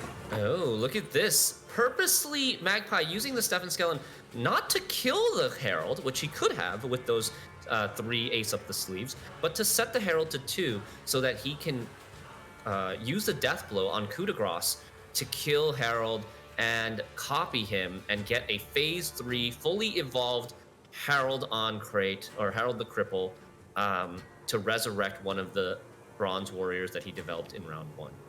I'm wondering if there's any outlet here to, can you kill your own Herald, and does it make sense? Like, I know that Gutting Slash can target your own units, but a lot of them don't. So if there's a way that you can kill your own dude, that is very helpful, but it's not the case right now. I know that those cards exist, but I don't think maybe it's, yeah. So we're gonna get not really possible for Kerperton in this situation. The only thing I could think of is if he created from Feral Bond, like Svalbard Butcher or something, that could have been something that could have killed it. But yeah, very astute observation, Flake. But here, Magpie does get the payoff, gets his own Herald, big point swing, as well as developing an engine on the board for Magpie, if he should copy any more warriors on the road. And being assimilate, he's definitely going to be playing more warriors. That Artaud waiting to connect potentially because those torturers there need to put some spying on one of the units. I don't think that Kerpiton has had spying on any of his units so far. Not yet. I think Magpie's hoping to get spying on that Fukusia because he has more Skellige units in his graveyard, but Kerpiton also knows this. He's gonna maybe hold this Fukusia for a while, trying to dodge that that spying status. But that also means Magpie can double cross into the Fukusia. So a little bit of a catch-22 here that Kerpiton finds himself in. Gonna use 2 leader charges and play that immune Sove. Ooh, Magpie finds some good options off of this bribery. He has his own beast. He's gonna eat the squirrel. The squirrel, poor squirrel. Benny the squirrel has shown up to the party and immediately gets spanked. That is unfortunate.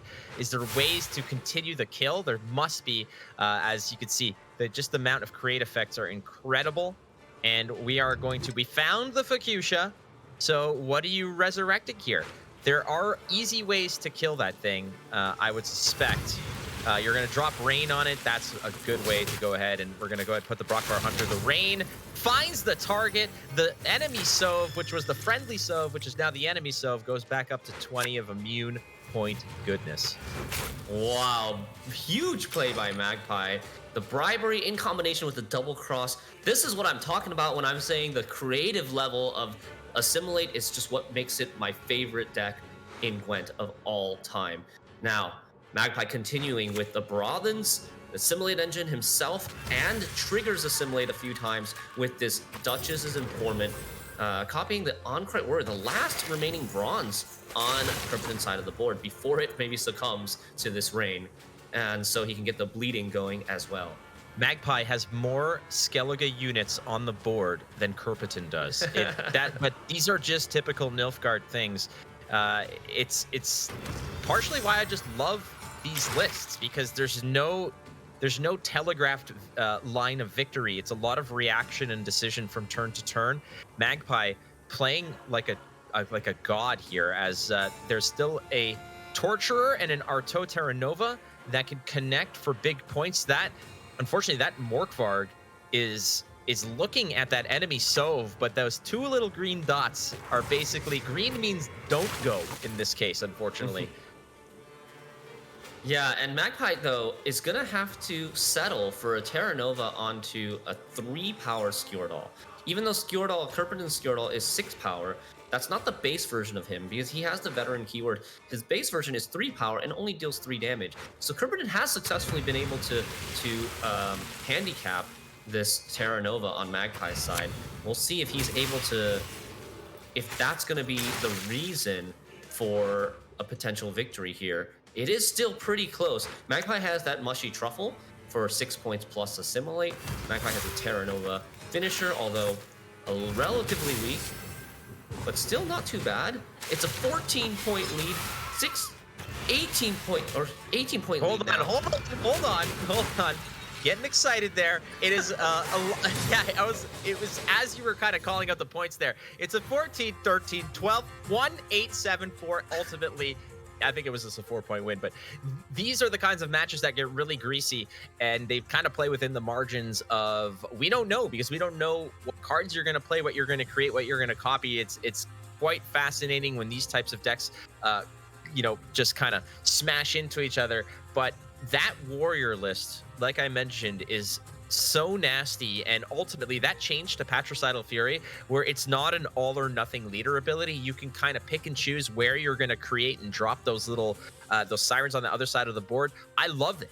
It is one of the best changes to a leader ability that I have seen in a long time, and honestly, it has really given me so much joy playing that list. And there it is, coming through and through against a Nilfgaard list that, like you mentioned, can really just pull, points right out of its ass, essentially. Yeah, Kerpiton played that really well, and Kerpiton, I think he realized how important Last Say is in that matchup. Because he was able to play more reactive, he was able to deny the spying on a good unit. He was able to save Morkvarg and Fukusia and also his 13 power Arnulf leader, all after his opponent had to play the spying torturer. So all of those would have been really good copies for the Terra Nova, but instead he had to settle for a 6-point card. And we have to also, I mean, like, if we look back at this, Nilfgaard played in round 3. They played Sov, they played Harold, they played Fuchsia. That is the dream kind of round 3 for a Skellige player on their own. On top of that, there was an Artaud, there was the the torturers and such, whatever. But ultimately, it was they played the Skellige finishers on top of their own finishers, and Skellige still managed to bust through because all of those raid cards were so devastating. Yeah, and also, if we go back to round 1 of this game, you saw how hard Kirperton was trying to fight for round 1. Skellige Warriors typically struggles a little bit to fight for round 1, especially on Blue Coin when the threat of losing on even is so imminent. But he, with his mulligans, with his planning, he was able to go just deep enough to push Magpie out and then get that reactive last say in round 3. Magpie down a game to Kirperton. Kirperton coming in with the Assimilate list. Now it's his turn. This is the Renfrey version, however, and we see an Igni in that list as well. Magpie coming through with the lined pockets. Gotta go ahead and toss away that Roach, I'm assuming. Yeah, there we go. Adios, muchacho. What else are we going to jam on the board? The hand here looks pretty abysmal, in my opinion, for Magpie. Well, he has the Candle, which is nice to have. You might not want to play it in round 1, but it's always nice to have because that's the one that you want to, the artifact that you want to play from hand, and the Salamander Location is the one that you want to play from the deck. Yeah, from here, you've got a couple of options, but Magpie's not using Crystal Skull, which he may end up regretting because that doesn't protect his engines from something like a lock. Okay, on we begin. So starting off, what is this? An early iteration of the leader ability. There's no Renfrey in hand. Yeah, there's no Renfrey in hand. Okay, maybe this is just an opportunity here of saying, hey, I'm not letting you off the hook. I'm gonna really punish you on this turn. And Kirperton might be thinking here, I don't have Renfrey in hand. If I can just completely gas you out in round 1, win on even, not even giving you the opportunity to even perhaps think of a pass, while you're ahead, I'll have 2 potential rounds to draw into my Renfrey if possible, but it seems like maybe he's just trying to represent a stronger start and hand than he actually has. His hand's pretty bronzed out as well. So Kirperton maybe just looking to sort of a little bit of posturing here of saying, all right, I want to intimidate you here. Yeah, I'm just trying to rack my brain here. I think it would make sense if he had Renfrey in hand to play that Renfrey early to get something like Blessing of Kindness and activate that passive engine over time. But with no Renfrey in hand, what's the point of using Double Cross Leader so early? What exactly is he looking for? Is he looking for like a defender, perhaps, to block some poisons? I don't really know. Hey man, we've seen some really weird plays, or some, I wouldn't call them weird. We've seen plays where you and I, as the the idiots that we are, have really questioned and said, what the hell are you doing? I remember when Colomone was down 2 cards, won round 1, and ended up bleeding out the opponent in round 2, down several cards, only to win in round 3. So again, some of these unorthodox plays, we saw Life Coach do this, committing all the leader charges in round 1 to try to blow out a Tailbot at Masters number 1. Do you remember that? Like, there are incredible amounts of unorthodox plays that come out of nowhere and create these incredible payoffs, and this might be one of those moments. We'll see exactly. I imagine Kirperton was trying to fish for something specific that he thought maybe would get played by Magpie early on in round 1, and that's why he took his leader on turn 1 as opposed to, say, turn 3, when he actually needs to make sure he's ahead. in points, but he didn't find it. He got an Eventide Plunder for 5 points only. Really weak leader here. Although in this matchup, it's never going to be that good, but it probably could have been a little bit better if he was more patient. And this is another odd play. I'm really curious what Kerpitin's approach is here. Magpie has not really given any kind of indication of surprise or being taken aback to a degree. So maybe this isn't all that obscene on his end, unless he's just, the poker face is really in high gear here. He's just focusing on his own game, which I like. Kerpitin here purposely triggering his expose on his tortoise to give Magpie's tallest unit another 3 boost, because Kerpitin plans on playing something like Ivar Evil Eye in this round. The tallest unit on Magpie's side, those points actually belong to Kerpitin. So he wants it to get boosted, and at the same time, he's not damaging his own unit with his Slave Driver. He's just setting up a little trap here, perhaps. Maybe going ahead and go for the old switcheroo with Ivar, possibly even maybe just, if you can, burn it down with Igni. That is also potentially an option if necessary. But again, 2 pretty big deals in his hand, frankly. And Magpie just content here to, again, just go Scorched Earth with some of these poisons, damage from the Tunnel Drill. And now he's up by 20 points. And Kerpitin has a decision to make. Yeah, Magpie has committed the Tunnel Drill in round 1. But this is good for him in terms of that Kerpitin's double-crossed list didn't manage to draw any Alba Armored Cavalries in round 1. So with no Imprisonment Leader, there's no real good answer for this Tunnel Drill at the moment. And it's getting free reign and killing the bodies on Kerpitin's side of the board, making sure there's no Triss value or less Triss value. Kerpitin now looking at a 20-point deficit. Ivar Evil Eye will play for 18 points here if he wants to commit it, but it's not going to be enough to threaten the win on even cards just quite yet. And Magpie knows that. That's why he decided to spend with this Tunnel Drill to make sure that he's exactly out of reach of this Ivar. I think Kerpitin is also considering the fact that, hey, I just blew my my leader ability, and if I come out of this without an actual win, that's slightly, that's not a good story here. That's suboptimal for sure. Yeah, I don't know. This leader, using this leader and not winning on even, and still having to use the Ivar as well. Oh my God! Oh, damn! That is a pure Masters moment. We're talking about it, and there it is. Magpie is rescued by the goodest boy, and Kerpitin is beside himself. You can see the look in his eyes when it occurred. He is doing his best to keep it all bottled up, but that was the best timed Knickers I have ever seen. That's a good boy, Knickers. That's a good boy. The best boy. And now Kerpitin down 2 cards. No leader ability. And still no Renfree in hand. This is looking very bad now, but he does have the round control, and that is... Oh, and there it is. The last mulligan gets the Renfree, so maybe not all is lost for Kerpitin. We'll see. Definitely not all is lost. There's a reason why Renfree is such a beloved card amidst the community, and the reason why you guys all talk about it is because it's such a nice card that everyone loves and has a good time with. And there it is. So the Renfree is going to be jammed onto the board. We have no indication just yet of which options have been selected. A Blessing and a Curse. That is Shinmiri and I's caster duo name, actually. And we're going to have to see where he goes with this. Yeah, okay.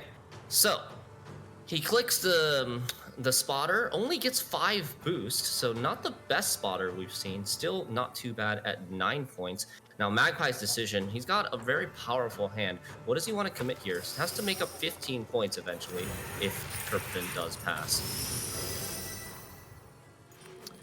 Just trying to catch up. Again, Magpie does have a little bit more runway when it comes to this round, based off the fact that, well, the good boy, Knickers, came out of the deck and rescued that previous pass in round 1, allowing him to have an additional card up on Kerpitin. Kerpitin does have the point lead by a significant margin at this juncture, too. 12 points is nothing to sneeze at. It's going to require a fairly hefty response from Magpie. But Magpie must feel good. If he just gives up a pretty good card to get ahead, I think that's not bad. But it looks to me like he's just kind of playing it safe here. He's content to play another card after this and be okay. Magpie came into this round up 2 cards, so if he plays another card, he's still up 1 card into round 3, so he's happy about that. And I also have the information from our analyst Sealy letting us know what leader ability Kirkpatrick chose. He has Curse of Wrath, which is the one that does 6 damage and deals excess damage to adjacent units, as well as Blessing of Humility, which boosts your lowest unit whenever you pass a round by 4 points.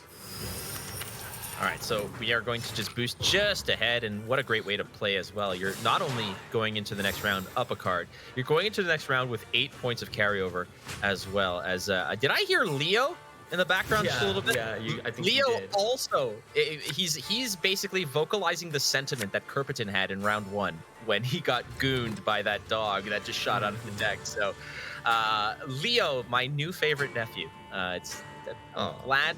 Has he said anything about me? Has he asked about me? Does he like the Star Wars onesie I sent him? That's his favorite, I was gonna say. The Star Wars onesie that you give to him is his favorite. Thank you so much to Uncle Flake. But we've got a game to cast. It's round 3 of game number 2 here between Kirkpatrick and Magpie. Kirkpatrick manages to find a lot of his golds here on his round 3 mulligans, so he's got to be fairly happy. Magpie, though, with the card advantage, with the last say, no Golden Necker in hand, but with only 6 cards left in the deck, he should be able to guarantee it with this Vivaldi Bank. Well, he's going to go ahead and really load up on that Siri Nova because, like we mentioned, that Igni is just waiting to go Scorched Earth here, and you're not quite there yet, I don't believe. What's the new... I forgot what the new numbers are for Igni. It's 25. You need 25 power minimum on a row to get Igni's effect. And then if you are using a leader or an order ability before him, then you need 40 on that row. All right, I like this, and this is the reason why Igni's going to be so important here because of the fact that 18 points look beautifully protected here. However, Magpie knows that there's a nice little fiery treat perhaps around the corner as Kirkpatrick is holding on to a very swift response, but there's also a lot of cards in there that are pretty ugly, I'm not gonna lie. Cards like, you got a card like Triss that might not be as potent as you may think, but ultimately Igni right now is a 20-point swing. Yeah, very cool play by Kirkpatrick here. Now, the double Scarabs, so difficult to get past, but with the combination of Guillaume's order ability to steal statuses from your opponent's cards, he uses the order ability to steal one of the defenders, and then uses the Peller to purify the other Scarab, and then combos it with his leader, Curse of Wrath, to kill that Blindheim brother with the 6 damage. So, very big play, big turn by Kirkpatrick. Now he has a defender on the board, but his defender is on his super tall unit, which Magpie will not be hesitating to poison. Yeah, exactly. If there's one place that you want to go ahead and deposit some of that poison sauce, it's right all over that nasty knight. And here comes the big one. It's going to be one Fist Tech that's going to be popping in. We're going to go with the Golden Necker play. Salamandra Hideout into more poison, so adios pointos as Kirkpatrick, unfortunately, you jam the defender on it, you pick up a whole lot of points, and they get ruined. But Igni is going to make a short work of that Siri Nova on the front row, closing the gap, but it's still 25 points. 15 points. It's math. Yeah, it's a big Igni, but it's not quite enough. Golden Necker Syndicate really showing off its power here. Kirkpatrick with the early pass, knowing that he's lost game number 2, and we are tied 1 game apiece between Kirkpatrick and Magpie. This third quarterfinal is looking really intense so far. It is looking very intense. It's all squared away at 1, and you got to think that if you're Kirkpatrick, you're cursing your lucky stars, your unlucky stars, either way. You got to wonder what the hell you did in a past life for that Knickers to jump out of the deck at that crucial and pivotal moment. Everything was so calculated, and then finally, boom, it's going to cost you 1 more card. So unfortunately for Kirkpatrick, it didn't quite work out. However, it is all squared away at 1. It's becoming a 3-game series here, Shinmiri. Both players have a game in their pocket. Kirkpatrick has access to his Assimilate list, that's Nilfgaard, as well as that Syndicate Pirates Cove list, and another Assimilate list, the Double Cross, and a line Harmony, pocket. yeah. A Shuru Harmony for Magpie, yeah, he still has to play that. And funny enough, I know there's a lot of Nilfgaard haters out there right now, and they must be happy to see. Nilfgaard's amazing. Look at the pin I have, dude. Like, let's be real. They must be happy to see both Nilfgaard decks losing in the first 2 games. So, yeah, we're gonna go into game number 3. Kerpenton's gonna be on blue coin and Magpie on red coin. These are some close games, but that best boy moment, that's one to remember. I expect to see that highlight tomorrow if we're doing highlights. Yeah, that's on the highlight reel for sure. And I was mistaken, actually. I thought it was Leo. I heard it was actually all the Nilfgaard haters that don't know how to beat Nilfgaard, who are crying and whining like they always do. But that's just that's not just my opinion. It's reality. Okay, we got another game, friends, as we mosey on into game number 3 of the 3rd quarterfinal matchup here. World Masters Season 4. We got here, Shinmiri. We are here. It's Flake Miri running the show. The 3rd quarterfinals. We've got a kind of a little reverse here, Uno reverse. Kerpenton playing the Syndicate now, but a different archetype, the Pirates Cove Collusion deck, and Magpie playing Double Cross, a more assimilate heavy deck than the Renfree deck that Magpie found that Calvé. You can see it all nestled away all the way on the left. It really, really wanted to be on top of the deck. So yes. That's a very, very good proactive play if necessary. But not only that, you just basically know what you're pulling out of the deck after the fact. And if I'm looking at Magpie's list, you know, once that Calvé hits the board, you're drawing into Artaud, you're drawing into Stefan Skellen, you're drawing into Brothens is already in the list, and you're drawing your coup de grace. Those are 3 absolutely game-changing cards that you are guaranteed to get. So again, it's not just 8 vanilla points, it's certainty that you're buying with those 10 provisions, and that is such a valuable asset in a game like this. It's so powerful. I miss playing Calvé decks personally. I like that consistency, just knowing that you're not going to miss your golds. Magpie, though, trying to stay low to the ground for now, will play the Calvé second. Now that gives Kerpenton a very nice poison target at 8 power.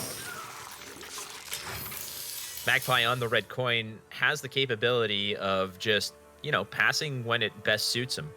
Mainly because, frankly, you know that your round 2 is going to be pure fire. You're drawing into huge cards. So defending a bleed is going to be perfectly viable for you in a relatively efficient way, as it were.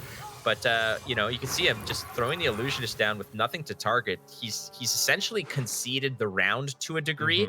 However, he's keeping it within range where he's forcing Kerpenton to also just continue to play cards, because he doesn't want to just give it away, right? Kerpenton wants to kind of play cards to a degree where if he does pass it, he'll take something like fairly significant for Magpie to actually get ahead. And now that lead has ballooned to 12 points, so a little more than a bronze to say.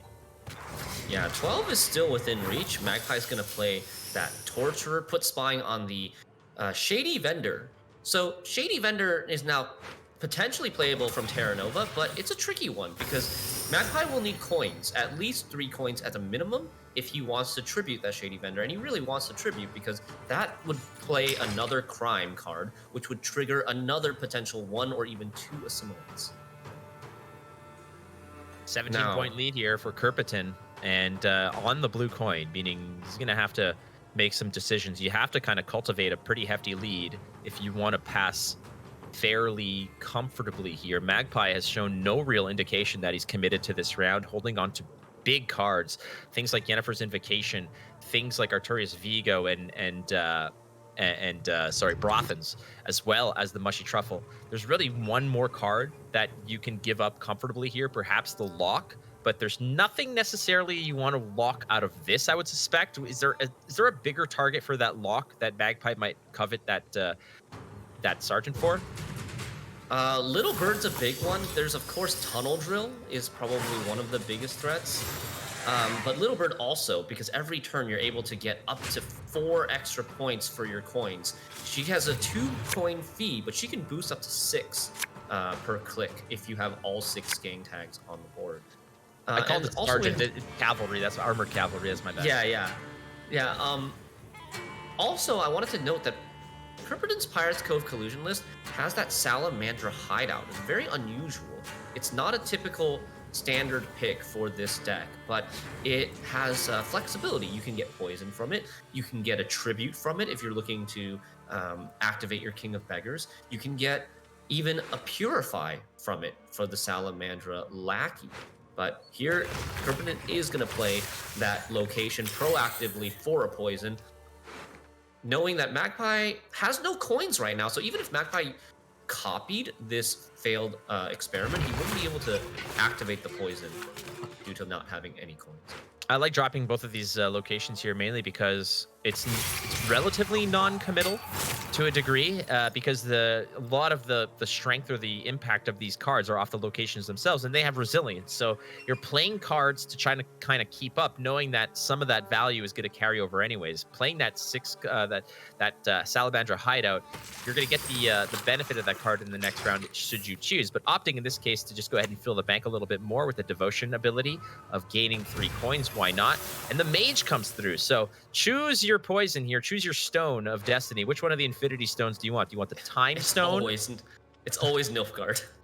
Oh, and he finds a lock off of the Nilfgaard runestone as well. That is pretty nice. There's also the option for an assimilate engine on the Imperial Practitioner. Could potentially put something even like Vivaldi Bank in his graveyard, but ends up deciding to go with the Alba Pikeman. We're both wrong, Shinmiri. Either way, I mean, lots of viable options. Usually when I'm playing the Rune Mage, Nilfgaard just seems to have the most, it's the most Swiss Army knife of them. You need a lock? Sure. You need damage? Sure. You need points? Sure. It can do all kinds of things, except Purify, I suppose. But there are Purifying, Nilfgaard cards out there as well. I suppose that could be an option should you need it. But ultimately, whenever that mage comes through, whenever the Rune Mage comes through, Nilfgaard is usually the first one I click on. Okay, so Kirpidon plays Shady Vendor, gets a Pulling the Strings, was only able to seize 3 or lower, so forced to seize this 1 power Bloody Good Friends, but that does put extra tags on his board now. And Kirpidon now up to 5 tags on his board. Blind Eye Salamandra, Firesworn, as well as Crown Splitter Cut Up. 2 of those cards are double gang tag cards. The Firesworn, the Mutants Maker has both Firesworn and Salamandra. And now, this is a bribery for Magpie. Finds the Hemmelfart, a great card. Gets him coins as well, if he has something to spend them on. So does the seizing of the Bloody Good Friends now put that Bloody Good Friends in Arto's bank? I don't believe so. I think the spying counts as Kirpidon putting spying on it, not Magpie putting spying on it, because Kirpidon was the one that seized it. But it would be targetable by something, say, like Coup, even if it was higher than 3 power. It's not long for this world, unfortunately, though, as that one little bleeding is going to essentially wipe it out of existence. Kirpidon here just trying to stay alive to a degree, as he has cultivated what is effectively a 4-point lead after all the bleeding is taken into account, now a 5-point lead. And Magpie is, able to potentially kind of come on top if necessary. Is this Kirpidon? Ooh. Yeah, Kirpidon is playing Mastermind here, but misses the Tunnel Drill. Like we were talking about, the inclusion of the Bloody Good Friends in this list is kind of awkward because it potentially blocks the Crown Splitter tag from showing you Tunnel Drill on Mastermind. So no Pew Pew combo here for Kirpidon. Still a lot of points though, playing that Horson Jr. off of the Mastermind, as well as the Collusion. I think that was a max tag Collusion. Yeah, because he used his leader charge to get that tag cloak before playing it. I'm actually a little bit surprised here that he's opting to go ahead and lock up the Horson, given the fact that it's not really going to get the best effect from a coin to points translation, given the fact there's a lot of 2s on the board. But ultimately, I think Magpie is going to be firing off with that leader ability shortly. You kind of have to at this regard. Kirpidon has kind of made that decision for him. So we're going to set up the Arturius Vigo, another assimilate engine on the board. The Illusionist is looking to copy something. The other Illusionist already exists, so you can get a tall points here. It might be the Bloody Good Friends, another 6 points, and the leader ability does find some significant pieces. Second form Jacques is great. He's 12 points. He's a spender. He's able to spend the coins that you have right now if you want. He triggers Assimilate, and now Magpie pulling it back within 20 points. So still pretty big lead by Kerpiton, but Magpie got some bangers in his hand. Yeah, bangers indeed, and he's looking for some mash to follow it up with here as he's looking through the Vivaldi Bank. He's got the key. He's asked the manager, and now he's looking through all of that, what's in that safety deposit box, and he finds the tunnel drill. A lot of people saying, hey, why isn't the bank a crime? The bank is a criminal organization to some, so why is the bank not a crime? Well, in this case, the bank could go and get the tunnel drill and automatically put it online, so maybe it's good that that card is not a crime. Yeah, I think so too. Magpie going to take the guaranteed answer on Stefan Skellen, spawning 3 Ace Up the Sleeves, killing that tunnel drill, not letting it get out of hand, as well as boosting that Artorias Vigo by 3 points for its Assimilate. Well, you do have an opportunity here actually to get ahead if necessary, if you wanted it to. He could have popped the location and got an additional 7 points out of that, and then maybe spent some of the coins off the Jacques. So there were opportunities here to actually go ahead, but Magpie possibly sensing that, hey, I think it's going to go beyond this, that one last card. So all the bleeding is being spread out. The Kerpiton has just basically spent the entire coffers here to just dish out those all the bleeding like candy to everybody gets a piece. And we're going to go with the Brothans here, looking for some more point swings. No more Assimilate engines on the board besides itself. Going to clone, look for more pieces. Oh, this is such a sweet play with the coins that he saved in his bank, and getting that Eventide Plunder is amazing because it triggers Assimilate an extra time. Not only do you get the crime off the Plunder, but also the unit that you play into a Sappy Huckster, getting the extra Assimilate, and now how much bleeding is there? Here's There's 7 bleeding. Yeah, so it's going to take more than just the leader, the location charge here to get you ahead. So there's no point in using it now because you don't know what Kerpiton's going to do. So no point in blasting it off right here. So the question is, can you just get away with something simple like that? And you can. And wow, just by the skin of his teeth, Magpie goes into the last round, no leader ability, but a huge card at his disposal with Arto. Kerpiton holding on to Jacques and one more coin from the one more charge of Pirate's Cove. This matchup is getting pretty greasy. It's very close, but Magpie still has some gold cards that he's drawing into. Not too many, I guess. The Terra Nova, the Coup de Grace, but there is that Torturer to put spying on something. Unfortunately for him, the Jacques, the best spying target, it's gonna have Veil.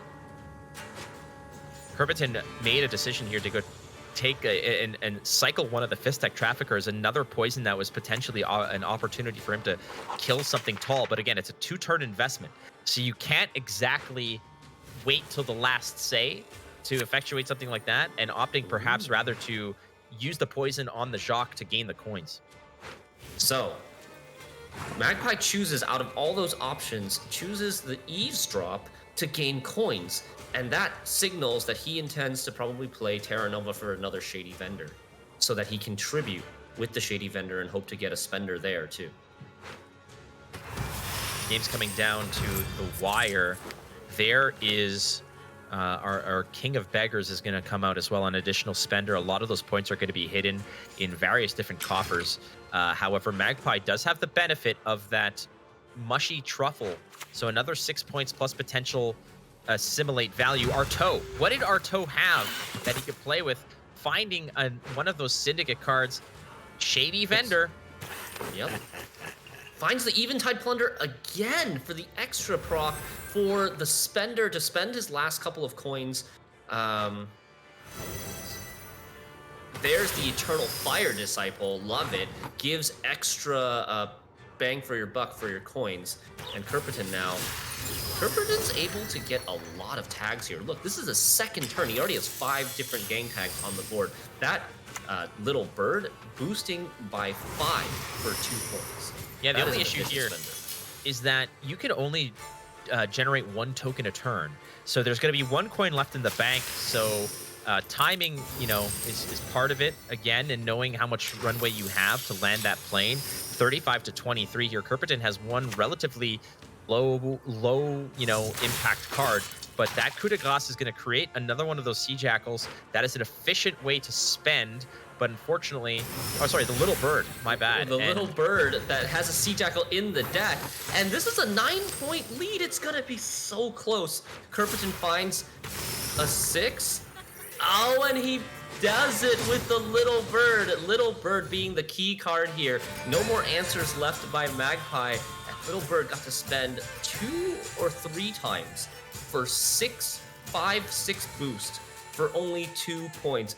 That was the key card there, I think, that won round 3 for Kerperton. A nail biter. Kerperton leads the series now 2-1.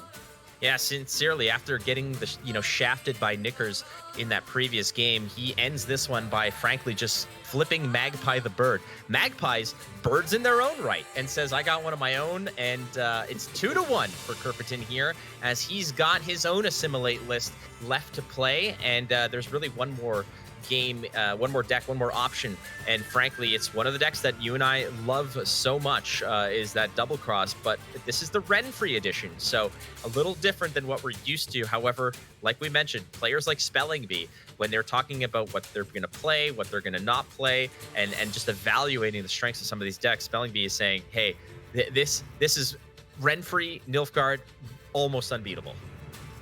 We're gonna see. I think Magpie has a chance. I know I said this when I said this in the first quarterfinal about Trusky. I think he had a much tougher road to make a comeback against Nilfgaard Renfree, but I think Magpie has a much better chance. He has he has blue coin here with Harmony Shiru, with a lot of engines, a lot of threats, but Kerperton doesn't have that much control, even though he's playing Nilfgaard, because this is double cross version again. And a lot of his units are going to be lining up for that Shiru or for that Igni. I really want to see how these players mind games this, and if we get to see any big fireworks here in this matchup. Yeah, well, one of the key pieces Magpie's going to lean on for this round 1 win might be that Saskia Commander, such a really effective card, a very snowbally card, difficult to deal with. It takes a lot of finesse and the right kind of ingredients to deal with this kind of disaster, and that's how we're going to start it. The Chameleon is out. Chameleon is also one of the least respected Spider-Man villains. Is Kerperton leadering again? I think he is. The turn 1 leader, this time he may be able to get Renfree with the Roderick, but it's a big risk. There's still a lot of golds left in his deck.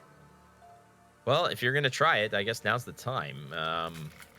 Again, turn 1, we did it. He did it in the previous game, and it paid off. This is a gambit that many might Did it? question. I don't think it paid off. I think he lost that game, and part of that reason was because he wasted his leader. So red coin. Yes, he's red coin. He didn't win on even. The double cross is. I really am not sure about this. Maybe, he's got to know something that we are missing here, but pretty perplexing move for me. Well, I don't know. When we spoke to him earlier and I asked him questions, his response to a lot of things were literally, and I quote, I don't know. So we'll see. It's that kind of ignorance is bliss approach has sort of paid off in this regard, because he's up 2-1 against a player of like Magpie, who is just a perennial winner. So Kerperton now is trying to double down, another spotter, and you do have those Dryads that are just kind of giving a little pat on the head when they're passing through. So, but one Dryad meets another, and that one is getting helped by so much movement. This is one of the best 3-card bronze engine combos ever in this game. Yes, the Sentry, Cat Witcher, Dryad Matron combo, the movement package, so many passive points per turn. You don't even have to do anything. You can pass, and they just keep going. Damn right. Expecting it, that's what it is, baby. You get all these returns, and you just sit on your ass. That is the American way, man. That's how you do it. The dream. But yeah, Magpie, though, now debating his turn. He is currently trailing on even cards, but he's got the Saskia engine. He's got 2 of these movement engines still unlocked, a couple more in his hand. He can Royal Decree for the Vanadane here, which I think is what he's doing, because he wants to get these waylays created and shuffled to the bottom of his deck. Keep in mind also, you do have a pair of poisons, of which, there they are. You got the poison, so you can start threatening to win this round if necessary, but you do have to kind of keep up the tempo here, which is difficult to do off of the efficiency, the sheer point efficiency that those spotters have presented, and not to mention your opponent has that matron that will still generate points. Now it's no match for your Catwitcher Sentry combination, but at the very least you're already holding on to a lead. And if Magpie wants to, I mean, he could just drop a little poison sauce on one of these bad boys and say, hey, buddy, like, do I have it? Don't I have it? Kerperton does get the Renfrey here off of the Roderick. I think it was not guaranteed, but... Okay, but the other question is, wrong. Why would he play it there instead of to the right of the Dryad to get an additional point? That's it. Maybe he's going for Blessing of Kindness. He wants to play it in between the two even units to see if he can get Blessing of Kindness because it's an odd unit, it would get buffed. But I don't think he got that kindness, and he's using the full leader here, really putting the pressure on, playing another lock from his hand and drawing a slave driver that could potentially be a third lock in this round. And we see now his leader charge is on cooldown, meaning he took Blessing of Patience, and that's why he's committing his leader so early to get that Renfrey. All right, so there is a very low tempo play. You can kind of go ahead and you can waylay if you want, but this is what I was going to suggest. I think that now is the time to threaten the poison, because if Kerperton does pass, you can complete the poison, go down to 4 cards, dry pass, and regain your card advantage in round 3. But it looks like Kerperton here is not done. He's going for it, so he's going to create more spotters off of the slave driver, and we're going to complete the poison package and generate more points. So finally, Magpie digs out of that ditch. Yeah, and he is just getting stronger and stronger as time goes on. He's still got some engines going. He's got the Saskia, and the board is looking very dangerous for Kerperton now. You see he has 3 6s. Kerperton has 3 6s. If Magpie feels in trouble at any time, he could drop the Shiru, buff it up to a 6 with his leader charge. It would activate, it wouldn't activate Harmony in this case, so but he does have the Chameleon to get his 6s to 7. So we could be seeing a huge Shiru play here very shortly. Huge, absolutely huge. Magpie fighting tooth and nail for this round. All 3 leader charges for Magpie are still there. He's going to go ahead and bring that Vanadine to the back, boost it by 3. So what's the move here? Magpie just trying to... He takes the pass here, up by only 11 points. Renfrey's gang is going to thin out 12. Oh, this is... perfect response. Even more 5s. Is Kerperton baiting the Shiru here? I think he might be. Magpie says, all right, I'll take it. This is irresistible. That's a 36-point Shiru with that huge Scorch. Oh, how lovely it burns. Oh, I love it when you talk dirty to me, Shamiri. 63 to 27. That's enough. Kerperton is going to take a walk over here using not 1, but 2 leader charges. Why the hell not? And now, Magpie in control of the game. 1 round 1, down a card. He has his quadruple waylays potentially at the ready. He has the scenario, but no Harmony cards yet in hand. We'll have to see if he decides to push this round or go to the long round 3. Long round 3 is a little bit dangerous because we haven't seen the Ivar Guillaume Milton combo yet from Kerperton. And in a long round 3, he has enough time to set up that really tall enemy unit and get value from the Ivar. Magpie won round 1.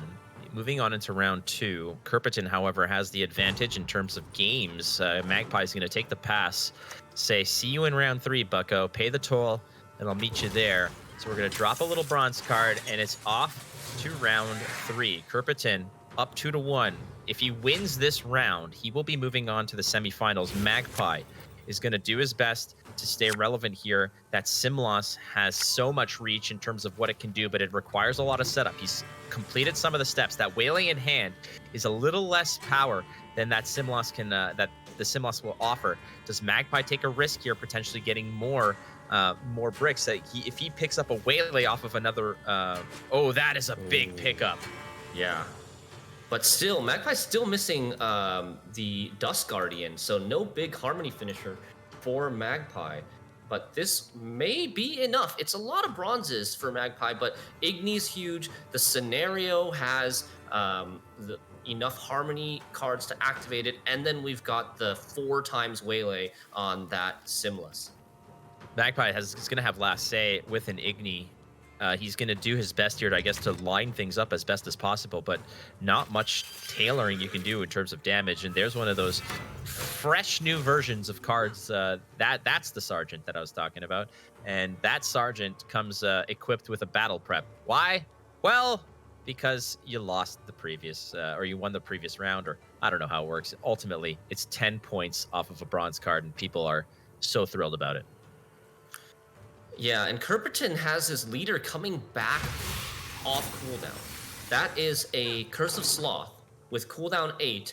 Will allow him to grab another card from his deck, and I believe there's still like a Rune Mage, there's still like a Milton, potentially. This, Kerperton taking the risk on the Roderick in round 1 and finding the Renfrey was absolutely huge for this game. Yeah, Kerperton's going to have to be very vigilant when it comes to where he places his cards and how tall they go, because Magpie has that Igni that can really change the landscape of this round. Kerperton himself has a relative amount of decent control options, whether it's the Igni, the Ivar. There's a lot of ways to do this, as the other Nausicaa Sergeant is going to spawn another battle prep, and a nice way to kind of, you know, share the wealth a little bit here, as a 10, a 9, and a 7 looks pretty nasty, but that Igni is only going to hit one of them at the moment. Oh, and I was mistaken. There's only 3 Waylays in the deck, because I guess Magpie was forced to play one of the Waylays in round 1, the one that he couldn't put away with the Cursed Scroll, and that means because there's no Alyssa in this list, you were never able to get that Waylay from the graveyard into the back into the deck. And now this Lake Guardian Dawn aspect is at 20 power, and that's going to get yoinked by Ivar pretty soon.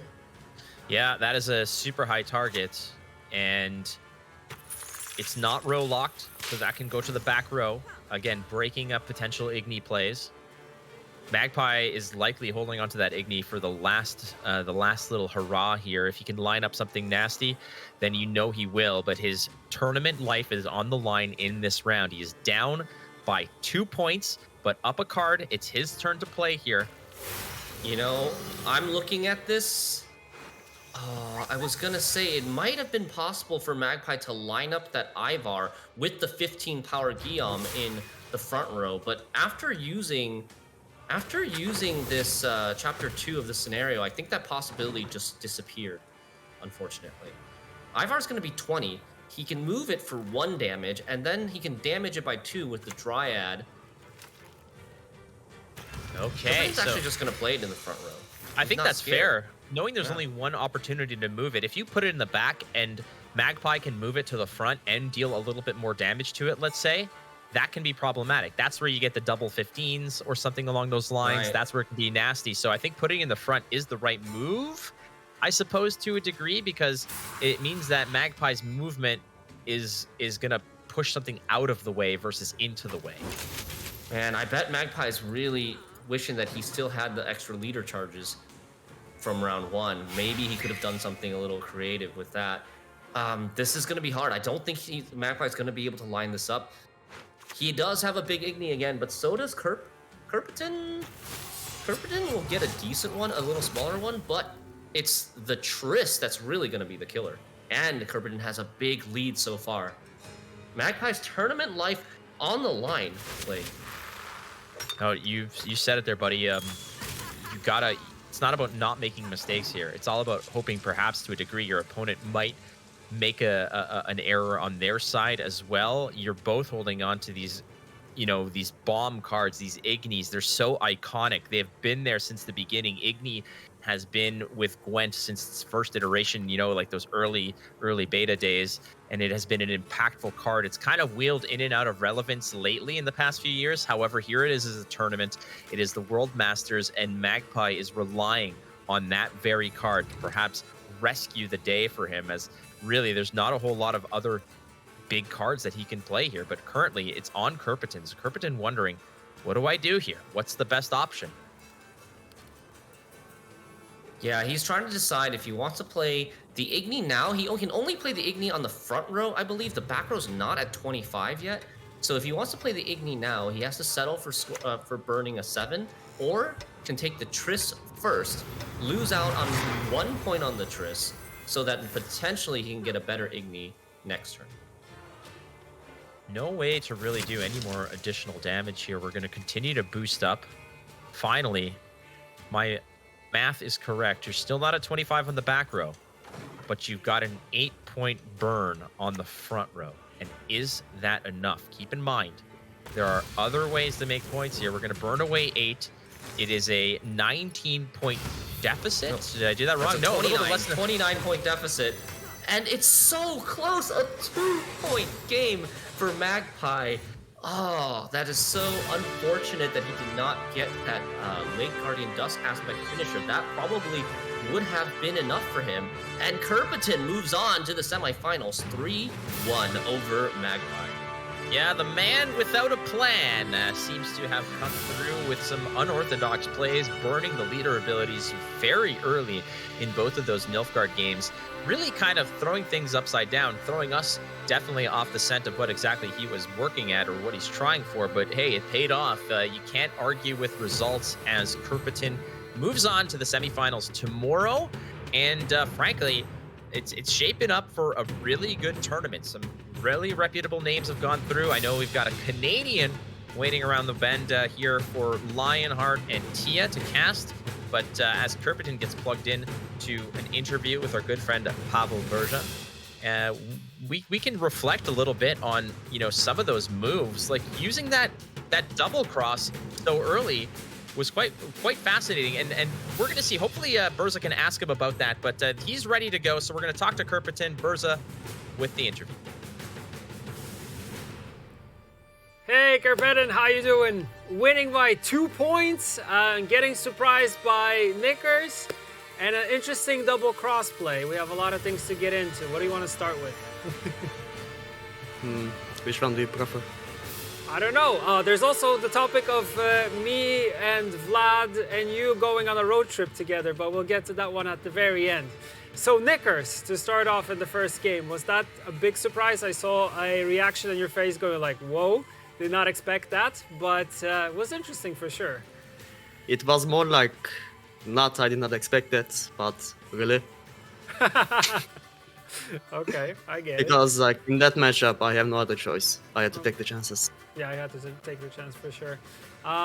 Double cross. Flake was talking a little bit about that and kind of your ways of how you pretty much played everything, and also how your lineup was. Like, I think your opponent was not expecting you to play the way that you played. Can you talk a little bit about that? I mean, my opponent can talk about it. I honestly have no idea.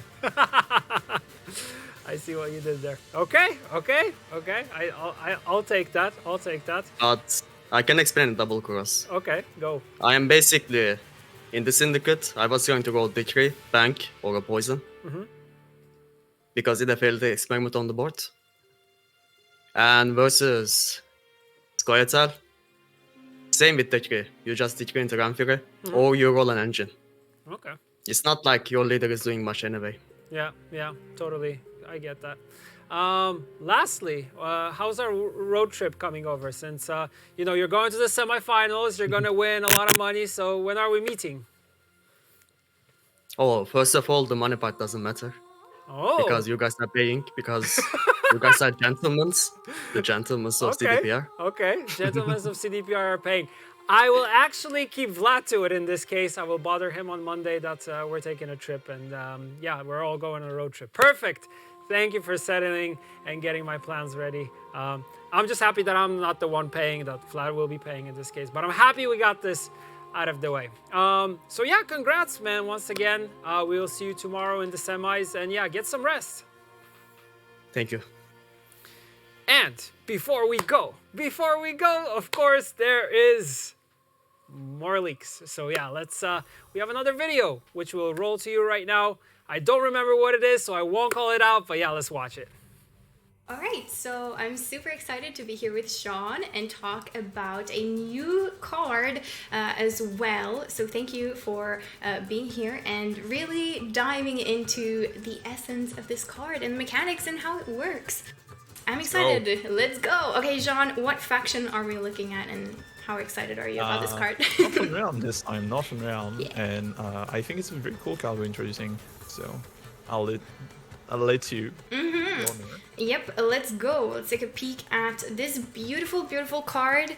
It is Melitele. I think a character that a lot of Witcher fans maybe have been expecting for Gwent. She's a relict, and she has quite a few little things that she can do. So on deploy, you can boost an allied unit by 5, and then whenever you put the card back into your deck, you will trigger an ability of her cycle. And the cycles are, of course, the Maiden, boost all allied units by 0. Maybe that doesn't look super exciting now, but wait till we get to the other parts. We have Mother, which is spawn a random 4 provision Northern Realm unit on a random allied row. And then last but not least, Crone, which increases all of these other values mentioned by 1. And at the beginning of each round, you will restart Melitele's cycle. So that is her ability. Think about maybe priestesses, the same way of kind of shuffling back the card. If you're familiar with that, kind of helps you imagine what this card looks like when you actually play it. But yeah, I guess I should explicit a bit how the ability works. So when you trigger it, you're always going to get Maiden first, and then the second time you're going to get Mother, the third time you're going to get Crone, and then you go back to Maiden. Crone's effect, where it increases all the values, affects the deploy, it affects the Maiden effect, and it affects the Mother effect. The reason this card is like a bit weird in the way we've written it is just that if we had tried to write it properly, it would have been so much text.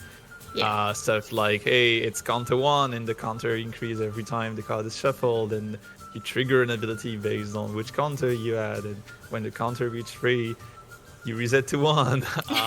So yeah, we decided to take a bit more of a flavorful approach, which we hope is still pretty straightforward.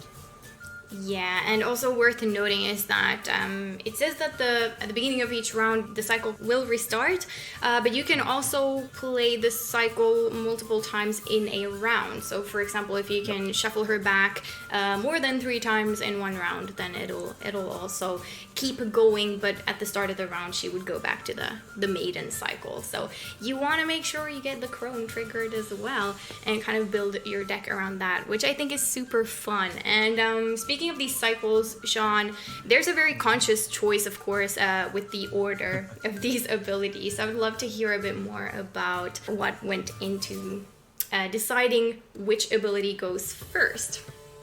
Yeah, so getting Crone to be the third ability kind of made sense in the sense that we don't want you to be increasing the value of the abilities straight ahead. You need to invest a bit more resources into it if you want to get this kind of scaling. But then the other decision we took is this Maiden effect that goes first. Well, obviously the first time you trigger it, you don't get anything, right? Which is also a way to have you spend more time, invest more resources if you want to get Melitele going. And to be fair, that first effect is very influential once you get to the second cycle, right? Once it is actually boosting all of your units by 1, that's a lot of points. Yeah. That kind of brings me into how this card could be played, or something I want to really, really try out when it launches, and something I'm super excited about is kind of the NR Swarm archetype in general. I think you can get a lot of Swarm value out of this, of course, because of the Maiden ability, and also having some support cards then to help her shuffle everything back. But yeah, maybe you don't want to build your whole deck around shuffling her, but you do want to make sure you get enough value to potentially make like a Swarm archetype more strong, which I look forward to because we haven't seen that in NR for some time. But I think Melitele is just a really great payoff for having a lot of units on your board, and I can't wait to see my boy Visegard return. I feel like he could make some cool value in like a very boosted, swarmy deck. So I love that card, and I think it's gonna be fun. Yeah, I think that in the same sense as Traveling Priestess, where you definitely build your deck around it, but it's not your entire deck, right? You do need to have some other cards. So in that same idea, I do think that a big portion of your meta deck is going to be about actually having bodies on your board to get good returns on your maiden triggers. Absolutely. It's going to be really fun kind of finding the ideal combination of having both support for Melitele and also having another archetype that will benefit off of all the value. But yeah, I think it's going to be a pretty strong card, and I can't wait to see what people will build and how it will play off in the new meta once that settles down.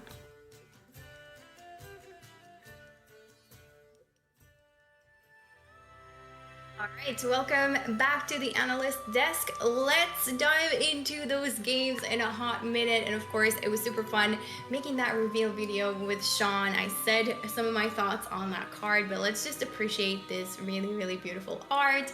I can't wait to see it in premium. I think it's going to be even better. It's hard to be better than what it already is, but super, super cool card. And just like I said, can't wait for kind of NR Swarm to be reborn a bit or get some extra into it so that we may see some NR Swarm around again.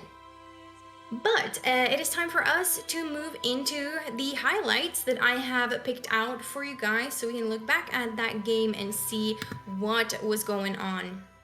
Now, this is a highlight from the first game where Kirpitan managed to get a really nice Q in there. Magpie fighting it out consciously here, not killing the Herald, which I thought was really cool, making sure that the coup is set up here and ready for action, which is then something that Magpie did. It's really showcasing, I think, a nice way for NG Assimilate to kind of do its thing, which was, yeah, it was cool to see.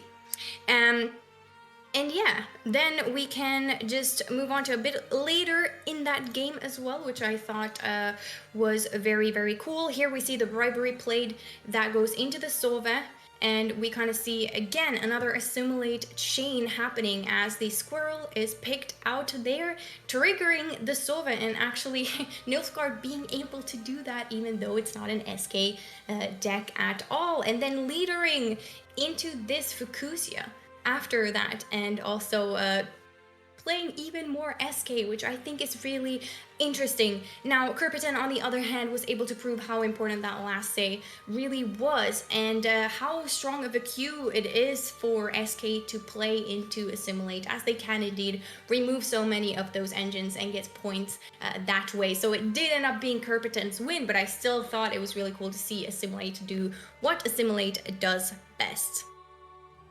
Now, let's move on to this game here.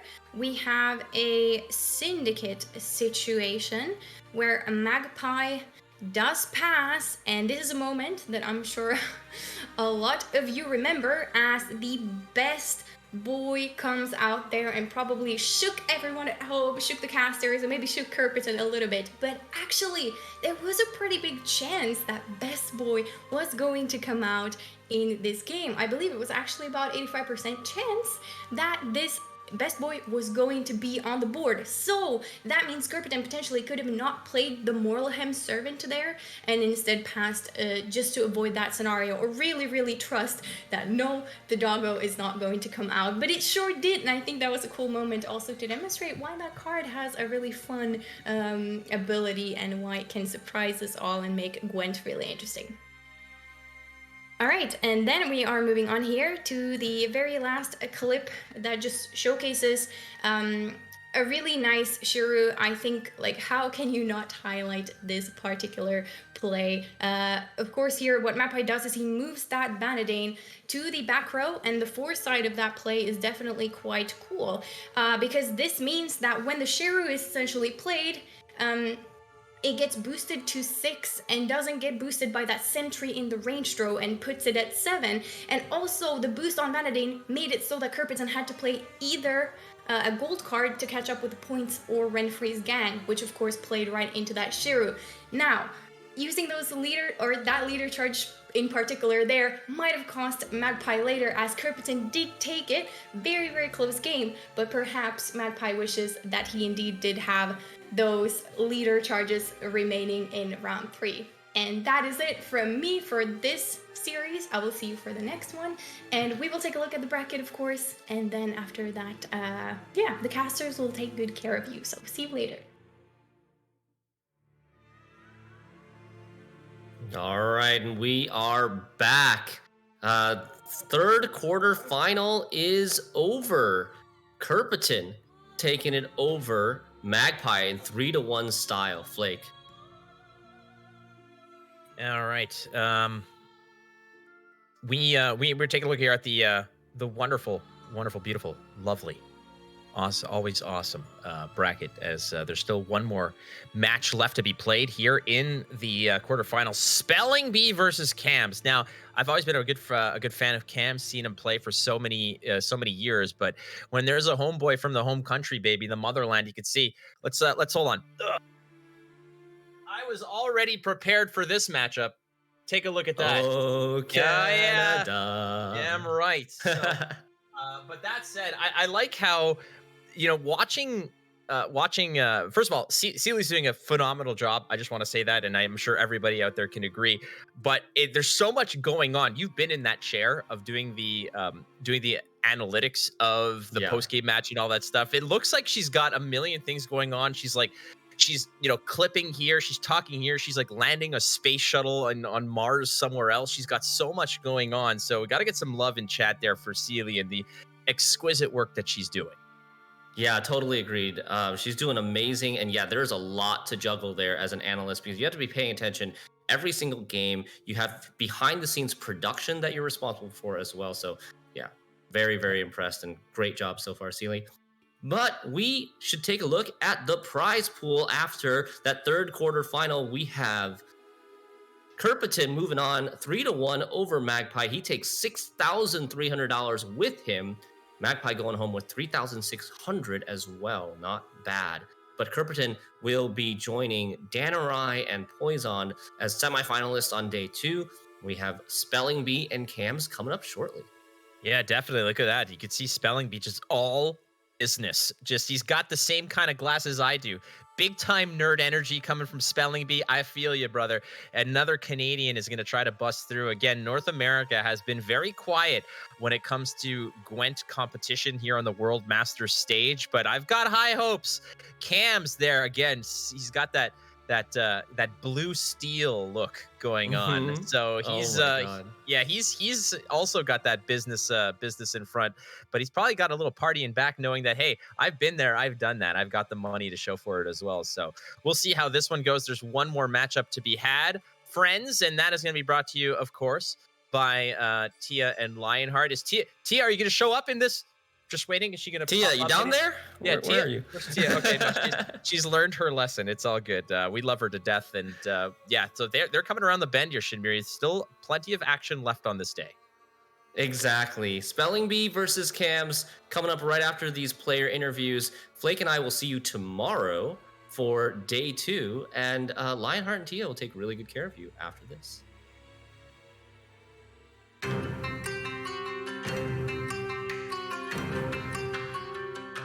Hi, my name is Spelling Bee. I'm a Canadian Gwent player, and this is my third straight Gwent Masters competition appearance. Last 2 times didn't go so well, so obviously I'm hoping for a little bit better result this time. I've been playing Gwent for about 3 years now, and I'm hoping that this time I can be a little bit more successful than I've been prior. So my opponent is Cams this time, same opponent as the last tournament.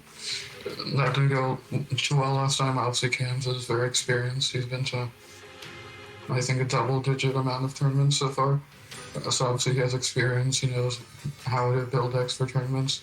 So it's obviously going to be challenging. In prior tournaments, I've tried to kind of tech against different archetypes. That hasn't gone so well. And so I'm hoping this time I can just bring decks that I know how to play, and hopefully it's a relatively competitive series.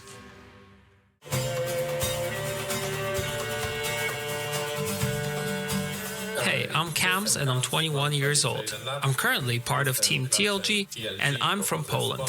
This is my third World Masters tournament and I hope it will be the best one. As they say, third time's a charm. When it comes to Spelling Bee, I feel like a lot of people depreciate his ability and level of play.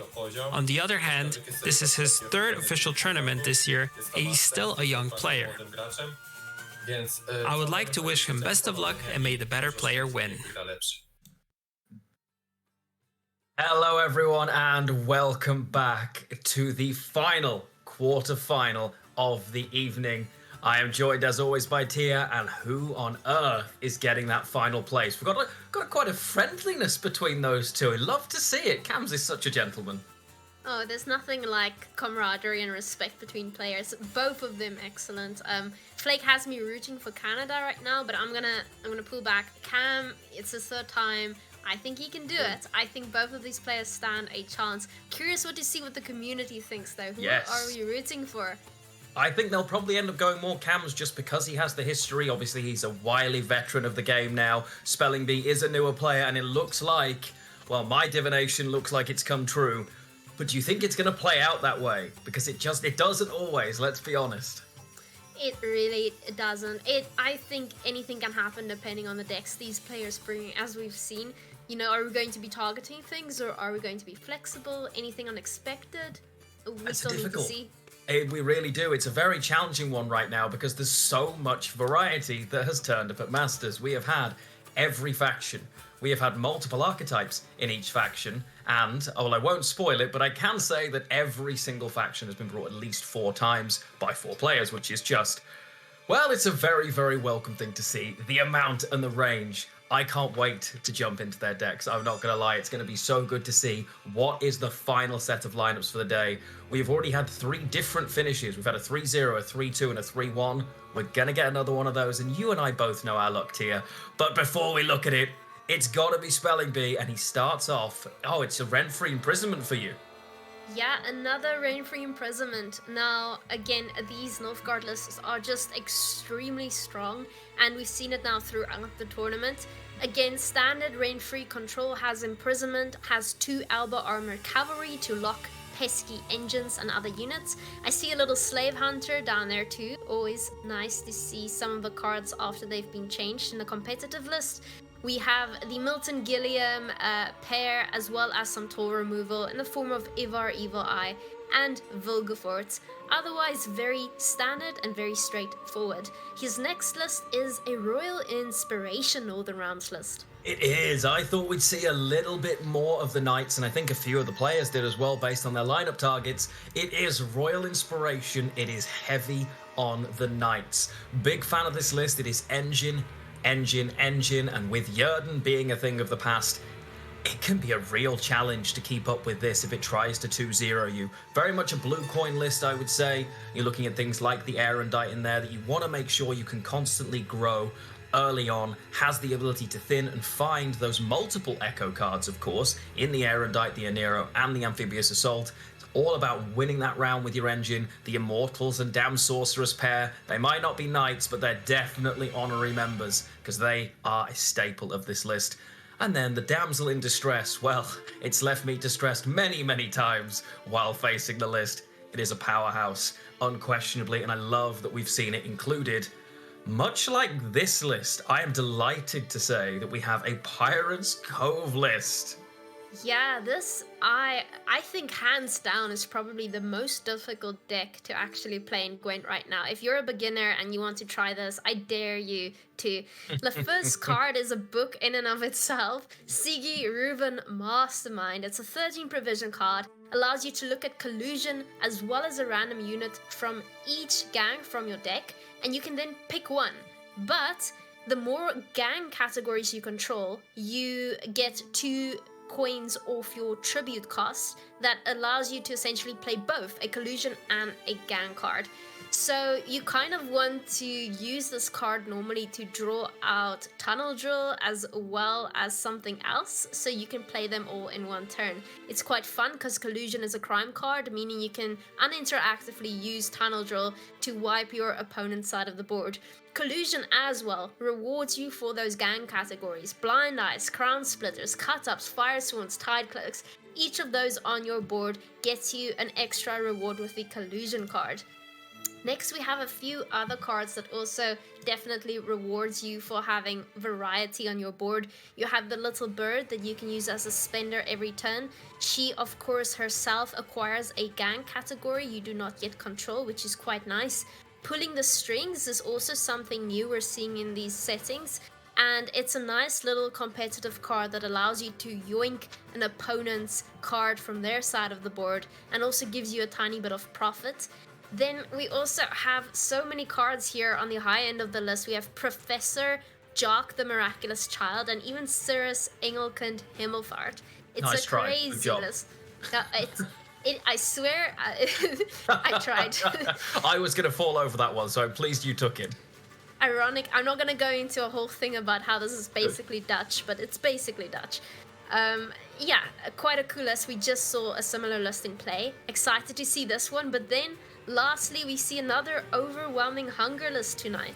We do, but it is nothing like the ones we saw in the first quarterfinals. Okay, it's a little like it, but not really. This one is Death Wish heavy. It is all in on those Death Wishes. You've got your Haunt for, of course, that scenario play, but it's all about the Brewers Ritual. Again, this list is pretty telegraphed as a blue coin list, not just for Brewers Ritual, but also the Erendite. This is going to thin out those pesky bronze cards and give you amazing tempo to start off the game.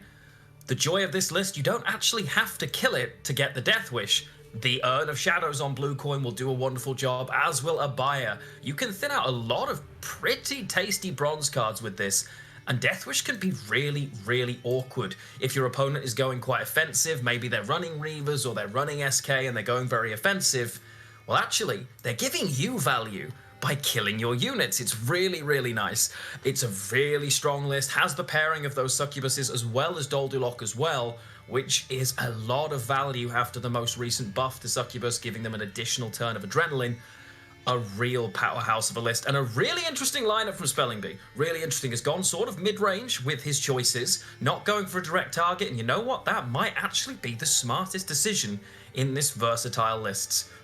But his opponent, Cams, has he brought something that is going to throw a spanner into the works, I wonder? He is known for his rapid play. He's known for his speed. His first list is definitely on the traditional side. It is, again, Imprisonment. You love to see it. Well, we'll see if these lists stick, however. Again, a rent-free list, no specials, a lot of tool removal, a lot of cards that go tool, benefit off their opponent's points. It's pretty straightforward, really. I think we can go on to the next one, which is a Golden Necker Skellige Onslaught list.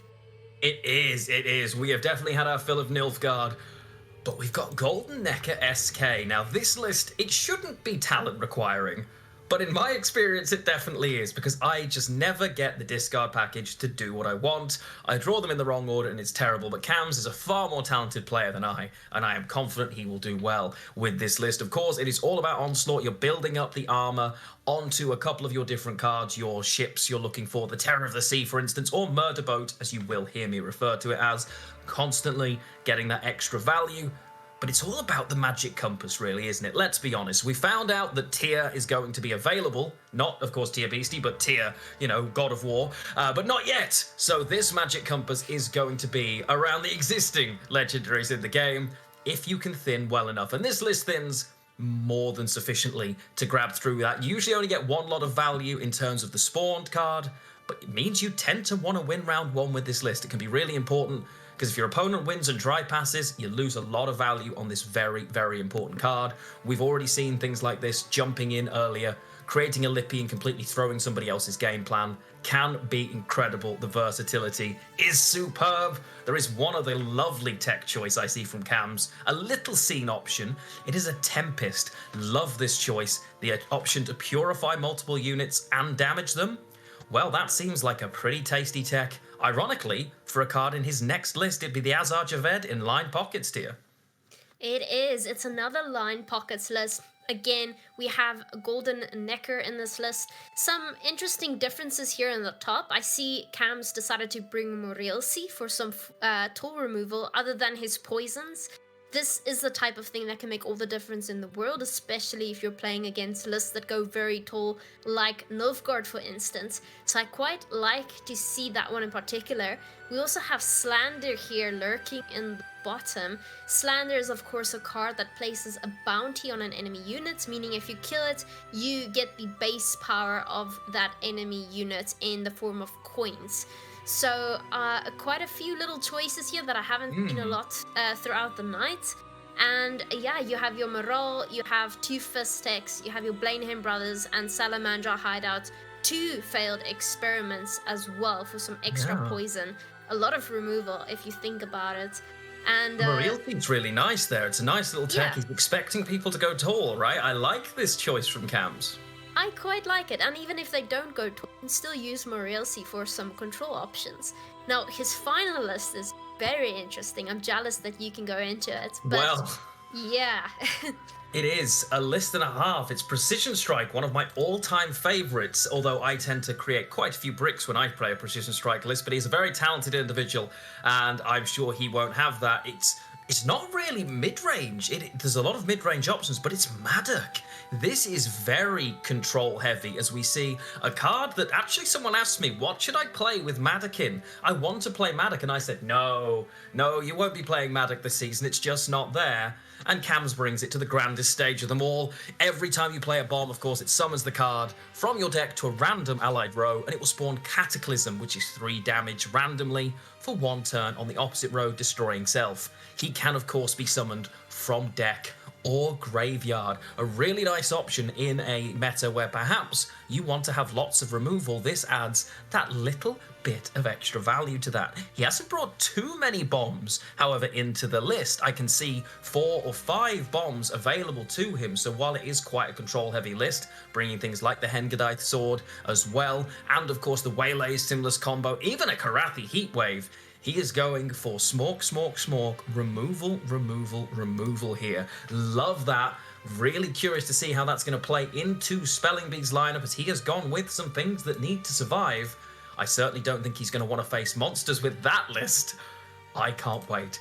They are the lineups. You have now seen all 8 players, and they have brought them. We have seen every faction. In fact, in this matchup alone, we have all 6 factions represented, which is amazing to see. We have a huge series on our hands here. Absolutely, and once again, quite a variety of different archetypes. I mean, you can't really complain about a lack of variety this time around. You might see some similar archetypes in some factions, but that doesn't rule out... Yeah, Nilfgaard. Hey, we can always ban it though. Curious to see what the bans are gonna be like. Hey, we still have some tricks up. Oh, and there we go. Yes, see, these 2 wonderful gentlemen have said, you know what, we've heard you. Rent-free imprisonment, not for us, not it. And both of them have banned it, saving us. I love that.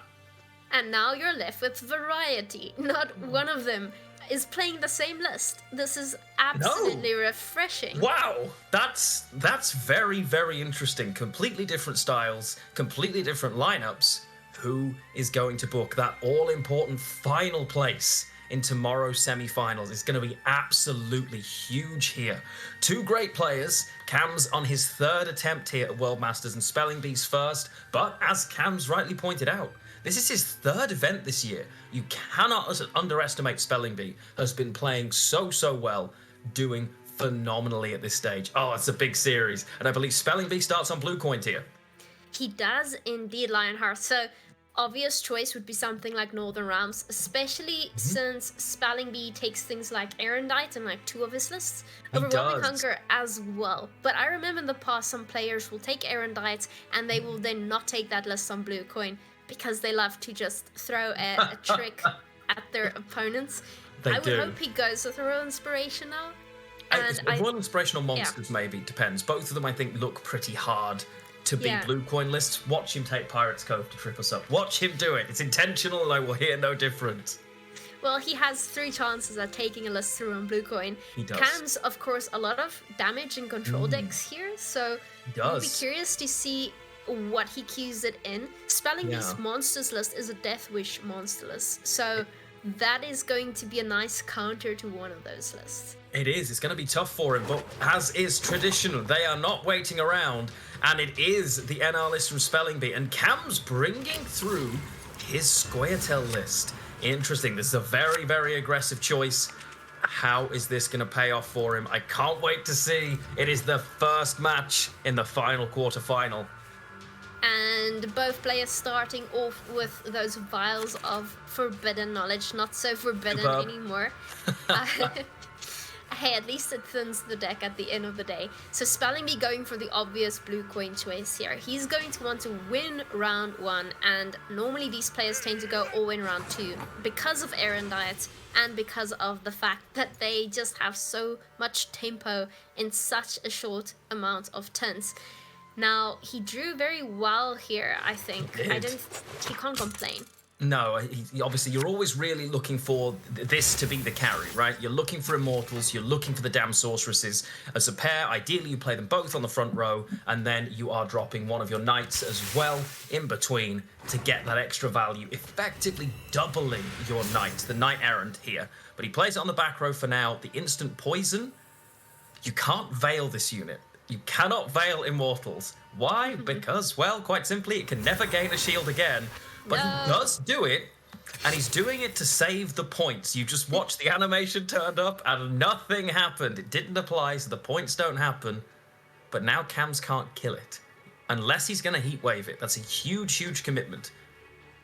I mean, yeah, at this point you have to take it or leave it, right? There was bound to be more poisons, and Cams, like we said, is running a few of those. He has 1 Forest Whisperer, 2 Dryad Rangers, and the Weeping Willows. So that's enough poison to take out a few cards, and Spelling Bee isn't going to give him his Immortals. No, he can't. And the thing for Cams, he simply can't use this heat wave on something that isn't Damsel in Distress. It's absolutely petrifying. Trying to survive a bleed, or even bleed that card out and keep your card, honestly, can be a near impossibility. So it's huge that Cams has found that for himself, but he can't use it right now. The risk is he wants this round, but is he just going to be using this round for setup effectively at this point? Good question. He did get out his Vanadane, has the Waylays now. I mean, he can use them, but it's also a lot easier to just put them back into your deck in the next round. You don't even have to use Alyssa, and you've got a bunch of them ready to go as Simlas in a long or short round, depending on your play style. But he's considering it here. He is. Spelling Bee with a quick heat wave on that Vanadane. Not worried about units going tall here, and that's a massive value. It's a 7-point card, but effectively it was going to have 6 more points of threat with the Waylays that exist in hand, that he knows exist in hand at this point, and gives Cams a chance to have a say in this round, something Spelling Bee desperately wants to avoid. Cams now trying to work out, where do I go from here? What is he going to try to set up himself? He plays the Squirrel, and that's a big card to lose. Amphibious Assault disappearing. This would be Cam signaling, probably. I'm not worried about tempo. I'm just happy to not be here right now. Is Spelling Bee now going to use his Aneromancy or just try and play for some carryover? He decides to go for the Squire there, it seems. Now, the nice thing about that card is it can go into the next round if you choose to use it in that manner. So... Cams decides to continue. That is a very nice Hengadai sword for a Lady of the Lake coming through here. Takes that and says, you know what? I don't mind this. I will store the wording is store the soul of the card, I believe. Very on point. And now he will be able to use that himself another turn from now. The danger. This is a bit of a difficult one. Every passing turn that Spelling Bee is playing here and is ahead, that Erendite is becoming a bigger and bigger threat, and that is huge decision-wise from Cams. He has taken a Heat Wave and a Leader Charge. That is a big, big decision from Cams here to fight on even and say, okay, I'm going to try and bully you. Not using that Heat Wave on Damsel in Distress could be GG if he doesn't win this round. This is big. He's putting Spelling Bee on a very different hand than I think he has. I think it was a good play on Cam's end. He does need to push Spelling Bee here. And Spelling Bee is going to run out of options eventually. You don't really want to commit your cards like Maiden Shield just yet. But right now, Erendite is also a play he can consider. It is still growing every single turn. Even though you can't see it, chat, it's growing larger and larger. Yeah, the Erendite is already killing a 6 right now. It's a pretty big, I believe, anyway. I'm pretty sure he's been ahead at the end of every single turn. It's big. Now, Cams can keep staying ahead, keep putting the pressure on, use the Waylays. Once the Waylays are in, he can use the Alyssa. He can effectively play his entire hand if he's willing to give the Simless as well. It's just such a big decision. You can see him umming and ahhing, thinking, what am I going to do here? How do I want to do this? And he plays his Alyssa now. This is the love of this. He is not going for that. He is going instead for double Heatwave with this line. Perfect. Absolutely love it for Cams here. Now he is really in the driver's seat. Thins through the bricks, clears through his own leader ability, but that's actually a benefit a lot of the time in Precision Strike. And he is fighting now to not only win, but win on even with his Heatwave accessible again. Lovely, lovely line from Cams. That was beautifully played. I can't think of a better way to spend your turn. And now he not only takes away the Erendite growth from Spelling Bee, unless Spelling Bee decides to really commit, he essentially takes round control away from him, which is absolutely necessary for this Northern Realms list. So I want to say this is one of the deciding factors in the first game. It is. Now, first use of that leader charge for Spelling Bee has come and gone, so that is only going to boost by 4 now. We see the bomb drop down, get rid of that little bit of Purify value as well. Very, very nice. It's an extra point, you never mind, and Maddock is out on the board here. What are we going to see from Spelling Bee? He plays for the carryover. Now, wouldn't originally have wanted to give that option up until this point. Would have been worried about the Moondust. Well, the Moondust has now been and gone. It is now safe to stick that option. Very nice. Does take some damage, but it's the lowest value unit now as well. Actually useful here. Spelling Bee can use the kill and rebuff it. Lovely for Spelling Bee. But looking great all of a sudden. The flip for Cams. Fantastic play. Keeps himself ahead. Spelling Bee probably has to commit this here, but decides against it. Is taking the carryover and says, I'll lose on even with the card. I'll consider that being enough. Knows he has a Nero coming back to him. Cams also does and has that Heatwave trade. That was a spicy rapid fire round. Yeah, there's just no way Spelling Bee could commit his win con. Essentially, you want your Damsel in Distress and you want your Maiden Shield. And if you lose one of those earlier than necessary, you're in a lot of trouble. And I can't imagine Cams gives Spelling Bee this round. I think Cams will want to bleed out at least one of those 2 cons if he has any say in the matter. I think you're right. I think he would. And we see lovely, perfectly placed Hengadite Sword, not only removing the unit, but giving himself a Squire as well. Feels very nice. He mulliganed away his Erendite, knowing that it was a potential brick for Lady in the Lake, and finds it straight back with the Lady in the Lake to put himself in a great position. Cam's getting out that Maddock once again. Spelling Bee taking it slow basically says, I'm not gonna play my artifact. I'm not gonna play Damsel in Distress because I can't trigger it now. Now, this is the brave line. Will this be game winning or game losing for Spelling Bee? You see a lot of players when they're playing Knights unwilling to give that scenario because you know the opponent's going to straight up pass. Spelling Bee is saying he doesn't need it to win this round. That's what he's committing to here. And Cams is doing the maths right now to work out if it's in hand, is it worth the push? I sincerely believe it is. I would love to see Cams push here. He's likely deciding what a Neuromancy target he needs to be searching for without overcommitting unnecessarily. And there's options. He can take Zoltan, for instance, a decent choice. Has access. Other than that, it is the Zoltan he goes for. It's a lot of points. Become more of a mid-range option. He's not an engine himself anymore, of course. Big, big play there. Pulls. Oh. Cam's looking for the board wipe potentially here if he decides to play that Simless. This is a big decision for Spelling Bee now. Very big decision. What is he going to choose here? If he's not going to drop the scenario, he may never get out here. If he takes something small from a Neuromancy, his options are not amazing. He drops something like a Vindhelm, which would actually be pretty decent. It's going to grow up to 8. gets him ahead, and it's also not really targetable. It's a problematic option, knowing that between he should be safe. Cam's looking for this. He knows the Aneromancy exists, doesn't know what the other card in the hand is, and is trying to work out if it's worth it. There are many options here at Spelling Bee's disposal. I don't think he wants to go for that artifact. I think that would really hurt. It so thins the deck instead.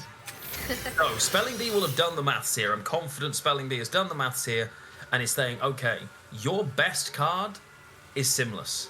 So if you Simless, the best you have is double Waylay. I believe that's true. I don't think there's a double bomb available for him at this stage. If that's the case, I know between my cards with my leader ability, I'm going to win this round and it's worth it. I believe he's done the maths on that. I haven't done the maths on that, and I'm just giving him the credit for it. That's a very brave line, because even for Spelling Bee now, he has 9 cards left in deck. If he gets out of this round, which he has, and kept his card, he's still got to find that scenario. Wow. That's interesting. Cam's read that situation, decided that Spelling Bee likely has a good card in his hand. Spelling Bee could have bluffed there. He might have drawn a bronze for all we knew, and Cam's passed. Though, he really needs something like Heatwave right now. He desperately needs the Heatwave. He threw it back into his deck as we can't see. He did. He definitely threw it back into the deck, and he's not found it. He does have Poison as tool removal, and he's got removal from the Simless as well, but not finding that second Heatwave. He plays round 1 absolutely pristinely. Round 2, Spelling Bee, point for point, just resisted that bleed perfectly here. Cam's probably takes it slow now and drops the engine on the front row. No, he goes straight into the Simless for the kill. Very nice. Just deny that engine. It's growth. I like it.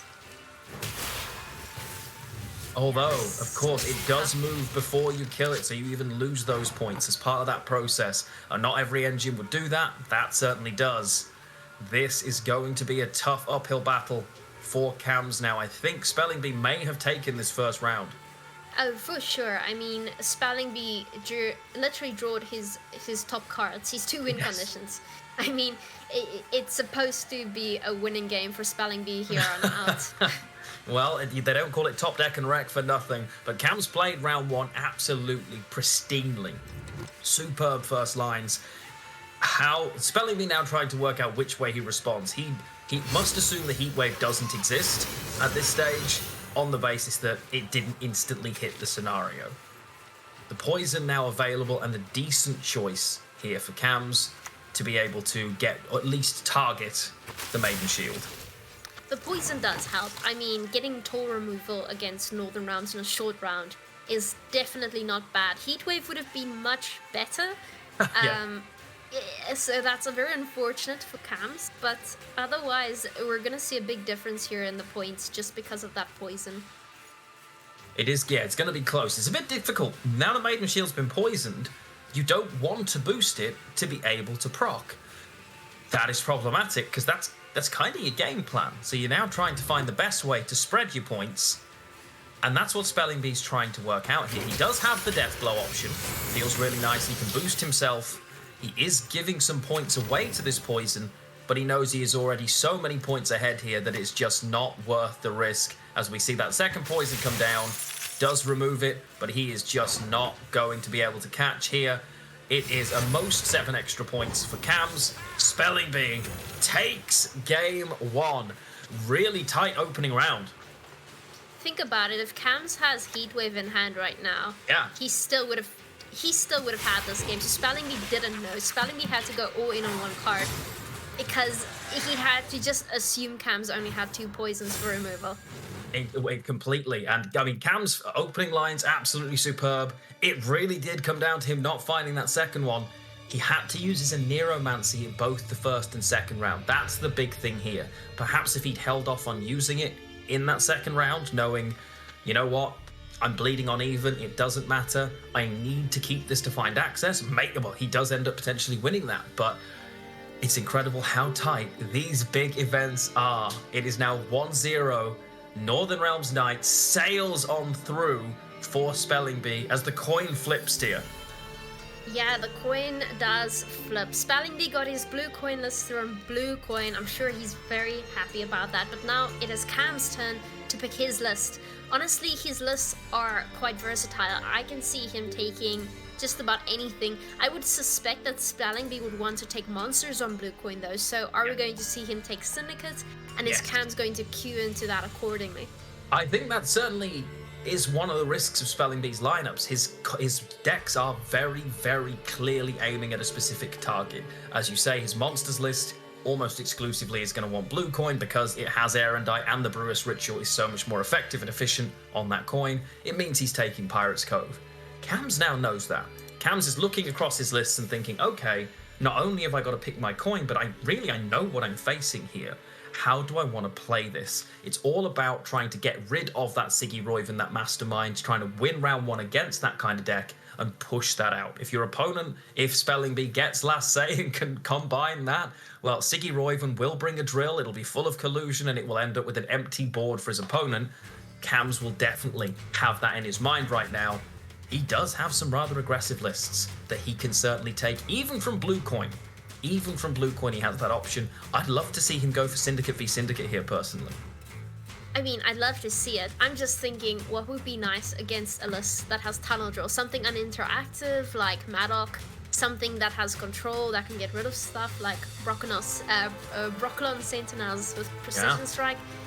I'm trying to think, where is Cam's going to get the best value for Precision Strike? It's not against monsters, that's for sure. No, it's not. That's a fair point. It is going to be a difficult one. He does have Heat Waves and Purifies, but yeah, it's a challenging one. Maybe he does switch coin and stick with Precision Strike here. Certainly an option for him. He got very unlucky not to take that through, played it perfectly, got the lines right, and it is going to be one of the harder ones. All of his lists are going to give value to monsters, I think. So he needs to find a way to develop as many of his own points while kind of giving some away to Spelling Bee in that matchup, I think. That one is going to be tough. The Tunnel Drill, well, that's going to be a problem against monsters, right? Because you're just killing its own. Onslaught, very aggressive as well. Very aggressive. I mean, Onslaught is something that's going to do quite a bit of damage, and Cam's decides to queue that in. Love it. It makes sense for the blue coin option. The Mask of Ouroboros gives him an extra discard to give him a much, much better chance of getting rid of the cards he needs. His list does run a Darren for the Morkvarg, because he's got both skirmishes, but isn't running the bronze discard. He has just got Burner and he's got Coral. So Mask of Ouroboros, it makes sense here. It was his targeted blue list, really. Just hoping to see maybe we'd see a bit of change there. But has drawn incredibly, well, decently at least. The double ships will be very frustrating. It's one of my least favourite things to play into. Yeah, the ships are very frustrating, especially when you have Terror of the Seas in hand already. So you know you're going to get nice value on those damage pings. Lots and lots of them coming. Now, the coins are there. It will hit both, but at least one of them has been dealt with. A first set of poisons traded as we see Burner drop and some incredibly talented draws. Burner and both of the skirmishes in hand. Like I told you, I am talentless where it comes to the discard package. Cams, no problem whatsoever. Of course. Bourgeois does not favor us in our draws, and hence these players get to where they are. That's my logic. So we do get a lot of cards drawn out. Carl not yet, but honestly not needed. There wasn't a lot on the board to begin with. Love this pass here from Cams. Now, normally you want to win the round so that you can then thin later, but the amount of tempo that he has managed to slam down super quickly, has managed to use the stratagem, has managed to double thin, and then Roach, and then Knickers for a quadruple thin already, launches himself miles ahead and forces Spelling Bee to play quite a few cards to catch here.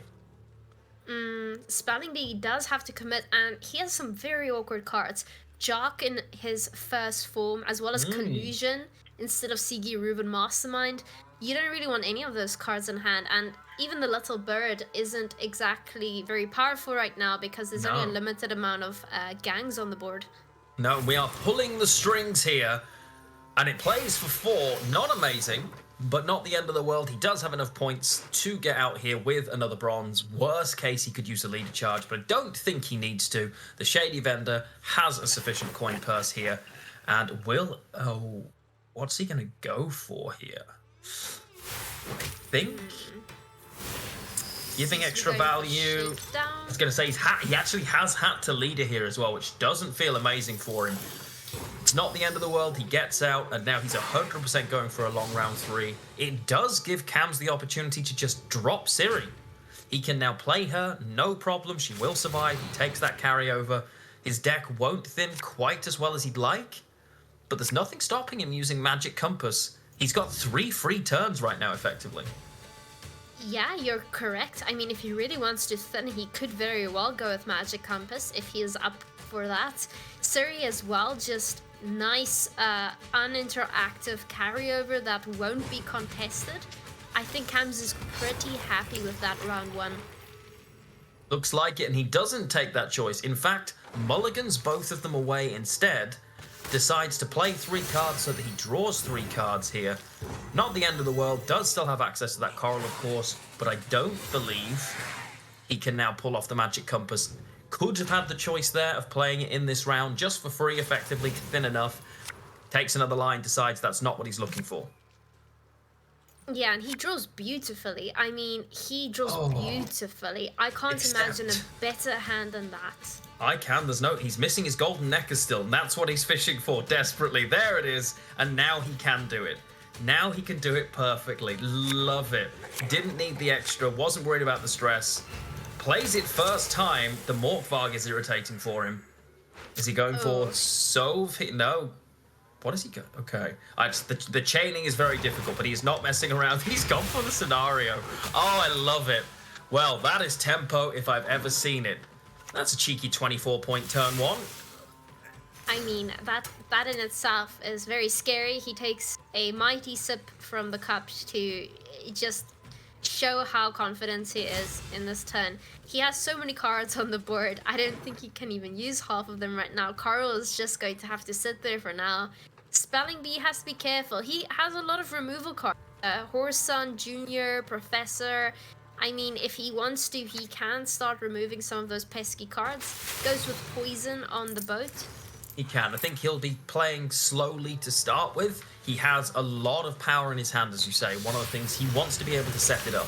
On his side, he is missing a few crucial options. He has got Bank to try and find Siggy, which is perfect. If he has exactly enough coins to be able to play Siggy, of course, or the board state to make the tribute irrelevant anyway. He now has to try and survive against this very aggressive Skellige list long enough to pull that swing off. Indeed, he has to. The thing is, almost anything Spelling Bee plays at this point can be removed rather easily, so he doesn't really want to get anything of value too soon either. Goes for the failed experiment, doesn't use it, decides to keep the coins instead.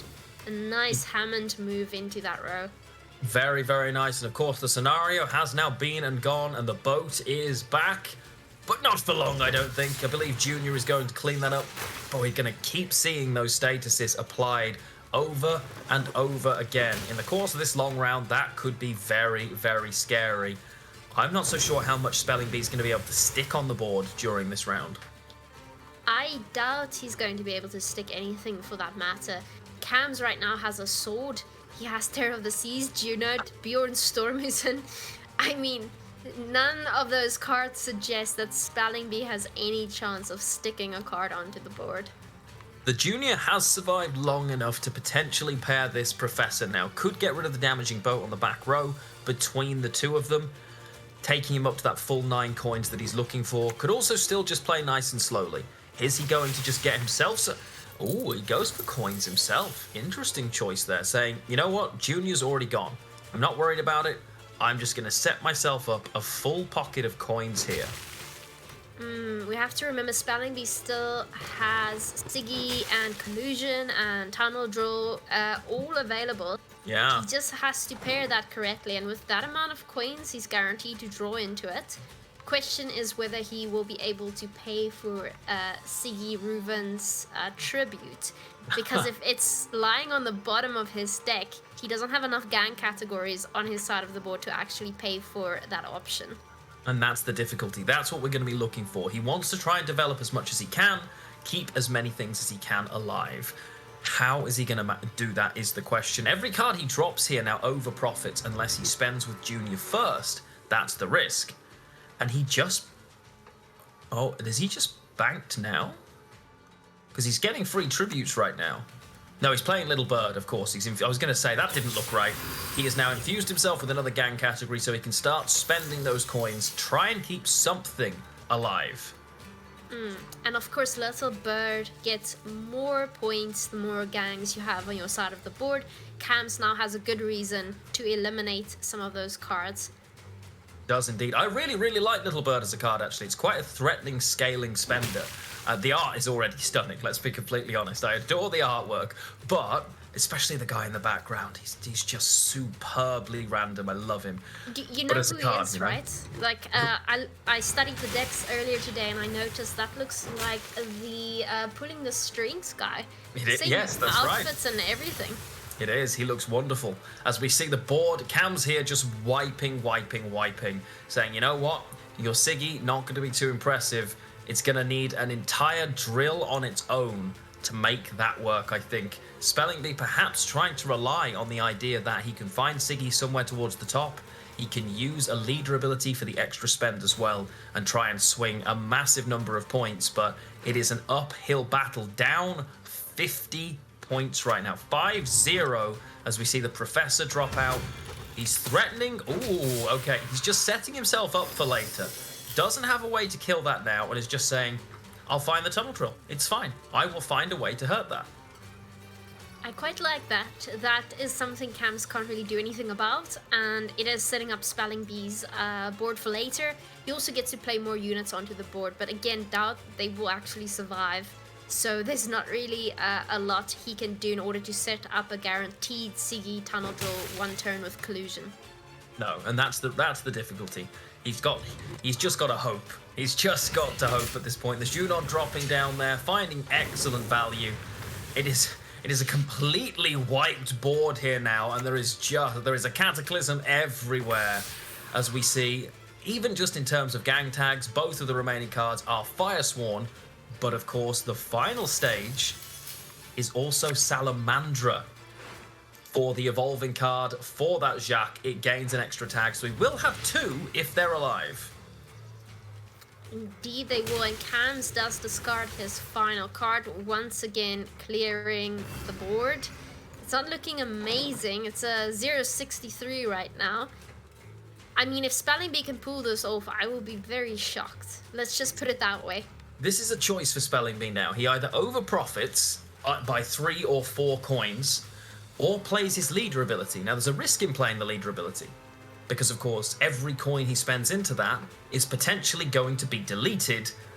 We know Cams is sitting on 2 leader abilities and any card, so he's almost better off not spending this here. Chooses to do so. Spends twice. Ooh. He's going to play the Jacques now. He has to spend on Jacques as well, I think, because Cams can delete both of these cards right now. What's he gonna end on? 6 coins is perfect if he's going into the Baldy Bank. He can all but kill both of those spenders here. That's the danger. He can use the boat, kill one, double leader charge, and use the boats to do all but 1 damage to the other. Does leave Spelling Bee with a little bit of grace. Does give him 2 potential tags for that Siggy, so it gives him a bit more room to find it. The boat is going to come down. He's going to need to find a 60+ point swing here. He's going to have to go for every possible greed. Where does it sit? It's the top card. It's the top card. Oh my word, it's the top card. That's crazy luck. Crazy luck. It couldn't have gone better. Let's see. Okay, Cam's not looking too pleased. If anything can do it right now, it's that. You pick the drill first. He didn't manage, and he even manages to get the thin because it's free on the tribute. This might be the biggest swing I've ever seen if he pulls it off. But of course, it's nowhere near enough. And Cams wins. Oh, you're just never sure when there's a tunnel drill involved. In reality, it wasn't close. But he did manage to pull it off. I mean, if that was close, that would have been a problem. That would be bad. It was, but executed masterfully there by Cams. Had literally all the cards he wanted, constantly just removing, not giving Spelling Bee a chance to set anything up. Gets his name on the board now. It is 1-1. Wow, this is looking very good so far for both players, bringing their lists through on blue coins. Now it's Spelling Bee's turn again. I suspect we'll see that overwhelming hunger list in play now, as it does have Erendite, and Erendite absolutely loves blue coin. Also, the Urn of Shadows stratagem is in this list, and that, along with Brewers Ritual, is amazing value in round 1. It really is. It's a lot of tempo, and I think for Spelling Bee, that definitely feels like the right choice. It makes sense for him to take that, then gives him a couple of shots at Pirate's Cove, and he can honestly use that flexibly on either coin. Preferably red makes sense, because it gives you that ability to smork, that bit of aggression, but I think you're right. I think Overwhelming Hunger is the choice here. The big one is, what does Cams do? How is he going to answer all of these Death Wish units? Not keep giving them value himself. He's gone very aggressive here. He has gone aggressive. I just can't see Precision Strike ever going against that list. It has to be Line Pockets. I mean, that's the only list in which he is going to grow tall units on his own with things like the Blaneham Brothers and other spenders. So yeah, it's really the only possible matchup I can even think of at this point. It's certainly a possibility. What is he going to decide? That's the big thing. Ultimately, I've seen crazier lines. We've seen cards push 2 down. We've seen all kinds of madness. It is the biggest level. I'm sure they have scrimmed and prepped for these matches, for these lineups. If he takes Scoia'tael, he can go down the double Heatwave line, thinking, you know what? If I banish it, doesn't count as a Death Wish. Maybe he goes, or just try and hit but not kill. It's a really tough one. I think you might be right. Line Pockets at least has its own points. So much of its spend is aggressive as well. The Tunnel Drill, the Freak Show, and then he's running Marils. Oh, I can't wait. I can't watch. We won't bring it now. Spelling Bee will flip it and just really surprise us. Oh, you think he's going to go for Pirate's Cove himself? We might see a syndicate. Can you imagine?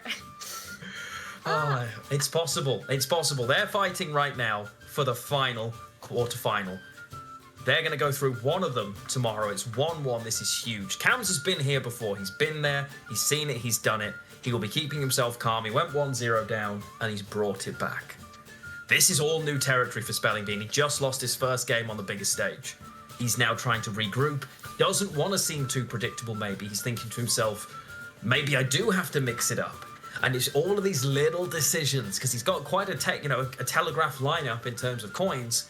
Is that going to play into it? Is he going to now be dancing around with it as they take their time trying to work out what the next game is? I mean, yeah, he has to consider that Spelling Bee might not even go for monsters. Like you said, Spelling Bee might just go for Syndicate. He has to take that into account as well. Would he like to play Precision Strike against Syndicate rather than monsters, for instance? I really do think it just comes down to the coins here and what's going to be easiest, and it does seem to be what we thought it would be, Lionheart. It's monsters versus Syndicate. It is. Now, we've seen this the monsters match for the player playing monsters. A lot of the time, it's did you find Brewis? It's such a greedy list when you look at it. Because how do you find Brewis in this list? Well, you draw it. It is as simple as that. Are you running any way of grabbing this card? Well, no. I draw look it. Look at that. It's, he and of just course, got it. You see, it's a skill thing. It's a skill thing. For those of you watching at home, this is how it is done. And he doesn't open with it interestingly. He plays himself out a succubus instead a little bit later and says to Cams, well, maybe I didn't find it. And we see Cams just coming down with Surrey right off the bat saying, hey, deal with her if you can. Of course, we know Spelling Bee can easily just heatwave that card. Interesting play there by Cams. Perhaps he doesn't have a lot of proactivity he's willing to put on the board just yet. His hand is very reactive, if you think about it. It was basically the only choice he had other than to start getting rid of Death Wish units. Albeit poisoning a succubus this early on isn't a problem because it's the adrenaline and the second succubus that is required ultimately to make that card work. We do see Spelling Bee now not messing around, has dropped that Brewis, trying to keep himself ahead here, to keep building up on that Erendite. Poison's Knickers, definitely indicating he doesn't want even Succubus in the graveyard right now. Knickers is basically the only non-Deathwish unit on the board. Interesting play there. Yeah, very interesting choice. We've seen a Toad dropped effectively for carryover as an extra consume from the graveyard. Got Cams now playing out a Shady Vendor. Is he just looking for coin value here is the question. Playing out that third card to take as much as possible over into the final round. Or into the next round, rather. Wouldn't be surprised to see him say thank you, goodbye here. And he does. Spelling Bee doesn't get the chance to thin that second set of Deathwish bronzes. As a result, it is going to be a very, very talented set of draws. Has the has the Heatwave and the Erendite, rather. No Haunt as to be seen yet. No Dettlaff. Oh, there's the Whispering Hillock to find what he needs. Never mind. Love it. Spelling Bee all over it. Yeah, Spelling Bee has a nice opportunity here to push into the round.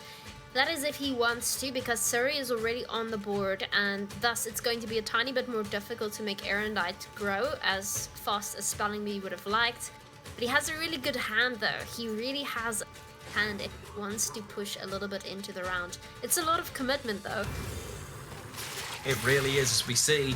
He drops down the Dettlaff. Well, if that's not commitment, I don't know what is. The Toad consumes it the first time for free as well, puts himself ahead instantly, and keeps that first Erendite growing. 100% expect him to push deep into this one as he chooses to go to try and get that double Erendite value. Even if he doesn't end up going and getting the 2-0, that second Erendite can be very painful. Yeah, and Cams just plays a Horse and Freak Show onto the board. A nice target for Erendite, that is for sure. Getting rid of the engine really quickly. Cams didn't bother to spend anything though, instead keeping his coins for something else he might be using it with later. It is, and that's actually really sharp from Cams. No real surprise there, to be fair. He has dropped down a card that demands an answer that he doesn't mind being answered, because it actually stops the value of Erendite in this round. It's still there for next round, it's still a threat. But now it's not something you're worrying about deeper and deeper into the round, playing for 14 points and then 15, 16 points. It just played for 7, killed an engine that he wasn't overly worried about. He's completely happy with that turn of events there. I think he'll be quite pleased that he's managed to kind of bait that first Erendite out early. He can now resist this as the round continues. And you can see there he used Morilsi on Arach Queen. That's because Spelling Bee has Abaya, which can trigger AQ to bring out another Dettlaff. So a really nice play by Cams. Even though he triggered Deathwish for Spelling Bee, he did prevent another Dettlaff on the board, which is really smart. Huge decision. It could have been really bad if that Abaya had dropped. It's now a not very good card in terms of this matchup for Spelling Bee, right? It's effectively awkward. It's just a Thrive engine you don't really want right now. Yeah, it's actually really awkward now in hand. And Spelling Bee had everything set up in order to pull that off with Karen as well as his Deathwish leader ability. So, yeah, a really smart play by Cams. Very much so. Cam's constantly as well in a situation where he's not bullying in this bleed, he's not resisting it too well, he's always just giving a little opportunity for Spelling Bee to pass. The long round would be very, very difficult. Spelling Bee calculating, working out, okay, what is my ideal line here? How am I dealing with this? What am I going to do? He does have, okay, just go slow. That's nice though. That Purify on the Toad means he's getting it back again in a future round. That is nice. That is quite a nice play, meaning the next time he plays Deathwish in round 3, that Deathwish card is immediately being consumed by the Toad if he places it in such a way. And Golden Necker. Alright, let's see. And he finds the Candle as well. Now the Candle is absolutely massive into round 2. It means it's already on the board in round 3, and I don't believe he over profits here by a great deal by playing either. I think maybe by 1 or 2 coins he loses out.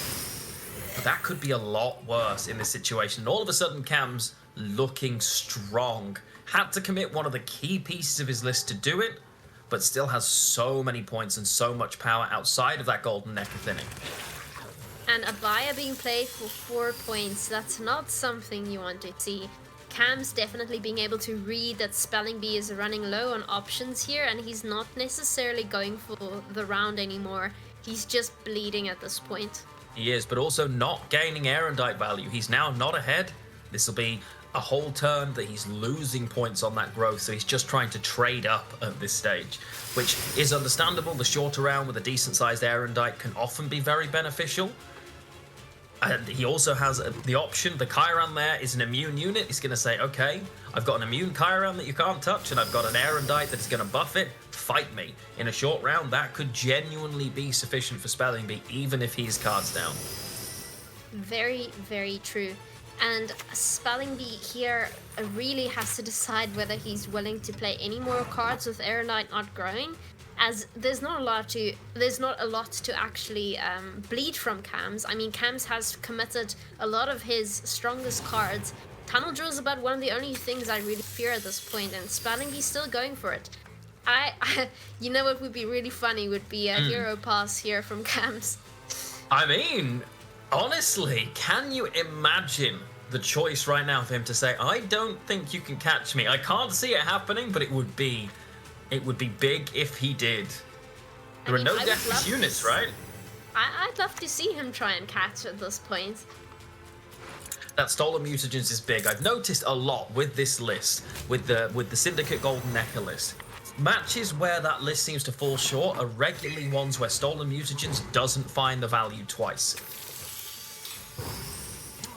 Interesting. Alright, so both players are getting out here.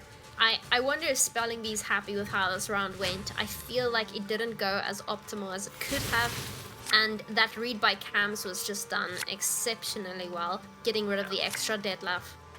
Very much so, and he's going to be looking now to see, okay, can I pull this out of the bag? Managed to get the Golden Necker, which is a big piece of the puzzle, but can he find enough to keep the fight going? Has got the ability to draw any Death Wish unit he chooses, of course, does find that Doldulok, has a lot of consumes potentially for the Succubus as well. Cams draws Drill into hand, though. Drill is in his hand now with the Javed, ready and protected, and he can't kill both of those. Very nice, very nice. So Cams is going to be able to play that Drill.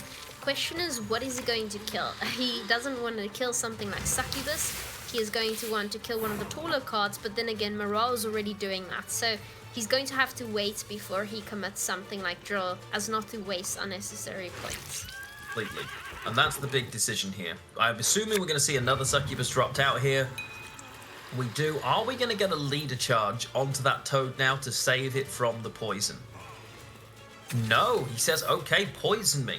Takes it and says, I don't believe you're going to be a threat to me. Interesting choice.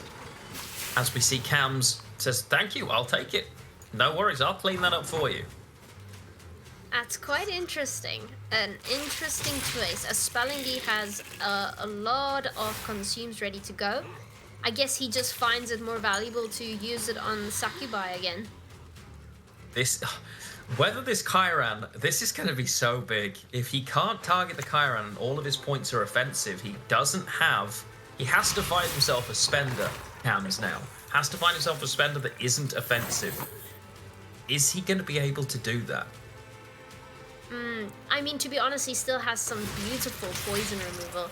Oh, but Karen No, he is does a not. huge That's the problem. point. It's gone. Now he can keep killing the Death Wish units, but that does not help. And the Heat Wave by Spelling Bee, everything happened so fast we missed it, but in the last round, he Heat Waved the Candle effectively for 0 points of tempo with this in mind. Knowing, you know what, my short round, no problem. Fight, let's go for it. This is going to be rather close. I respect Spelling Bee's decision here. This is gonna. Does he find oh, that's oh dear. And he's got to play. He doesn't play the dwarf. Instead, goes for the vitality. I thought he would have played that dwarf because, of course, it hits the tallest enemy unit. Doesn't need to target it.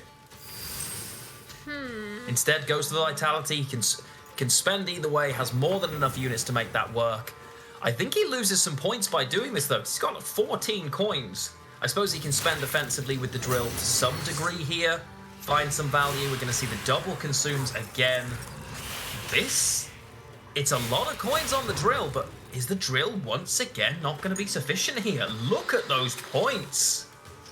That's a lot of points. Question is he going to use that poison? Is he going to use the poison? He has to. Yeah, he's got the leader ability, not leader ability, he can do it from the location to move the poison for free as well. But I don't think it's enough. Wow! That is a massive points from Spelling Bee. Getting that Golden Necker out and then using Chiron to be able to stop so much of that spend. It looked like an uphill challenge. You're thinking, you know what, Defender, Drill, it's untouchable, right? Well, apparently not, and that is Spelling Bee 2, Cams 1. You would argue on the verge of an upset, but perhaps that is underselling Spelling Bee here. We might only have one series left for the day. And now we might see that Syndicate match you were wondering about. Maybe. That is if Cams wants to take it through on blue. And he has to decide here now, does he want to play against Syndicate with his Squirtle on blue or red, or Syndicate blue or red? He definitely needs to decide what's going to be more advantageous at this point. I'm still really surprised that Monsterless pulled through. It wasn't looking really good in round 2, but even with a card down in round 3, he was able to pull it off easily. And it shows the value of the bleed. If he just goes into a long round 3, he's in a terrible situation because his opponent, Cams, has the ability to target what he wants and find full value. Bleeding out those key pieces of the puzzle, that Golden Necker, making the spend inefficient, being able to Heat Wave and get rid of that candle. All of those things added up to it just not being on the cards. He lost by 9. I think if he'd been able to spend the 1 point coin for Vitality that he had to use and had the candle instead, the scaling points of the candle were probably enough for him to win that. So that Heat Wave, and I haven't exactly done the maths, but I'm pretty sure, so just trust me. I'm pretty sure that actually ends up with him winning that if the candle sticks instead with the same number of coins. Huge, huge bleed there. Very, very impressive so far from Spelling Bee, but it is not over. We have seen bigger swing backs than this. We could still be in for a long one. Oh, absolutely. There is still a lot of opportunity here throughout the night for things to go on very long. And I think people want that to happen because I still haven't gotten my card back. And oh, no. I'm kind of rooting for this to go on longer than it should. Just well, make sure. Have you claimed the first drop? It's absolutely crucial that when you get that first 4 hours, you drop in and you click and redeem it to start for the second 4 hours. It's the card back. It's beautiful. I have my Beholder title redeemed. I don't believe they drop it instantly. It's usually around the patch on Tuesday that they will appear. Although feel free to ask in chat repeatedly if you've got it yet, because it's always nice to see. But make sure you redeem it. You should have had that if you've been with us all day, and it's total view. So don't worry if you miss out on it total today. We're here tomorrow, aren't we, Tia? Oh yes, we are. We are here tomorrow and we've already got some... But for now we have to determine the other semi-final competitor, and we do have our Syndicate v Syndicate game. We do. I like this choice. Cam's thinking, okay, from blue coin here, my ability to use poisons aggressively against you makes more sense. I've got a better chance here of taking this round from blue than I do with the Squirtle. I really want that Squirtle offensively, and I want it on red coin. I want to try and push. Has decided to go with it this way. Keeps the drill in hand, which is interesting. I'm not so sure if he's going to stick to that or not. He has one remaining mulligan. Bit of an awkward one for Spelling Bee as well. Collusion in hand, has Siggy Royven in hand, also has Hemmelfart in hand. Not really your ideal round 1 cards. Yeah, I would say all 3 of those cards are really off limits in round 1, especially in that order. And Cam's here, hand is looking quite alright, I'd say. A lot of options. Has Siri for carryover value if he chooses it. And Spelling Bee, token of exactly where his hand is, has had to drop out a completely useless Inquisitor to him here. This card can trade for a lot of value when paired off with the Disciple, but just simply having to drop it out, kind of saying to Cams, the round is yours. There is nothing I can do. You've got Veil on the board, which hurts me. That's not amazing here. And Spelling Bee gets rid of one Fistic as well. Of course, he can't poison the failed experiment or Siri. They both have Veil and are therefore untouchable by Fistic. So Spelling Bee is sitting on 4 coins at least. That's 2 coins carry over into the next round if Cams decide to pass soon. And I think Cams will be looking to play the least committal card here possible, and even now then just get out of here, potentially taking his carryover and winning the round from blue. Really, really nice for this list, puts him in the driver's seat in the matchup. But what does he want to commit for that? He's got 0 coins of carryover right now. Is he ever considering trying to establish some himself? I think his poisons will be valuable to him. He takes a big choice, drops the Morels here, Morel C. Morels, you can slay me in chat for it, and decides, you know what, I'm just going to empty the board here. I'm not worried about using this later. Interesting choice. Very odd. Seeing that is a very specific tech he brought to begin with, 9 provisions, he just used it for 4 points of damage. In round 1, which he is winning. He very much looks to be. Spelling Bee looking through his options here, you can see he's making his decisions. I believe the first player to be playing on a mobile device in a World Masters event as well, which is great to see. Cross-platform doing well. You love to see it, making it accessible to the masses. I would hope that Cams passes soon. I would hope that he thinks all cards in his hand are more valuable than Morelsi at this point, and that he kept them instead. Yeah, which makes sense. I was a little surprised he didn't drop just the Fist Tech for the extra points. And we see Spelling Bee here has done the calculations already. He believes he can get out here in a single card with the full spend. And he does, to take control of this round. Now that probably isn't what Cams was hoping for. It was always within reach because of the leader ability.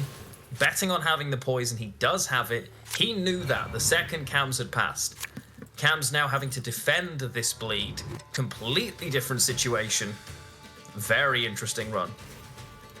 I'm curious if this will make a big difference in the long run, but certainly not expected. I doubt Cams would have committed all the cards he did if he thought that would be the case.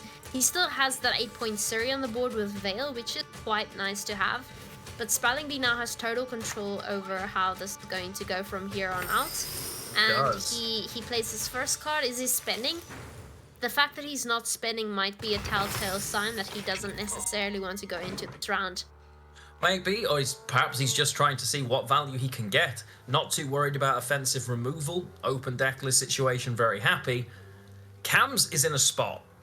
Obviously, he's going to want to try and resist this bleed, and he's got a couple of powerful options to do that. But he's also missing his Golden Necker. Big option. No Vivaldi Bank to even fish it out. Royal Decree, of course, is only units. So he's going to have to rely on those Poison Boys against Syndicate that can create... That's going to be an interesting one. And that's a tough spot here for Cams. Does have a couple of options. It's by no means over yet.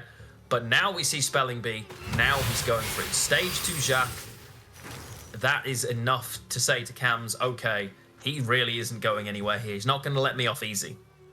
And we see that Fire Disciple finally being clicked. Again, very nice card to have on your side of the board.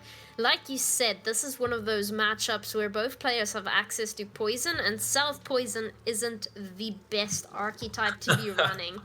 It can be a challenge, these Syndicate matches. You just never know. You just never know here.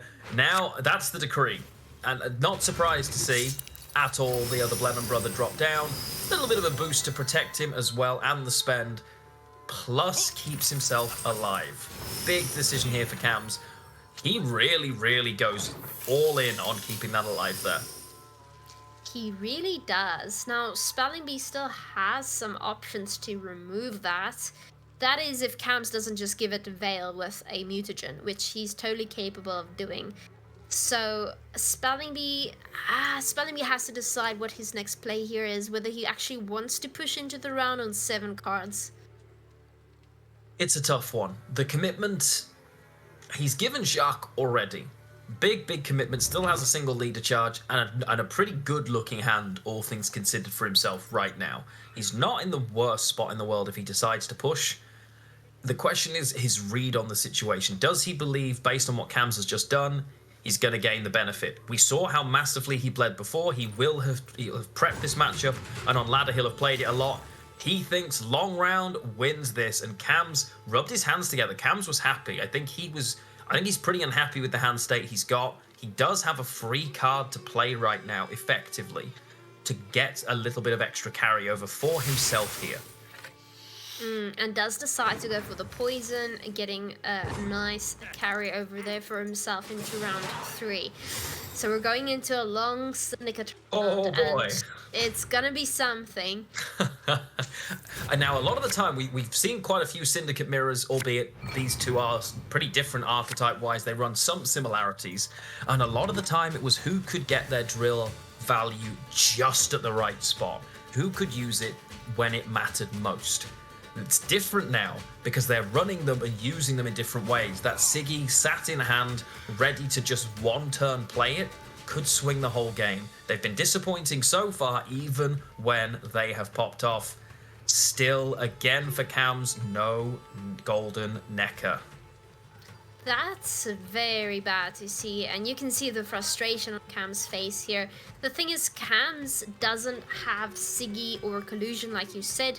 He can't play Tunnel Draw in one turn. He has to set it up with his Candle and Azar Javed and hope that Spelling Bee can't take it out before he plays a crime card. So Golden Necker really is what this entire deck is built upon, and the fact that you don't draw it is really sad to see. Yeah, it's problematic. It's a huge amount of tempo and value because he also then, of course, loses out on his location as well. The hideout, not superb from here. The uninteractivity from Spelling Bee is so nice. We do see the mutagen. It's going to give that Veil as he wants, but now he's going to have to self-poison the other option as well. Had the answer for Cams, that is going to be a struggle to get through for anybody at this point. That's a very nice trick, actually, because I don't believe that Spelling Bee has a single thing that can take that out in one foul swoop.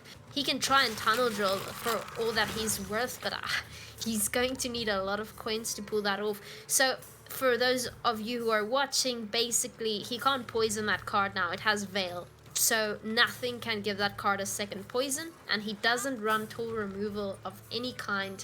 So he's in a bit of a problem here if Cams plays anything behind it. Yeah, it's going to be a real challenge for him to get through. He does have things like the Professor, he's got the Junior, and this is it. Cams is now dropping it down and saying, you know what? I know you can't get this.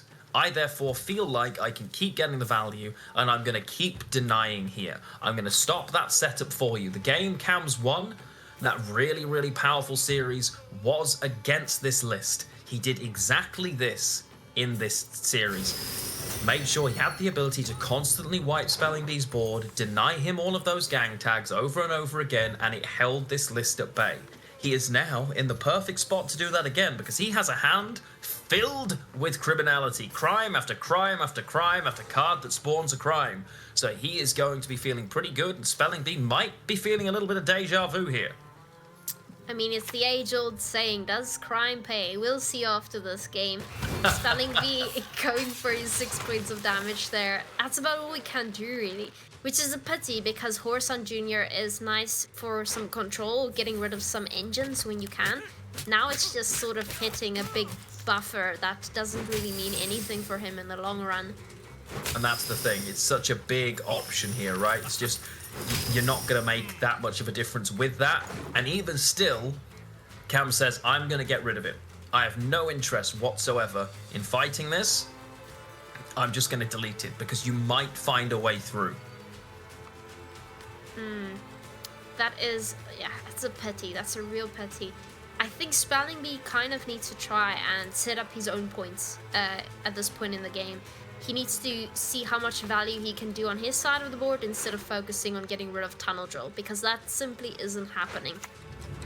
That's a real challenge, because everything he tries to set up, well, it's going to go down. I think he's looking for the damage here. The more that Spelling Bee can hit and hit and hit, the better chance he's got of fighting his way through. Because if he can't answer this drill, he is in trouble here. Choosing not to spend, holding all of his coins for his own as well. Big decision, but Cams has a second one in hand, and I expect to see another boost and Veil popping on here. These scarabs have been incredible over the course of this. Went for the coins, love it. Oh, that really hurts to see. Yeah, back in the day, scarabs were probably the worst you could get, but with the inclusion of Conjurer's Candle, they are truly something. If you can keep them on the board, there's no way of getting through them. And there really isn't here, as we just see. It's a sad a sad professor, because it doesn't get the bounty. We've reached the limits of statuses that poor little scarab can carry on its back, and the veil bounces it away. But we do see it's just a huge amount of coins. Cams with crimes to burn here, and to spend on the candle as well. Why not? If you've got a full purse, you may as well just keep them flowing. Just keep them flowing there, and it is very, very similar to the game that Cam's played against this list already. He is following that blueprint, and perhaps Spelling Bee wishing he'd bled just a little bit heavier to prevent this happening. Yeah, it's really a pity to see, and Cam's hasn't even... No. Oh, that's the worst 3-point play I can even think of. That was just sad to see. And again, Spelling Bee kind of relying on that big final play here, trying to see, okay, is it going to be sufficient? Can I use this with all the power and all the points and hope that you don't have enough removal like you did last time?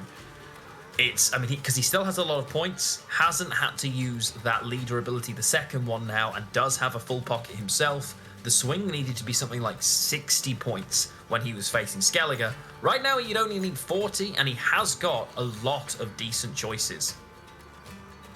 He does, and we've seen in the previous game how many points Spelling Bee was able to pull off in a short round with Collusion and Tunnel Drill. He still has some of his biggest cards in hand, like Himmelfart, Vivaldi Bank. He really can do quite a bit, but I don't think he wants to waste cards like pulling the strings. Well, it's dead, unfortunately. The zero, exactly. right? Exactly. He needs to get Tunnel Drill out. I think he's also afraid of his own Tunnel Drill just getting killed, because he needs that card to survive. He does. He really does, and he has to play that in one big go here. We see the extra value. Nice turn for Cams there. Can just drop it. Takes a little sip of water for himself. Choice now, it's probably going to end up being the Himmelfart at this stage, but again, you overprofit. You're losing so much value, but as soon as he uses that leader charge, he knows he's giving the drill a target, and he's going to be absolutely hit. He decides now is the time. Probably takes a single spend, uses the Himmelfart, is going to bring back something else, trying to give himself a variety of options on the board. We get the Congregate down, probably the spend as well, to bring something else back, and all of a sudden he's got board presence. Only 2 different types for the Siggy to give himself some value back, but some board presence nonetheless. That is a lot of points. That's already we're up to Cam's points value. Now, Cams has played on the melee row here, probably fishing for a poison of some sort, but that does open up pulling the strings to actually be a playable card. I thought he would stick to the range row to never allow that to open up. Interesting. He does, however, have poison at his disposal now. By playing Fistic, he has enough to pull it off. Is he going to do it, is the question. This is interesting.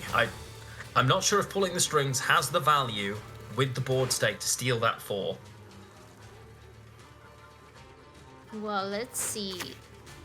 Spelling Bee He goes for the Siggy. Siggy. Okay, he's doing it now.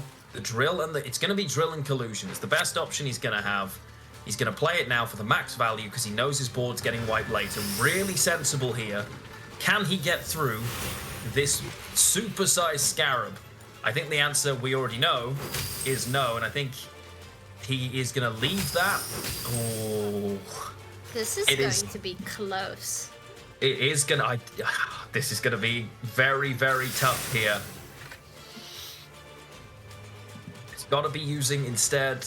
He's going to use the drill because it's the maximum value. Is he going to kill the drill on the other side or not? He can't kill the drill now. He can just hit with it.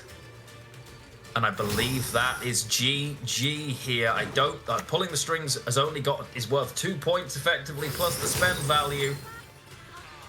And it's again... not gonna cut it. Oh, it is not going to cut it. It's close. It is very, very close here. It is fine, but... You know how it goes when you and I cast. We were always getting a Game 5 in this series, and at the moment, Pirates Cove is literally shipwrecked. It cannot get past these long rounds. Cams is deleting everything. And we go into a Game 5 where Precision Strike might just try and do exactly the same thing again here. Yes, and this time, Spelling Bee's going on blue coin, Cam's taking that list through on red. This is going to be interesting. I think Precision Strike also has a lot of control and a lot of fear to instill in Spelling Bee. We have Madoc and Poisons, and we know how Poison do in these sorts of things. So it's going to be an interesting matchup for sure. I think both players have a really good chance of taking it. It's going to be a tough one, as you say. The self-poison's probably not the greatest option for Spelling Bee now. He doesn't run the Blenheim Brothers, but because Cam's list has offensive poison, it's just that risk, once again, as you say, is really there. I think I honestly, I'd rather be Cam's in this situation, I think. He has been fighting this list. He knows the strategy for it, and it's quite an aggressive list that he's running. His aggressive lineup so far doing well into that. We already have 3 of our quarterfinalists who have progressed. We have 3 of 4 semi-finalists. We've had 4 of 5 leaks for the day as well, all coming down to this last little bit of time. Oh, it's gonna be a tough one. We don't have to guess what they're gonna bring. There's no mind games left. We have come down to it. We are here. Oh, it's the best moment in Gwent. It really is. It's everything really, because this player goes through as a huge taking the Masters at the end. Having that title behind your name is something everybody wants in Gwent. Wow. Yeah, well, it's just so true. We've got 3 World Masters. Nobody has won it twice, and nobody can win it twice right now, because we will definitely get a brand new one this weekend as well. We'll have a 4th World Master crowned. Both of these players have played really well. They were incredibly gentlemanly towards each other so far in the beginning, made the best man win, and both of them have played genuinely very, very nicely. In that previous series, I feel maybe Spelling Bee may have wanted to push a little bit harder and really press home his advantage. Instead, went for that long round, feeling that he would be able to set things up a little bit more comfortably. Cams didn't even draw well, missed some of his most crucial pieces in that round, and still, because he managed to set up, because he could literally drop it and say, you know what, you cannot kill this Scarab, therefore you cannot kill my drill, and nothing will survive. Played it perfectly, knew the matchup, did a fantastic job with it. As the players, I think they're just shaking off. This is a big decision, right? Ultimately, this is huge for them now, trying to make sure they're ready, refreshed. The last thing you would want to do is rope out because you weren't concentrating, because you were thirsty, needed a bathroom break, something like that. They're really trying to settle themselves here. Yeah, I mean, this is a big one. If they lose this, they're out. So they have to be pretty focused, and you can see it on their faces. Spelling Bee on Syndicate, Cams on Squirtle. Who's gonna take this one? We're looking at the lists are in, the players are ready, and so far for Squirtle, the bricks are in hand, which means at least you can mulligan them away. A little bit better for Spelling Bee this time around. Actually has some cards he can play. Would have been a bit of a worry for him because he's had some awkward hands, especially with this list for his openings, even though he's been on red coin. Taking it on his clearly unfavoured choice, he would much rather have had this on red. It was the list he brought to play it on red. Can he keep it alive this time? Will it get through at the final chance? And Cams is going to start off immediately with those bombs, getting rid of Spelling Bee's engines accordingly, and getting Madoc out as well.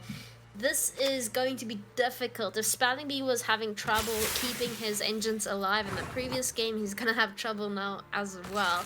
They're not going to stick if Cams has any say in the matter. No, if there's one thing we've seen, Cams was always renowned for super, super speedy Gwent. But right now, it seems he's taking a little bit more time over his plays, but also is very, very aggressive with his lineup here, and it is paying off initially.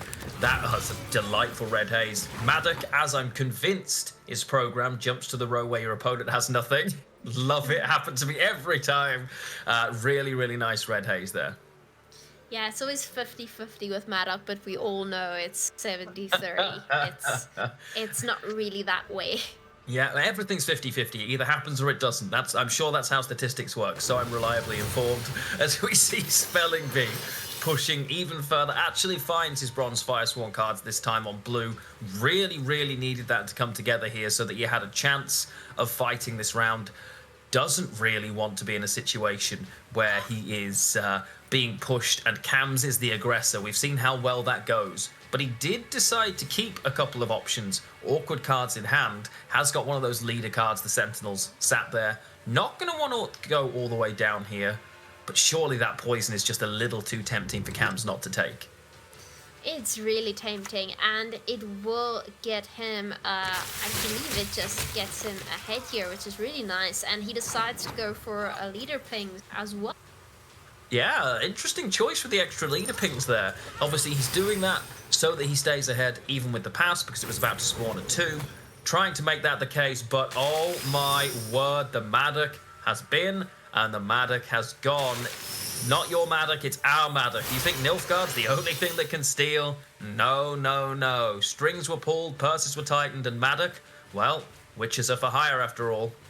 That is a massive play right there. I mean, that's huge. Being able to steal Maddock from your opponent. Is he going to Hengadite Sword it to get it back? Please Hengadite Sword it to get yourself one. I wouldn't mind seeing that. I'd love it. That's a really nice play. We haven't seen pulling the strings play for too much value, and I haven't seen the card played too often, but it's one of those that in the right moment at the right time, there's a reason you're running one of them, not two, but it can be fantastic. And of course, this is why Cams holds the bricks. He is going to play the Vanadane. He's just going to push them straight on back to the bottom of his deck. He's never going to draw into those again.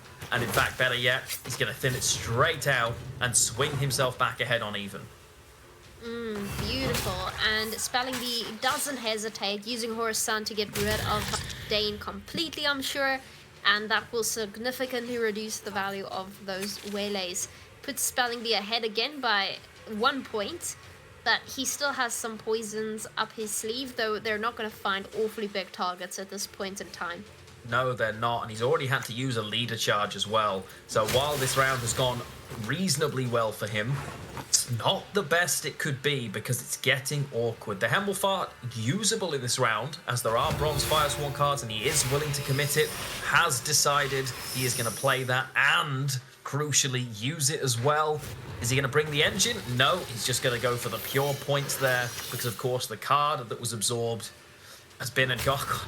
And, Hemmelfart's a big steal, but does give him the pass now. Is he going to take it?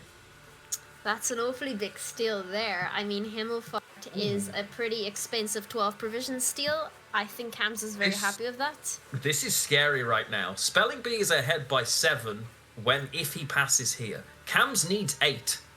None of the cards in Cam's hand play for 8. He would have to play 2 cards here. Spelling Bee right now is thinking, I have to win the round, I have to win the round. But playing the card here could, because the full leader's gone. This is huge. This is huge here. Spelling Bee takes the pass. And now Cams, if he drops the Alyssa Henson, it's not enough. He's going to have to play 2 cards here and go for that long round or a very, very awkward 2-card down push with a small hand. That is a clutch pass from Spelling Bee here because the Maddock doesn't come out to save him. It's on the wrong side of the board. And this is something Cam should have considered. He knew this was a possibility, but decided he was going to take Cirrus instead. We'll see if that pays off in the end, but this was entirely up to him whether he would pass or not. Yeah, I mean, we've seen multiple times the player going into that final round a card down. It did not matter. Lots of situations where that was okay, but that wasn't against the Siggy deck. That's the thing. So this is big. Cam's... There's no version of reality where he goes. He has to pass here. He can't push 2 cards down with that hand. Not the best here. Not the best, but not over by any means yet. There's only 1 card's difference in it, and he has so much removal that he is going to try and do, I think, exactly the same thing again. Remove everything on the board, develop enough points of his own, and prevent that Siggy from finding value. Assuming Spelling Bee finds it, of course. Very true. We do have a Voldy bank on Spelling Bee's end, so it's a possibility to still search for it. Though less than ideal, to be honest, as you really want to calculate your coins beforehand, along with the amount of gang categories on your side of the board. And that's the thing. Can he keep those gang tags on the board? Right now, you can see Cam's frantically thinking, do I take this last mulligan? Is it worth me taking this last mulligan? It's constantly, and in the end, he decides against it. Holds. Is he going to play uninteractive to start with? No. Interestingly, it starts with the Alyssa. Okay, I thought he'd gone for Simless then. I was thinking, there's no way. No, he decides to go for with Alyssa, and he is just shuffling those Weleys back into the deck so Simlas can use it. Spelling Bee decides to boost Jog by 1 point. I quite like that. It means the Weleys will have to be thrown onto Jog 3 times in order to kill it, and not just twice. So an awkward amount, that is. Very much so. Could also just just instantly be heat waved by Cams here. Could decide, you know what? I'm just going to get rid of that way. And I think that's exactly what he does. I love this line. Don't mind that at all. You're going to go tall all across Syndicate. You're always going to be almost tripping yourself up trying to work out what's the most value I'm going to get. That denial is huge. It's a tag gone. He can now just keep focusing, deny the spenders, force Spelling Bee to play that spender from the leader earlier than he wants. That has been problematic for Spelling Bee a couple of times, with this list particularly. But Spelling Bee did decide to go for Pirate's Cove, and that leader ability could make all the difference, as it does give him a nice horde ability spender, which could come in clutch, as he even has last say at this point. He does. Now, Cams has got his Aneromancy, does still have access to something like that Zoltan Warrior, or potentially something like the Weeping Willow even, for that follow-through poison is an option for him. The Weeping Willow. I haven't really seen that in play on any of our series. Would love to see it now. We could well do. Wouldn't be surprised Cams just plays it slowly, maybe drops out his Dryad here, puts the poison onto the spender and says, okay, no problem. But he has to be wary. He hasn't got too many points on his side. He's holding back for this Simless. He doesn't want to leave his points on the board, because as soon as they're on the board, the drill can take them off the board. He knows it's already an option. He knows it's already a possibility. Because he doesn't have last say this time, it's going to be a challenge. And we see the Dryad being used for damage instead of poison. Very telling, honestly. Very telling. Spelling Bee poisons it right back. Quite funny. And it's going to find a lot of value. It is. Now, I believe that Hengedith sword actually has Hemmelfart inside of it and will spawn Hemmelfart. Now, that's just going to play for the pure value, of course, but could be a lot worse. It could be a lot worse. Is he going to have to Anero for a Purify here? He's not going to love that. He's not going to want to have to do that, but may actually be the best value if he believes only one more poison exists. Now, looking at the lists, we can see there are multiple. He is going to answer that question for us right here. Is he going to take the Zoltan? He does, of course, take the Zoltan. It makes far more sense here. Trying to remove tags. Ooh. I mean, it's the best value he's going to get. And as we can, Spelling Bee has 2 poisons in his hand. Obviously, he has the option of getting 3, but we know he's not going to be going for another poison. He's going to be going for Collusion and Tunnel Drill if he can find it. Now, it's not looking amazing for Cam. That Simla's still going to play for quite a bit of points. It is. And it's going to come down to where does Siggy sit, I think, because we've got a full pocket for Spelling Bee. But he's also got 9 cards, and he doesn't have enough different types of gangs on the board to make it free to spend to grab that Siggy, and he certainly won't by the time Cams is done here. I think it's going to be a really difficult one. If he can't find that Siggy, it's going to be much, much closer than it looks. This has come down to this. It is for the place tomorrow. It's not just a game, it's not just a series. This is to go through to the semi-finals, potentially double your prize money. And he left those engines on perfect numbers, a 6 and a 3, Yeah. basically begging Camps to finally spend some less, and that's exactly what Camps does. Now it's time, Spelling Bee. You have it. You don't even need to use it though. He has last say. You can just poison that for now and make Camps watch. He can, and he doesn't spend here, which he may have, but perhaps he should have done, because he has left himself now, I believe, with, I think, 3 gang tags. So he just needs to find Siggy not in the bottom 3. If Siggy is out of the relegation zone here... Oh, and there he is. He is in second, and that should be enough. But he takes the Professor instead, not worried about it, has enough spend anyway to do it this way, and it comes down, it wouldn't have mattered, and it is Spelling Bee that takes it here. That is the face of our winner, and it doesn't look like he's rippling with emotion yet, but I'm sure that will come when it sets in. Devastated for Cams, phenomenal player, legend of the game and complete gentleman, but we have to give our congratulations to Spelling Bee. Oh, woo, Canada, woo! I hear Flake. It might just be voices in my head. I just heard the cheers of Canada ringing out across the entire of Gwentland. We have a semi-finalist. He is from Canada, and that was, honestly, that might be one of my favourite series of professional Gwent we've ever cast. Both players, fantastic decision making, and it really came down to at the end that pass in round 1 by Spelling Bee in that final game. If he chooses to play one more card there, I actually think Cams ends up being able to take it. Having to pass was just so difficult for him, but you know what, Tia? I hear in our ears that the wonderful Ryan is standing by with Spelling Bee. So you know what? Let's throw it over there. Hello, Spelling Bee. Congratulations on winning this incredible series, 5 games against Cams. It must have been quite the pressure on you there in the last game. So how does it feel to advance to day 2 of Masters? Yeah, it feels great. I mean, Cams is obviously an incredibly great player. So obviously beating him takes a lot of work. At the end there, I knew in round 1 that he either needed to have Simless, Zoltan, or Heat Wave to have enough points to catch up in 1. He apparently didn't, and I was able to lose round 1, 2 cards up, so that ultimately decided it.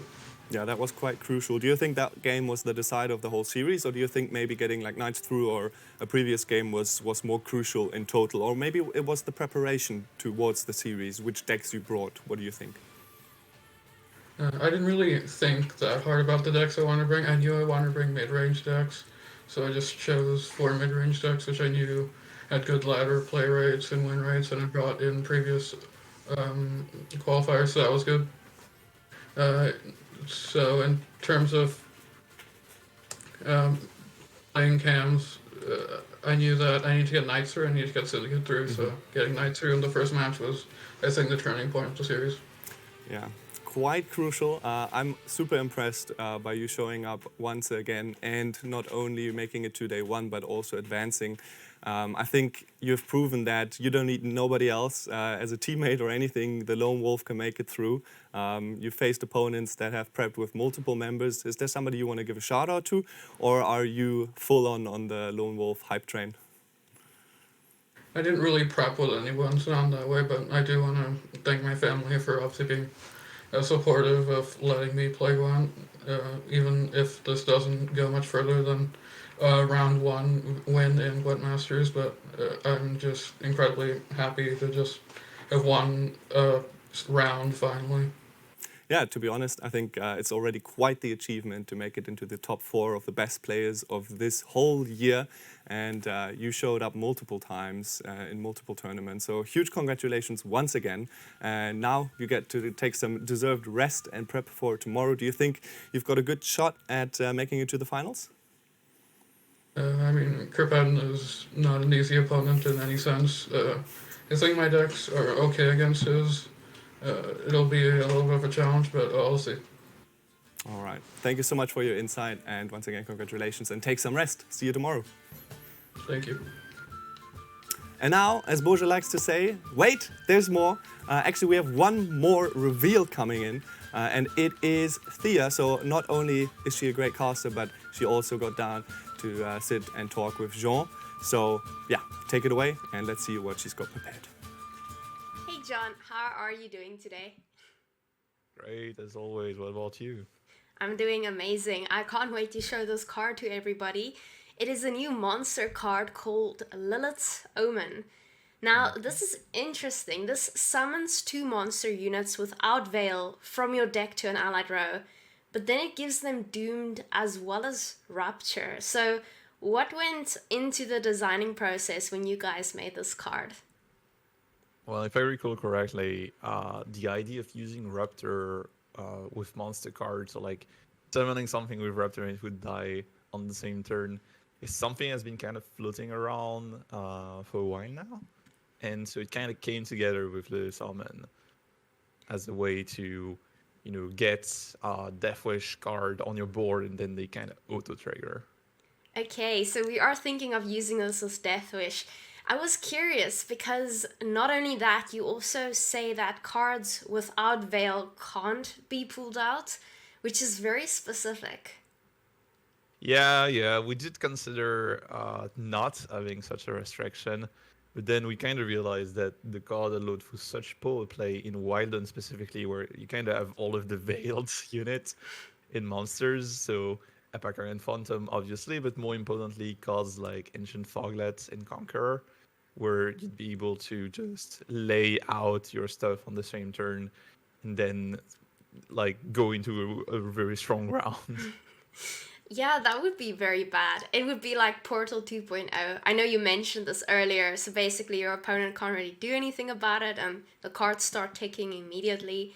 So that's interesting. And of course it all happens in one turn. For those of you who haven't been around for a while, Rapture means that at the end of your turn, the card will damage itself by its own base power, therefore basically killing it.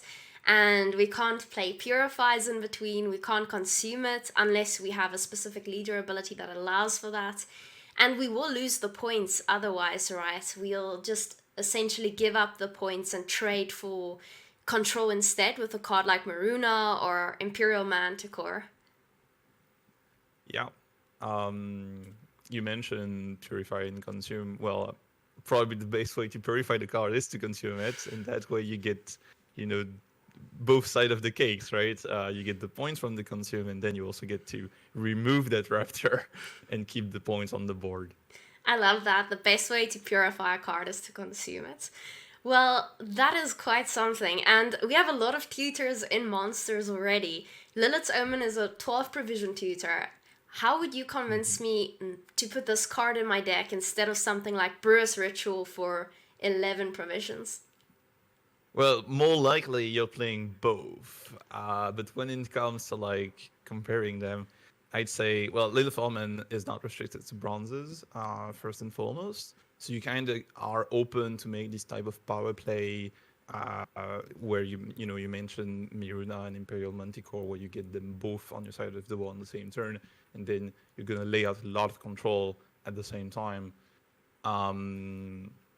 But also in a case of a card like Breath Ritual, even though it is a good card, right?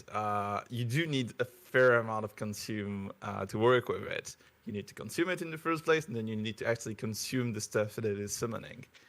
But when it comes to the Lilith's Omen, it's kind of doing all of the job for you. So even if you don't actually have consumes available, well, the Death Wish cards that you summoned, they will get triggered, right? They will die.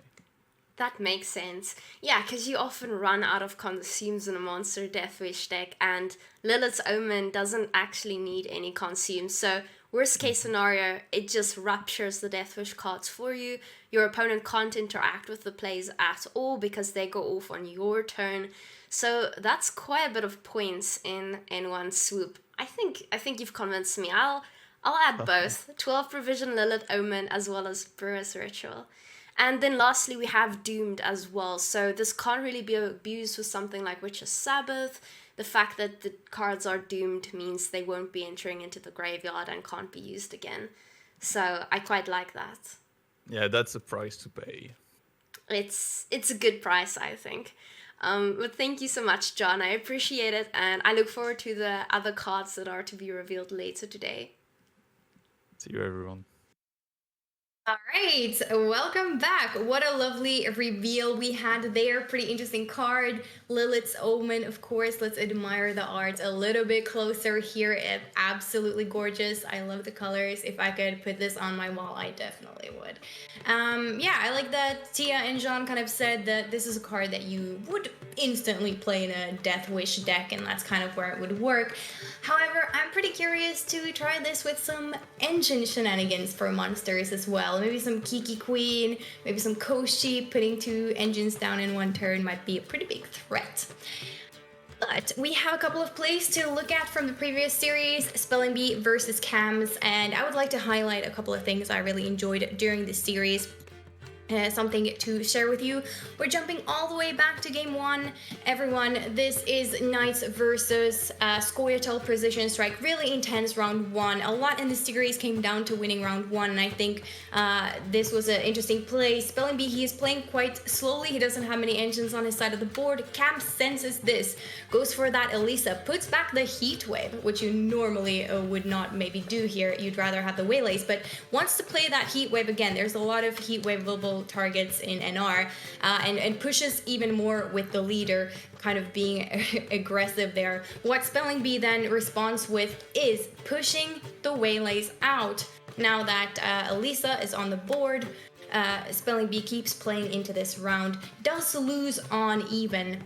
Of course, that then results in the round 2, where Spelling Bee could defend still, save some resources for round 3, and Cam's missing a giant Heat Wave, if you remember, in that short round 3. Ended up costing him that game, but really interesting play, and well played, I think, by both players for this one, which is awesome. Let's move on to this game number 2 that I just want to highlight here. We're in round 3, and it's Skellige. Skellige did a tempo pass in round 1. This is just a way to beautifully demonstrate what Skellige does best, and can sometimes play the pirate scenario as well after a tempo pass like that. So I just wanted to show the power of Skellige basically when things go well, and Cam's really utilizing that strategy of going for a tempo pass and going into this long round where you can establish a lot of threats super early on. So small clip there, but I think super worth highlighting. And another key moment here for Spelling Bee then again, when we saw the Syndicate versus Death Wish matchup, everything kind of really nicely set up here for the round 3 for Spelling Bee. Was able to play down that K-Ran, utilize some nice poison removal there. Doesn't use leader here to clear the poison on the Toad, because expects Cams to have so many poisons, but rather focuses on really getting this nice short round where the Succubi are thriving. And I thought that was also a nice demonstration of the Monster Death Wish deck doing what it does best. And last but not least, a short little clip just showing here. This really stuck with me. I mean, Cam's had a really undesirable hand. A lot of golds were in his deck at this moment. However, took the strategy of boosting this Scarab up, really being able to erase Spelling Bee's board over and over again, and Spelling Bee definitely regrets not removing that Scarab a little bit earlier if there was a chance to do so, which I believe there was, but still really wonderfully played by Cams here, and making a good situation out of something that wasn't necessarily good. But yeah, those were the clips that I wanted to talk about. I think amazing series, nicely played by both of our players, and I think that's it for me, guys. Thank you for listening to this part as well. I know you all probably are getting sleepy if you're in EU time, but we have some things to wrap up, so stay tuned for just a little bit longer as the casters will take over in a short bit. We're gonna look at the brackets, and yeah, that's all for me for today. See you tomorrow. Thank you so much for that, Seely. Masterfully done. Love having you on the analyst desk, and absolutely delighted that you've been joining us. Tia, The first day is in the books. I don't think many people's divination challenges are still left. I know mine is in tatters, and we have our final 4. I mean, what a day. I had incredible amounts of fun. Honestly, I loved the variety we got throughout the day. It made for some seriously nice gameplay, and you really never know who's favored in a matchup until it's over. So yeah, GG to all of the players today, and I absolutely cannot wait for tomorrow's plays either. It's going to be something. I don't think any divination results are left, as you said. I doubt it. It seems very, very unlikely. And if they are, you know what? You deserve the Beholder title that you might have earned at this point. It's been a brilliant day. I think the most diverse set of deck lists we've had in any esports tournament we've cast. All 6 factions represented at least 4 times with at least 2 archetypes. Such great variety and versatility. It's a delight to cast. I hope you've enjoyed watching it as much as we have. But you know what? There's still some money to discuss. The prize pool for the day. We can see what the players have earned on day 1 tier. Ooh, we like money. Spelling Bee going home with $5,400 and Cam's $4,400. Honestly, I think all of these players can be really happy. I am very excited to see what tomorrow holds, though, as this is merely the beginning of that piggy bank filling up for some of these players. One of them will go home with a substantial amount more than their peers, and really, it could be any one of the 4. It could indeed. They all have their chances. We have the semi-finals tomorrow. It is going to be absolutely huge. We have our final 4 now. Our day is done. It has been an absolute delight casting with you as always, Tia. I hope you've enjoyed it as much as I have. I had so much fun. Thanks a lot, Lionheart. Can't wait to go live again tomorrow with you. And thanks again for everybody who... Remember to click on that claim reward for your drop, and make sure to tune in tomorrow so you can get the other one as well. I haven't gotten mine yet, so... Me either.